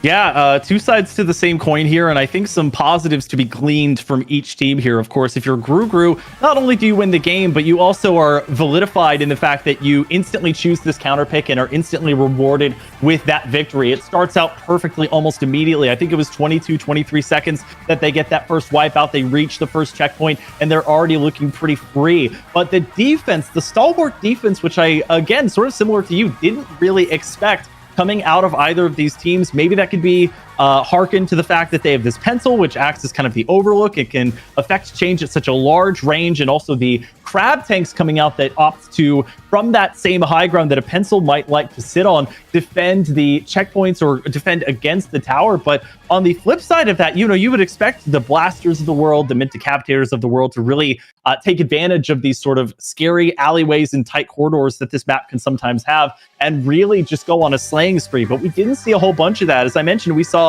just one go after the other. Not too many trades or huge man advantages for either side. We did see, one wipeout effectively per side. And now as we see Moonlight's back being pushed against the wall and requiring 3 straight victories, they have pulled out their main pick, which we alluded to earlier, and we will be going back to Clan Blitz, this time for sure on Museum d'Alfonsino. Well, we wondered when it would happen, and as you noted, Zach, when you have nothing else to lose, why not go to the map mode that you have been the strongest on? And now, the only question is, what version of Moonlight are we going to see in terms of their comp? Because whenever people think of Moonlight, they always think about the Kraken plays and how strong they are, but Moonlight, I think, has looked better when Nolan has been on the dualies this set. It has given them another element of speed. It has given them a chance to follow up with Omega now in a more actionable way. A lot better when you can fire from a distance with that crab tank, lob a couple of those shots, and then Omega is able to dive in based on that, rather than the Kraken. So I'm not certain which we'll see here. Don't have to wait a whole lot longer. It stays the dualies. This is the comp they're going down with. Basil makes the switch, and we'll talk about that. But Zach, this is almost the same comp for both of these teams. Only 2 casters predicted Moonlight making it to second place. Let's see if their claims have any validity starting with this game 5 here. And the swap from both teams over to dualies in the early part of this set has been one of the more interesting storylines, I would say, of this matchup. Not just that, but the mirrored Rapid Blaster Pro Deco that we're seeing as well. Nearly identical compositions. We're just seeing the difference as we see 3 go down on the side of Moonlight. That's effectively a delayed wipe there. The main difference just being between that mid decavitator and the slosher as Nolan tries to stay alive, but they're being beset upon at multiple angles. Biscuit trying to see if they can pick out Shadow as the barrier is going to fall, and Gruger once again here on Clam Blitz is going to get the first pop of the barrier. And again, doesn't look like they're prioritizing getting any additional clams into that basket. They just want to play the slow and steady chip race, kind of like these Rapid Blaster Pro Decos do. Any chip damage that they can get from afar is worth it to them as long as they can stay alive. Well, and there's no need to force it, right? In that middle scuffle, you absolutely ran through Moonlight and any tricks that they may have had for you out the rip. So why not instead turn it into a long, drawn-out battle in mid and try to go from that side, especially if you're confident in the fighting. Once again, they've now corralled a couple of these members over to the side. Kyo is going to go and try to finish this one off. Instead gets taken out, but that's A-okay because everyone's getting taken out at this point. Now there's Crab Tanks. There's more shots right here. There is not a Spec Cam alive that could possibly hope to keep up with all of this. It is unbelievable how fast these players are playing right now, how difficult it is to keep up with the action. Little bits and chips of damage here, but again, nobody really going down from Gru, and instead it's Moonlight that's starting to fall as this is starting to get dangerously close to slipping away.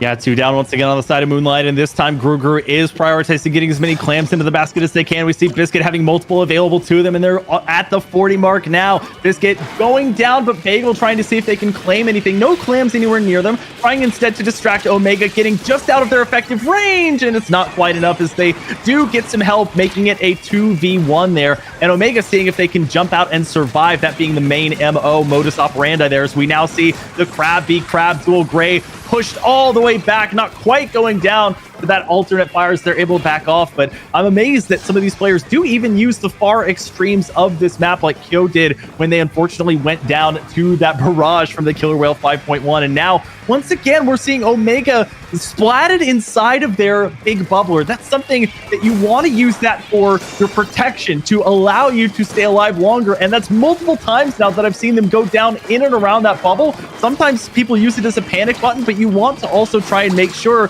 that you can affect change with the placement of it. Now it's Moonlight affecting change with not just 1, but 2 power clams at their disposal. They had 9 total, and they take the lead with everything deposited. It's going to be a wipeout to pay, but with 2 minutes left on the clock, Moonlight strikes back yet again. How does every game they play on this map mode look exactly the same? I don't understand it. It's a bad episode of the Twilight Zone. How they managed to continue pulling these back after being forced into their side of the map for the bulk of it here. Now everyone knows where these jumps are, and Gray hitting that direct may give them a new lease on life for this attack. Still plenty of time. No need to rush things, but eventually Omega is going to find ways into the middle of the map and make things difficult. However, Kyo finally making his presence felt, taking a 1v2. You'll do that every time, especially when tacticoolered, but again, Moonlight's ability to remain composed even in the worst of situations here, it's something to behold as they continue to find ways to defend.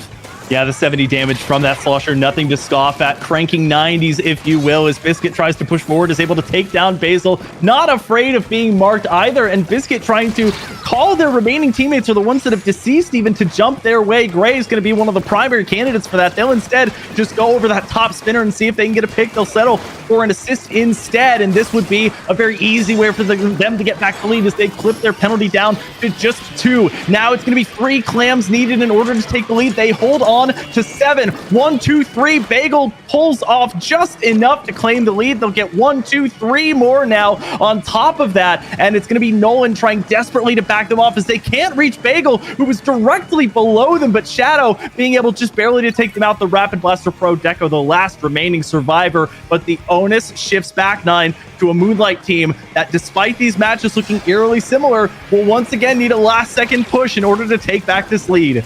Well, and those last few points that were scored were so big because that means that 2 power clams will not be enough. That completely changes the dynamic of how you have to make this push with the pity clam sitting back on your side. Omega does go down. The chip damage will force everybody away. Now, because they didn't grab that, they will enter overtime here and have one more opportunity as their foremost clam slips away. They have the resources, but do they have the time? Nobody down on the side of Gru. They've done a great job. Kyo sharking now at the start. Nolan is going to dive in to try to take somebody out. Nobody does. Now Omega sets it up. They jump in. They score the 1, but they need a lot more than 1. They got both power clams in, but it cost them everybody. I don't think Nolan's going to be able to jump back in time, and unless a miracle happens at this stage, at the end of it all, Moonlight goes down on their tried and true counter pick, despite everything, and almost stealing it back at the end.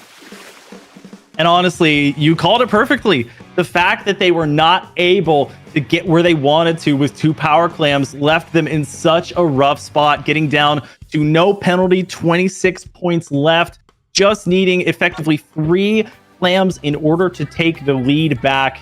And even Nolan scrambling at the end of things to grab those 3 clams, but with nobody to jump to. And again, we see the Mint Decav deceased inside of that big bubbler, just having, out of necessity, in overtime, more than halfway through that overtime even, popping that big bubbler down, hoping that if nothing else, the beacon in the middle could be a point for their team to jump to. But just like moths to a flame, GruGru knew that that was a point where they wanted to try and set up and prevent anybody from getting through that bubble and into where they could throw any clams into the basket. It was broken, but now so are the hopes of anyone hoping that Moonlight would take the 20XX playoffs for themselves, and they will become our 3rd seeded team as GruGru advances on. They lose in winners finals 4-1. They win in losers finals 4-1, and they set up a rematch between themselves and Metro.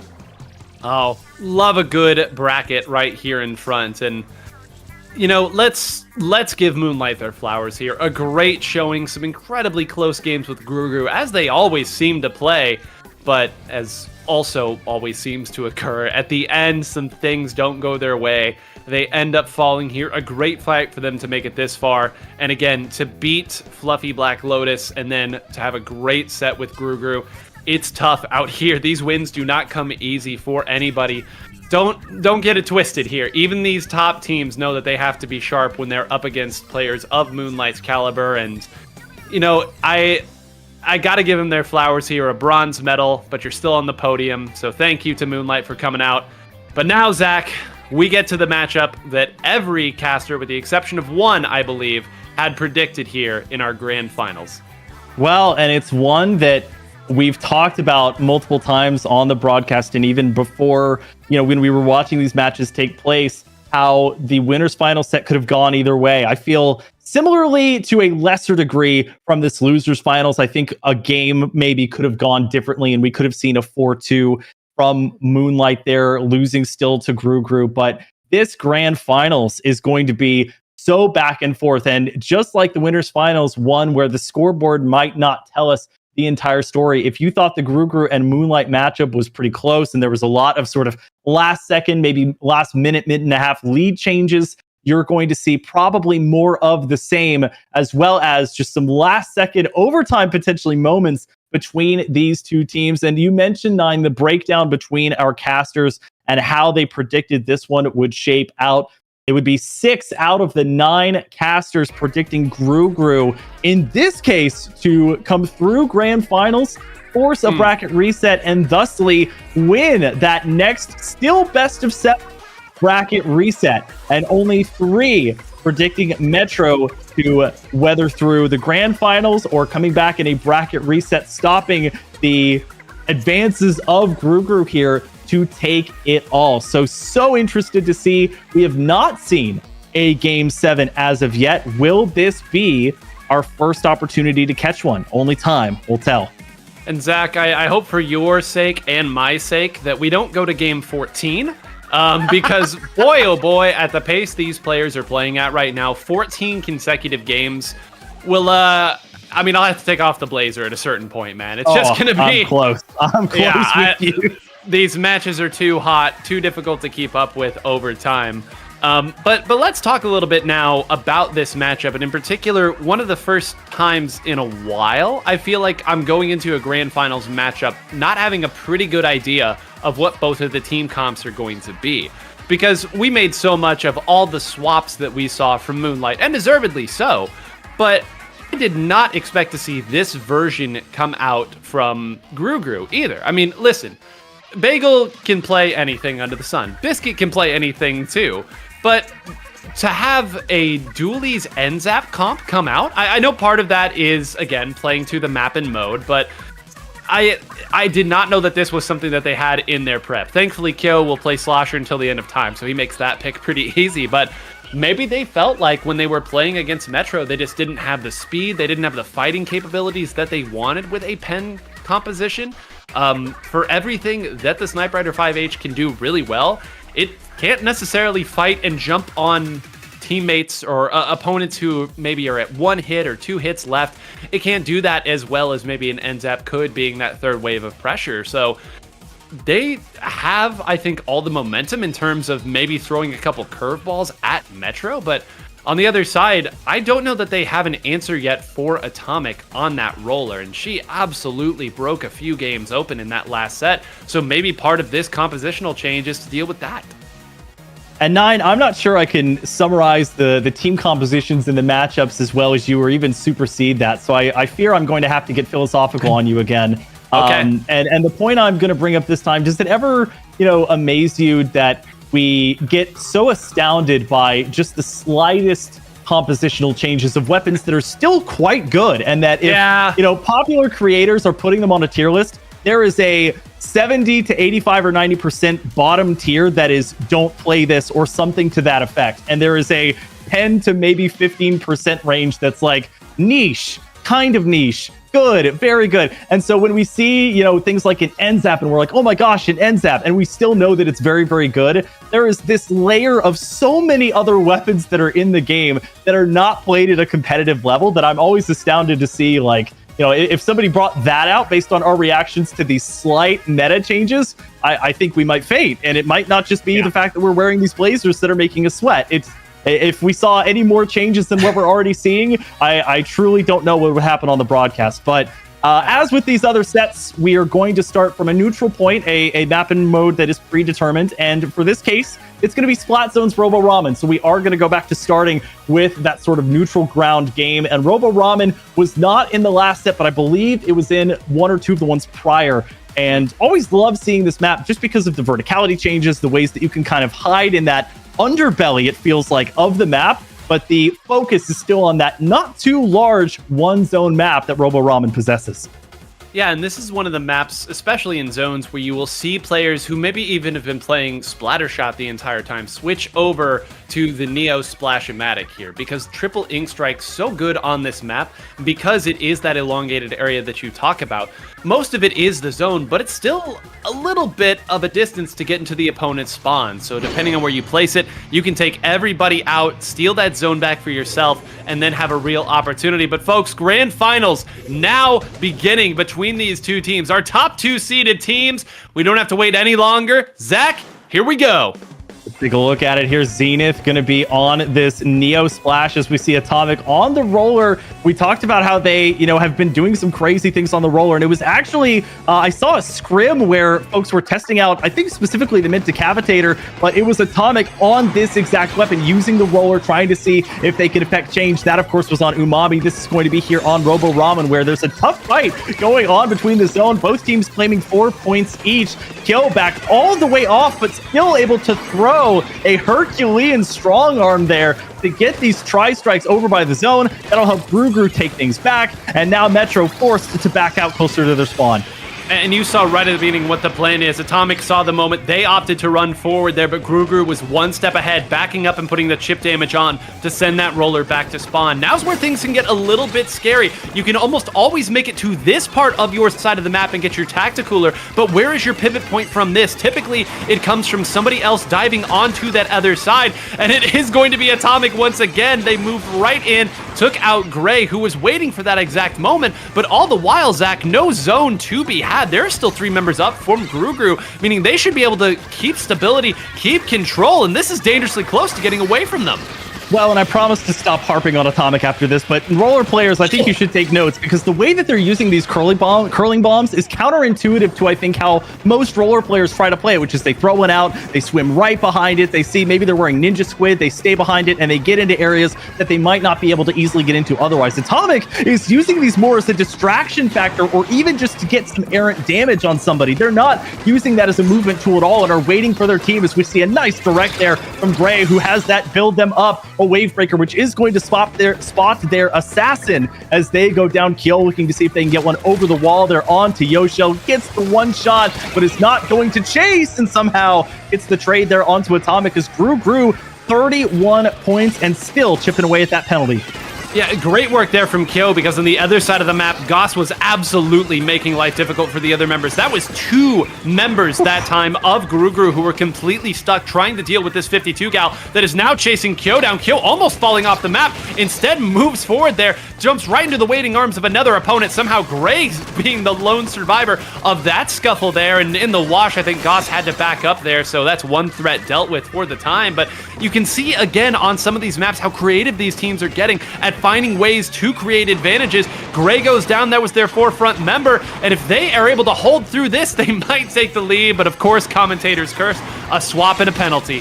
Well, and you've heard of a tri-strike. Get ready for a sextuple strike, as we saw 6 different shots there from the ink strike come out from Gruger, and that helps them to reclaim the zone back. Goss going down there as they don't have much ink to hide around, at least on this narrow pathway where the zone exists on in Bagel. Now just cleaning things up before getting in a position where they can try to take out anybody that might be flanking around on that right-hand side. Meanwhile, Gray getting the wave breaker out, and they're going to spot 2 immediately with the wave breaker, trying to see if they can get some chip damage as well. Zenith looking for a point of entry, or maybe just a point at which they can build up that triple ink strike to push forward. The penalty, though, is gone all the way for Gruger. Goss trying to figure out if they can find an angle there, and a nice shot. Did you see that? The suction bomb getting splashed against the splash wall to take them down. That's going to temporarily stop the zone just a bit for Gruger here, but they're doing a great job of holding things down until at 12 points they lose out. Metro trying desperately to get back into the game, and with 3 down and just the Neo Splash remaining, maybe they finally found a foothold. Zach, deja vu, I've just been in this place before. This is starting to look incredibly similar to the first game that these two teams played on this exact map mode combination, where it was all Gru all the time, and then one explosive play forcing everybody back completely can change it. Now this is a different team comp here. As you noted, all the triple ink strikes should give them an opportunity, but with no immediate follow-up, it's still enough. I thought they were going to be able to hold throughout that, and as everybody fires that way, it meant that Kyo had total free reign to pick his angle of attack and break people through. Now Goss once again being the thorn as Atomic tries to follow up as well. So a nice penalty that they've got, but they desperately need to find this player. They do not. Atomic, what a vertical slash once again, and Metro not out of this yet. Well, and the fact that you have Goss and Atomic, so Goss, is playing a weapon that really likes to have that ink to be able to swim around in and get up close and personal, but needs sort of the support of that team. Atomic doesn't necessarily need that with the roller. They can just kind of be hiding, sharking in a certain spot, waiting for somebody to come around, but you can see what Goss can do when they do have the ink control. That's 3 down and a full wipe out there as Metro will take the lead. They'll get into single digits, and with 3 seconds left on the board, it's looking like all Metro as they come back from a tough start and take Game 1 of these grand finals. The more things change, Zach, the more they stay the same. A replay of set number 1. It's unbelievable. Again, I know that in the game of Splatoon here, this tends to be a very heavy-handed haymaker back and forth, so big comebacks are not necessarily something that surprises us at this level, but how quickly it can happen, and again, sensing the moment, Goss waiting, being very patient there, saying, okay, well, no one's here, no one's looking at me, dive right in, clean up 1, clean up 2, and then let's go ahead and get the last one. And of course, Atomic doing such a fantastic job getting the member that was up on the wall to really open this whole opportunity up for the rest of the team. And then so often, Goss senses the moment, moves forward, hits shots, that 52 gal, maybe the worst possible weapon to see charging forward with a tax cooler, but I hope you all understand what I mean when I say that in that first set, I could have seen Gruger winning that 4-0 with the way the games, because they all looked like that.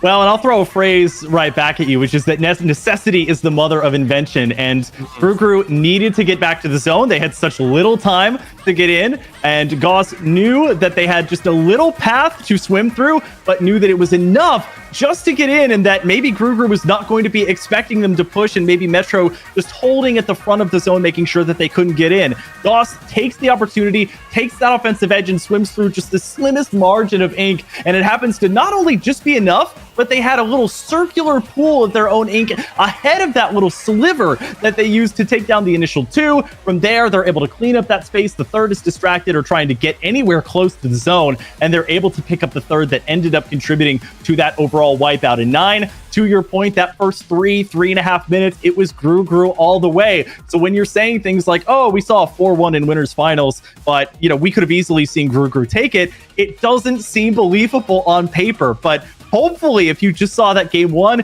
you see why this one can be so back and forth. And speaking of back and forth, the counter-picking pendulum has come over to Gru, and they've stayed with Splat Zones, this time going to Barnacle and Dime. Again, we can take a breath here, and I would expect to see Gru continue to stick with Splat Zones, especially with how tower control worked against them in their previous set here. I think Metro right now just a bit sharper on that mode, so stick with Splat Zones until you are forced to play something else. But I continue to be astounded at how Metro is able to generate pressure. We kind of talked a little bit in the pre-show, Zach, about this idea of you've got your weapon that takes everyone's eyes, your dive weapon, your initial engagement weapon, and then your follow-up weapon that is actually there to clean up players and take them out. To do that with a 52 gal and a roller shows you how creative these players are, how good they are at playing their brand of Splatoon, even at the highest level. And of course, we're not going to see a shift. Why would you? Well, and speaking of branding, we are seeing both teams and both groups of players carve that out for themselves. 9, I think I heard an audible gasp from you there as we see some interesting weapons come out. Gray going to be on this range blaster, trying to, again, use the wave breaker to see if they can spot out any members of Metro that might be sharking around. Goss wasting no time to get in the middle of the zone. They've also allowed the rest of their team to get the tactical online, get the tri-strikes up, and they claim the zone right after Gru gets just 2 points. Well, the reason that I gasped, Zach, is because I didn't know that we would see it, and I didn't think that we would see it, but they have gone full Japan right now. Double Cooler is something that has been gaining great popularity in Japanese Splat Zones. So right now, with their backs against the wall, that appears to be what Gru is going with. Here's the problem. The opponent is fine trading a couple of them with you because their weapons now are much, much better at slaying and fighting now that you have switched over to that end zap. So yes, you have 2 coolers. It's going to give you plenty of chances to fight, but you better win those fights from the disadvantaged positions. Otherwise, all the advantage you've created yourself is going to go the other way. Oh, and Goss tried to create an advantage for themselves there on the left. They were sharking around, but couldn't get the right damage there. Gray getting 2 members there of Metro, somehow staying alive. Biscuit getting one as well. That's Atomic going down. Now it's just going to be the pencil remaining. And finally, a niche carved out for Gru. And the nice thing about either not getting a push at the beginning or barely getting one, as we saw with Gru here, is that there's not much of a penalty to contend with. Gray, nice, smart jump out there to avoid the untimely fate that spot bomb would have provided. Goss trading out with Kyo there. You can see where they're positioned on the top side of your screen. Wavebreaker going to be coming out from Gray as well. It's not marking anybody, but at the same time, it's helping to keep Metro at bay. And just in about a few points, Gru is going to have the lead. No time for Metro to get back in.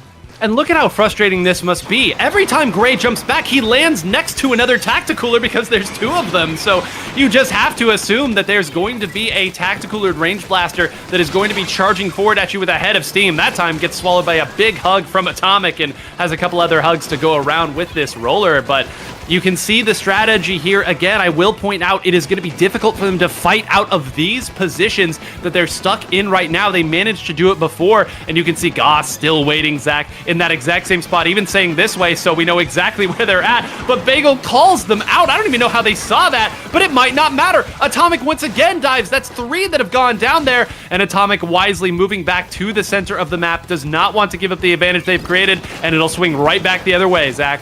Yeah, Gru not wanting to give up the lead that they've taken. A nice direct there. I'm not sure if they meant that or not. Just having someone swim around that corner, and they're going to not only take them out, but take the zone back here and see if they can chip through this penalty. And I'm going to quote my favorite movie, Miracle, when Herb Brooks says, play your game. Both of these teams have their own strategy. For Gru, it's going to be playing around, not just spotting out opponents with the wave breaker, but also this double tactical. And on the opposite side of things, it's going to revolve around the offensive edges and spear tips that are going to be Goss and Atomic. Let's see if they can actually carve out some way to get in. They're going to be indirected twice by Gray. Yoshell just trying to carve a path in front where this ramp is to see if they can swim in.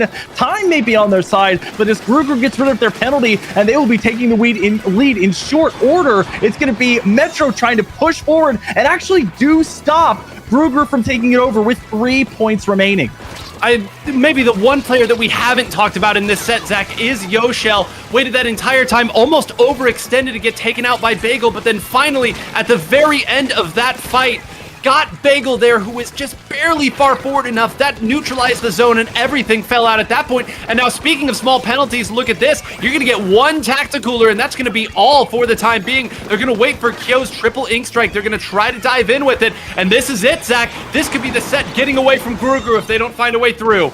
Yeah, Zenith using the Tri-Strikes there to combat the ones coming out from Grugru. Biscuit getting on top and Kale pushing forward just away from the zone to try and see if they can get through this penalty and make sure that Metro can't come out of the spawn. That's going to be one of the focal points again. The last time this map came up, we mentioned just how difficult it can be. You can see where Goss went down. It was on the top right, that higher elevation. That's not where you want to be going down. That's such a tough place because it means you didn't even get close to building up your special. Meanwhile, Bagel and the rest of Grugru having at least one tactical at their disposal. Now the Tri-Strikes are going to be coming back once again from Metro, but there's no follow-up, and that's essentially a special down. They do have the big bubbler, but it's going to be combated pretty easily by just one of the drops from that Tri-Strike. This is looking worse and worse for Metro. They do have the zone back, but Gray getting some splats, and it is definitely not over here for Grugru quite yet.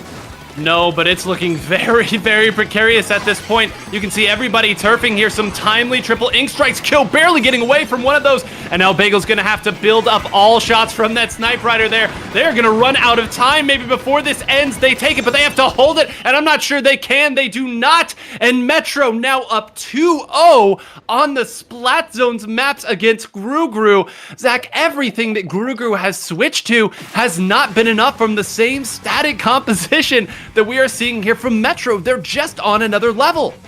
Well, and you want to talk about players that we didn't really mention. How about Zenith? She gets in and not only has some offensive edge, I believe we saw at least a quad come out from them in an earlier set today, but this time taking partially a supportive role, playing that Neo Splash-O-Matic and perfectly timing the Tri-Strikes to combat the ones that come out from Grugru. That allows them to hold on to control and stay around mid, because if you don't have that and you see 6 throws of that Ink Strike coming toward you, you have to respect that and back at least off of the zone, kind of close to either where your pencil is set up or behind where that ramp is, and reconfigure yourselves. And that wastes so much time, and not just that, but gives up so much map control that you don't want to be losing with 15 or 20 seconds remaining. So a fantastic effort. And again, we see the back and forth. We see so many flashes of brilliance from Grugru. Of course, that's how they made it to this point at all. But Metro, over these long games that are not ending in KOs, that are going the full 5-minute distance, if not to overtime,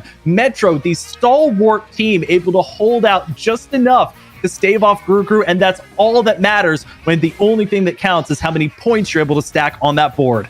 And now if you're Grugru, where do you go? What do you go to? We already talked about how tower control really did not look good for them in their previous effort against Metro. You're starting to run out of options here. I mean, you've got Clam Blitz, of course. You can take it back to Splat Zones. Certainly you've played well in Splat Zones and certainly well practiced at it, but it's been 2 or 3 times now that we've seen maybe one forefront member go down from Grugru. Maybe they jump out or something like that. And then you see Atomic run right forward, get to a spot in the center of the zone where there's a little chaos, throw down that big bubbler, and then especially with the weapons right now that Grugru is bringing into the fight, what do you do in that scenario here? It has already probably neutralized the zone, and if you weren't pre-firing at that roller, they're probably not going to have taken a whole lot of damage at that point. And we talk so much about replicability, Zach, and at this level, you have to have a good enough answer all the time instead of the best answer a couple of times per game. That's simply the way that this game ends up going. So I don't see Grugru finding an answer on the weapon select screen. I think there's these minute moments in the middle of the game that they're going to have to find something different out, have to win a couple more fights. But if double Tacticooler on zones doesn't work, I'm not sure what else they have up their sleeve.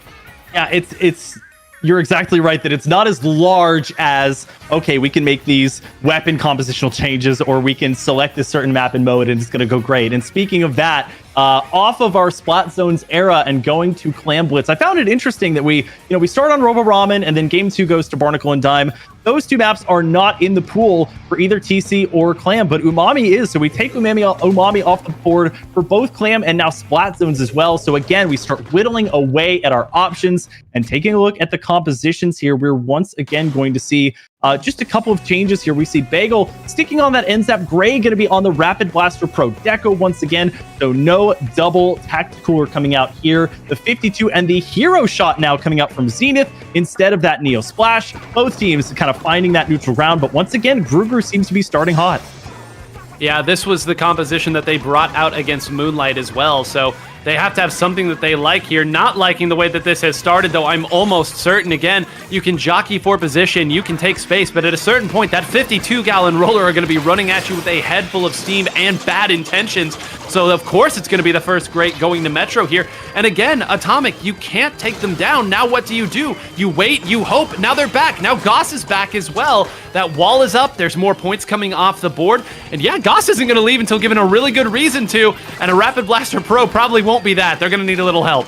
Yeah, Metro does not subscribe to the Gru school of theology in terms of getting the first pop of that barrier and just backing off, just putting a little pressure on, nothing too serious. They are full in commit style, and they get to 56 and still hold on to 11 clams, including a power clam already built up. Biscuit seeing if they can find anybody, but not really noticing anyone. Atomic was the only one even close, but they're sort of having to dodge out of the way of that killer whale. Not sure they know that they're even there. Meanwhile, now boosted by the tactical, where they're going to get the pick onto Biscuit, and they have this bubbler as well. Couple members of Gruger going down, and Yoshel able to jump in and get the full power clam deposited. They have the protection, at least for the moment, of this big bubbler as well, and they get down to 14-9. We said earlier that we haven't seen any knockouts. We're just 5 clams away from seeing one now. If they can keep things going, that's a full knockout and wipeout forced against Gruger, and we saw no knockouts before this point. But this one, this game 3, is as emphatic as ever as they go to Umami Ruins and absolutely dunk there. And what a lugubrious ending this would be if this is how our league ends here. These teams traded such an instant classic in that first set in terms of the quality of play and the pendulum effect of them. Now, a counter pick from Gruger, and they looked completely lost from the get-go. Zach, almost immediately, 2 members went down. They were never able to break back out here. And again, I don't know where Gruger goes at this point. I guess you have to continue going to splat zones, but clearly clams on that comp was not the answer.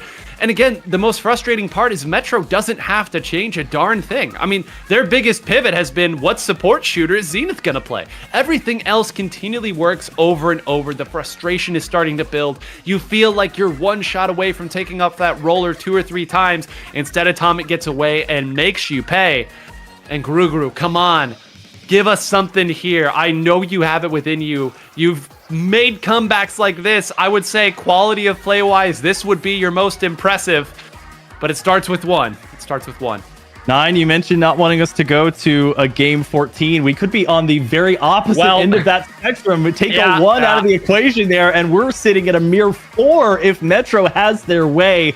But again, this is a sort of outlier from what we've seen from these two teams. The first set, so back and forth, with the exception of maybe that last game. This one, so back and forth, with the exception of now this third game. And Metro's trying to end this one in 4. And we talk a lot about how competitive players are used to this kind of environment. They're used to, losing leads. They're used to losing games. They're not taking that, the individual ones to heart all that much. But when you're in a longer duration set like this one, a best of 7, and you have not gained anything on the scoreboard, you've had so many good moments, so many strong pushes, and you have nothing on the scoreboard to show for it, that has to be disconcerting. That has to be something that frustrates you just a little bit. But it's about how well can you bury that and make change happen. And we talked about before this game 3 even got started, it's not going to be these wild overhauls of your composition. It's going to be the little team fight mistakes that you change. You stop them from happening, or you capitalize on the ones that Metro makes. And you talk about the map mode combinations. We go to Clam Blitz for that one. We still have, with Umami off the table, 3 Splat Zones map available, that being Mahi Mahi, Mako, and Hagglefish. So tons of options still presentable. Based on what we're seeing in the lobby, it's looking like we're going to arguably the most neutral of them all in Hagglefish Market. Well, if there's nowhere left to go, I mean, this is This is the lament of many a losing team in terms of your last gasp at it. Let's just go to maybe the most played map mode in the history of Splatoon 3. So we're not going to tell you anything you don't know about this map mode. So we're instead going to spend a little time again talking about those team fight moments here. I think we can really kind of again hone in on this idea of how difficult it is, and you talked about it earlier with Atomic and those curling bombs, right? You and I, years and years ago, I'm gonna say a name that's gonna bring a smile to your face, but that most of our audience won't know. Pochitama, the original roller god in Splatoon 2. I remember reading, kind of their philosophy on what that roller with that curling bomb was able to do. And it was something to akin, it might not have been this poetic, but it was something to, you only need one successful curling bomb, right? You can throw as many as are necessary to keep the opponent honest, but you have to know which one to follow through and break through with. And seemingly knowing exactly when members are fighting Gauss, fighting through that splash wall, Atomic has picked time after time the exact moment to dive right forward. And on the moments where that has been pushed away, it's been Gray hitting an incredible direct, or them pre-firing, or having maybe a better idea of when that was actually moving through. But that's so difficult to ask over the course of a 5-minute game if it goes into overtime, maybe even longer than that. So again, for those of you at home, I know a couple of you saying, I mean, Roller's been collecting dust in my weapon select screen. Maybe I can give it a try here. Be patient with it. It's not easy to make this done. And when you have your opportunities, you have to take them. You have to make good on them.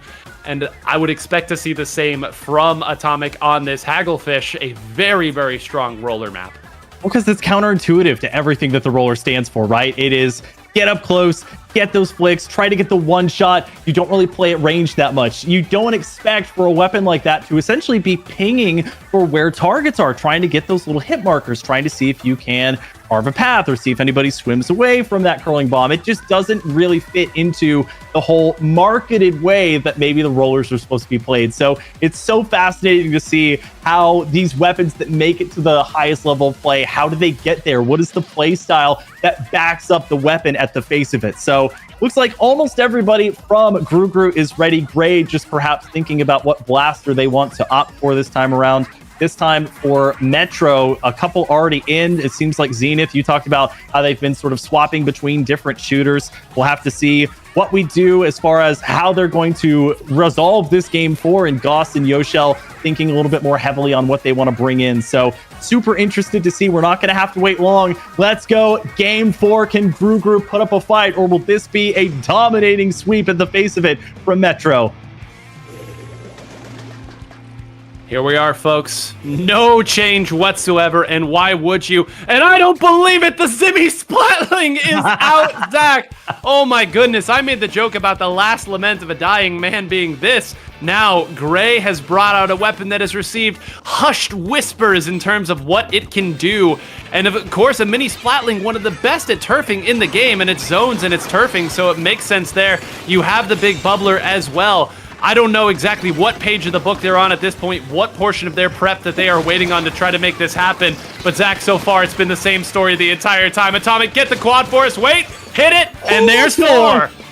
I want to call out 2 things. First of all, somewhere Hitzel was crying tears of joy at seeing the Zimmy get brought out on this level. But at the same time, did you see that curling bomb perfectly enter the center of the big bubbler and explode, getting a splat directly where it was? Like, that is unbelievable to me. One of the most difficult specials to man to get a one-shot splat that's actually intended for it or has the potential to do it. It is astounding to me. Atomic almost deciding to just roll over and crush their competition, as Metro looking to do just the same. They get the zone all the way to 42, and now Gru showing signs of life. They have the tactical at their disposal. Gyo not able to get around. Atomic not even swimming on the flat surface, just sharking on the tiniest of margins. The killer whale is going to come out, and now finally Gru not just with the one initially, but also now with another tactical buff at their disposal, looking to see if they can put up some ground.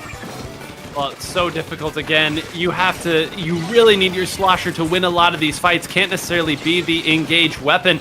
Goss doing a great job again of working this right side of the map, giving the opponent something to think about, something to focus for. Again, taking eyes away to allow Atomic to jump from that spot that they've been at the entire time, and no gimmicks this time. It worked once, it's not gonna work again.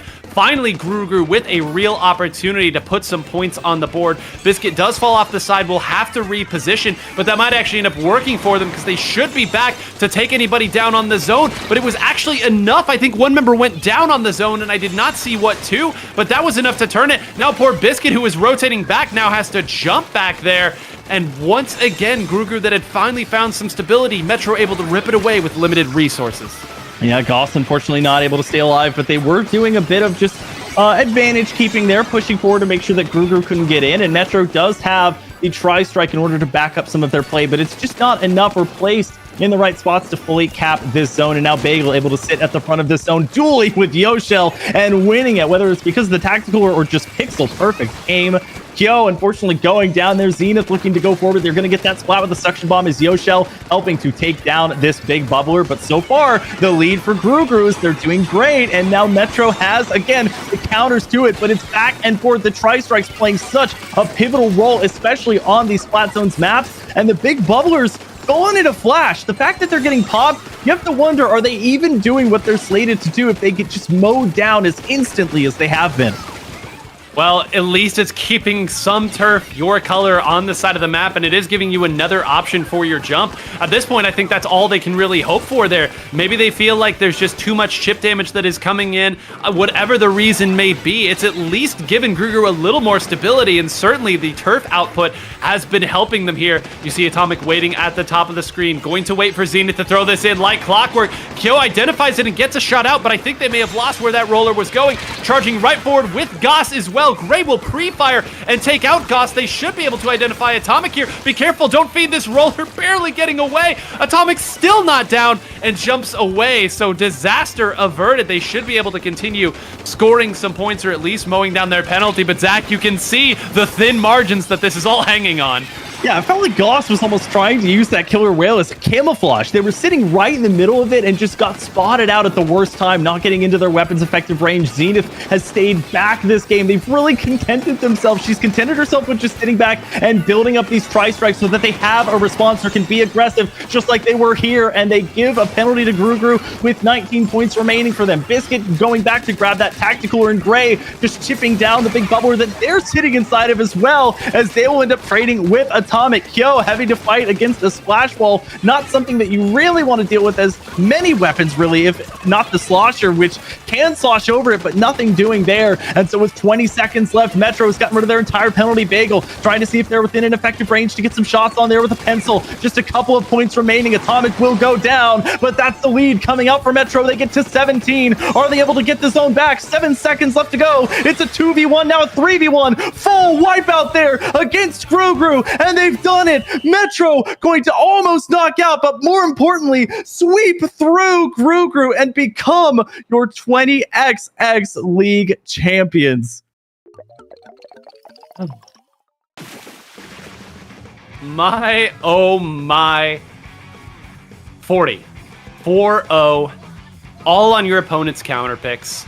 As they change comps and you stay the same, there's nothing more to be said for the display of brilliance that was put on in this event by Metro. As emphatic, gotta steal your words, Zach, a victory, as you will see, between two teams at this level. And at the very end there, I mean, maybe the player of the year, Goss, who has just elevated play to another level, being the flank that broke everything down at the end. I know there were other members that were holding the zone, but I was looking at the top of the screen, not to see where Goss was, but to see how many of those squids were going to get X's, because anytime a 52 gal gets behind you when you are looking forward, it does not end well for you. Closing it out in that fashion, knowing exactly when to come around on the flank. Congratulations to Goss for the big plays. Atomic breaking through. Zenith, as you noted, Zach, providing timely specials and stable control. And of course, Yoshell on that pencil might not always be the most fun weapon, but you can't go without it. Sharp all the way through with plenty of moments to write home about. Metro, a round of applause. I'm running out of ways to praise the level that you were at in this entire event, and especially today. It's the backbone that holds the team together. The pencil's such a strong weapon. You know, we noted earlier how many times it's been seen. The main variant itself, and even the red variant too, just sneaking into some compositions, but really almost a requirement for these teams. The way that they're able to hit the zones and either stall or take over control fully, just with the main weapon itself, not needing anything else besides that. All while building up one of the most powerful specials in the entire game in that tactical, and such a well-balanced team. As you mentioned, each player knew exactly what role they were facing. Each player acted independently, but knew what was in the best interest of the team. Even though Goss would be so aggressive sometimes it would work, sometimes it wouldn't, but the rest of the team had their back. They had Yoshell painting the zone if needed with that pencil. They had Zenith staying back so much of the time, when we know how offensive of a player she can be and how dominant she can be when given the opportunity to be let off that leash, but instead utilizing that power to make sure that the tri-strikes were always there. And then, of course, Atomic doing such great work and using just the pixel thinnest margins of ink, not backing off unless it was absolutely necessary. Some of the splats that they got on Robo Ramen and even on Hagglefish, for example, you just wonder how exactly did they stay in that spot and not be stood up by force by standing in the enemy ink. So I'm so interested to hear, with Metro, what they think of their success and just what they think of sweeping through these finals that 9, to be fully honest, we were fully prepared to see if it could go to a bracket reset, or even all the way, as you mentioned, to a full 14 games. Yeah, no, not happy with myself for absolutely putting probably the biggest commentator's curse that I've done in my entire career in terms of asking for a game 14, or asking to not have it rather, and the monkey's paw curling all the way down and saying, excellent, we'll only give you 4. Certainly wanted a longer shift on the cast today, but Zach, you mentioned something there, so I'll just say the reason Zach and I are stalling is because his little hypothetical of wondering how these players will feel about their showcase, that was not merely him waxing poetic or casting a shooting star out with a wish on it. We will have at least one member of Metro. I'm not sure production is working to get as many of them as we can. They're probably going crazy right now and popping off, as they should be. But Zach and I will each get to ask them one question, and we'll see where the conversation goes from there. Zach, this is one of my favorite parts of the gig. We've gotten to ask many, many players over the year, many questions, burning questions in the back of our minds. Glad that we'll get to have it today, and I need to kind of improvise and think of what my question's going to be. I mean, this set ended so quickly, I'm not entirely sure what I'm going to ask. Well, it feels short and long at the same time. It's such a double-edged sword. You have so many talking points, even in those 4 games, that you really, have a lot to talk about. But at the same time, we could have seen way more come through. We could have seen 5, 6, 7 games, or even an additional set come through. So I'm super excited. They're getting set up now. It looks like we have at least 3 members of Metro at our beck and call. So we'll get them moved in here shortly, and we'll start to ask them a question each to see what they have to say. Welcome, members of Metro, and congratulations on your 20XX League victory. Thank you. Thank you. Man, gotta admit, did not think we were going to see a 4-0 today from anybody. Least of all did I expect it there. I guess I'll lob the softball question here, and Zach, you can ask the more insightful one as we play good cop, bad cop here. When you are playing at that level, what does it feel like? Because so often I know that it's difficult for top players to really find joy. Maybe it's a bad meta. Maybe you aren't getting the practice that you want. But describe the feeling when you are that sharp when you're playing. How does it feel? What's the experience like for you all in voice chat? Stressful. Very, very stressful. I'll fight anybody. I'll fight everybody. Well, what's up? I was just finishing asking, when you are playing at that level, right, when everything is going your way, you're hitting incredible shots, making wild plays, what does that feel like? I mean, listen, 99% of people who play this game will never have a tournament victory. You all just won. What does it feel like in that moment when you're playing at that level? Anxious, so anxious, so anxious. It's like headache. Anxiety filling. I was expecting like I don't know, happy, fun, elated, pop off. No, I got that. I got that for you. I also get nervous, but I find it so fun to play like this. It's so fun when you just do things correctly and like it just works out. It's so nice. Yeah. I mean, I haven't played for like almost two weeks, so I was like so scared of underperforming for my team. So I was like really anxious. But of course, it's always fun to compete at such a high level and win. It's like the feeling will never get old. It's amazing. It's a fun type of stressful. Yes. Let me, since you're talking about that, Zach, I'm stealing. I'm asking 1.5 questions here. You're good. You all have won major tournaments. You've placed well at the national level. Where does this rank for you in terms of your careers, your tournament success? Wait, I didn't catch it. Like, so how am I supposed to answer this? Like, So, where does this rank for you? Was it? Yeah, how big of a win was this for you?